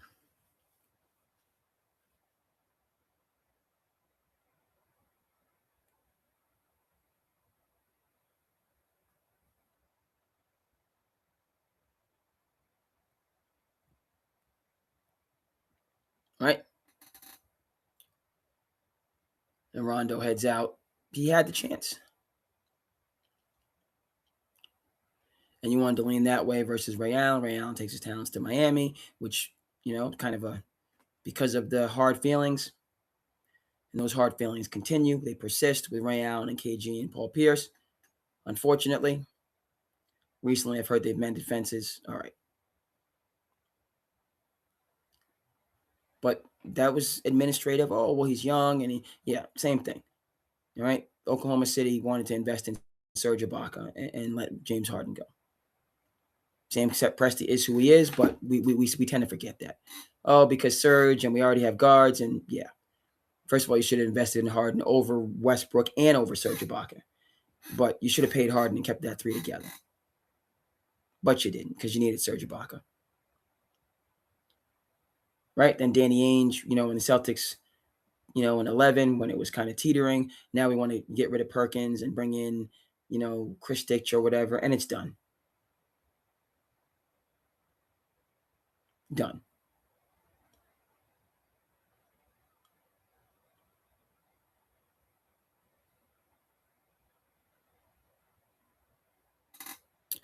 Right? I'm not buying this.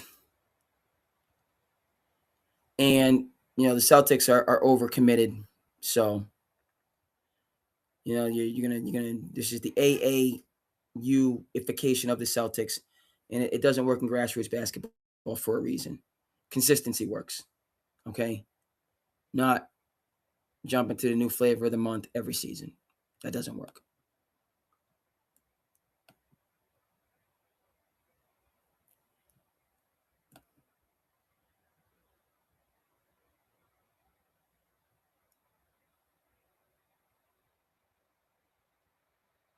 This is big time.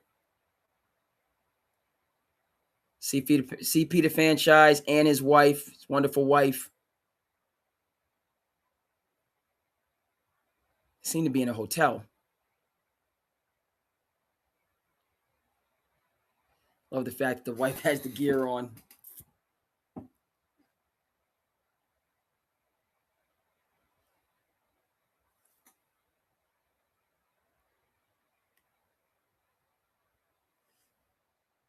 So check out Knicks Fan TV, folks.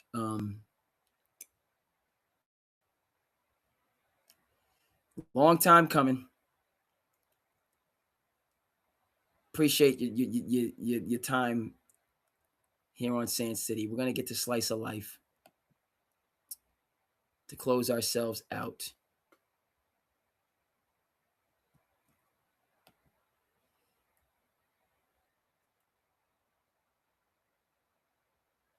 All right, few.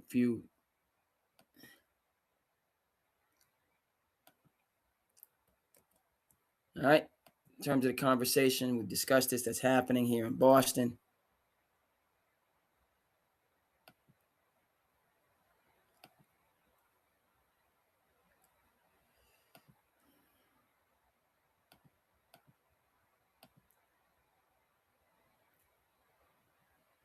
All right.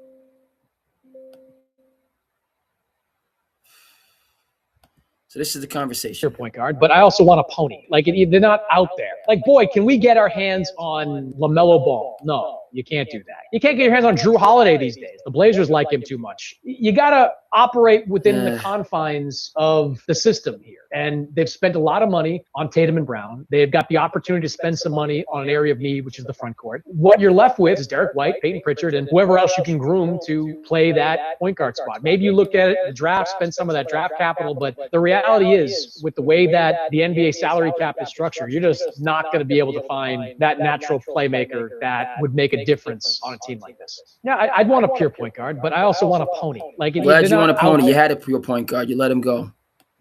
Talking about second apron nonsense. Okay. Now you're going big game hunting with no guarantees. All right.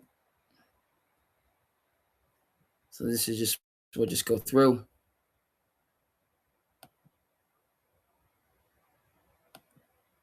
I'm scrolling fast here, but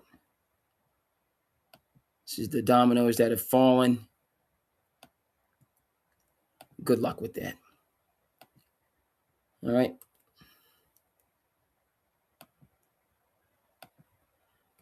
New, exciting, and dynamic, by the way, while this is playing out. Additional.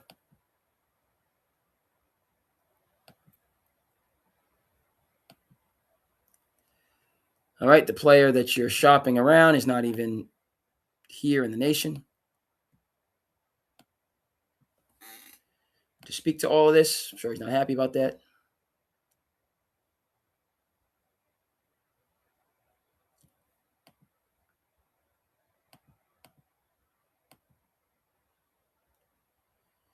Okay.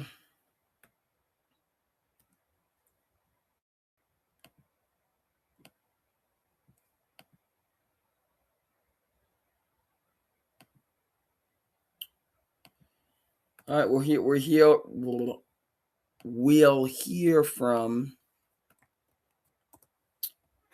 from Tatum on this. I won a championship already. Helps me sleep at night. It's good to hear.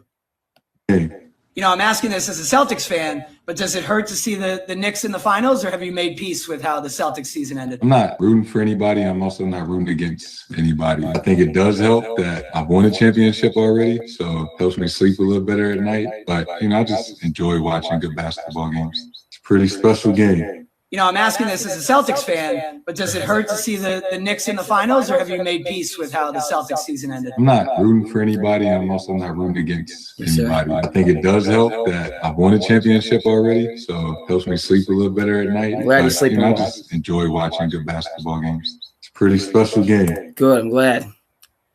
All right. Hawks, Rockets, Blazers, as we've talked about.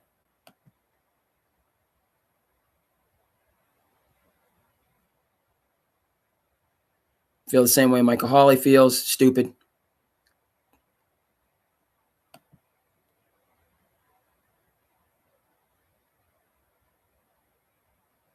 Doesn't make sense for the Celtics. I agree. Initial reaction is I understand why they're interested in Jaylen Brown. I understand why all of these teams want to have him. Second team All-NBA guy, great scorer, competitive, championship pedigree, all this stuff. We know it. I don't get it, Giles. If it's a big if the Celtics are interested in trading Jaylen Brown, I don't know why. I'm not interested. I've said this before. I'm not interested in trading Jaylen Brown. It doesn't make sense for the Celtics. All these scenarios and all the names that we talk about, and I'm sure we'll talk about them in a few minutes, that come up, I don't see any of them upgrading the Celtics. You take out Jaylen and you put in, on the blank, I don't think the Celtics become a better team. My initial reaction is I understand why I'll be a wonderfully skilled player. Surprise, surprise, Washington didn't know what to do with them. He found himself in Portland.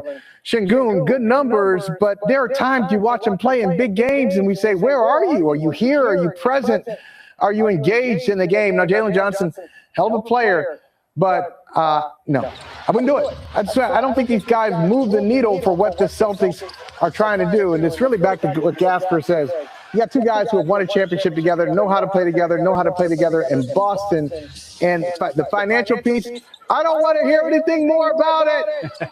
Last year, Everybody was patient, talking about money. I don't want to hear it. What the Celtics have to deal with financially, the same thing the Spurs will, the Thunder, the Knicks, everybody else. You got to figure it out. I'll be Period. Thank you. I'm going to end there. Got to figure it out. You know who figured it out? The New York Knicks. Had unselfish players. Recognized second apron is what it is. Okay, so we're gonna figure it out. Celtics could have done that with Drew.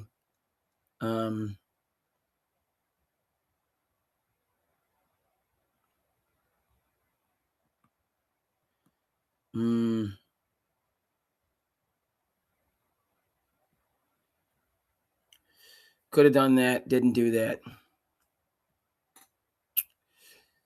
You know, absence makes the heart grow fonder. Now you want to just blow the whole thing up because you let the linchpin go. Not making much sense to me. Okay, bring the linchpin back. Mend those fences. Admit that you were wrong. Okay, you want to start from scratch because you are a basketball guru talking about organizations win championships. Okay, sit down and watch The Last Dance, whether it's a pandemic or not. Folks!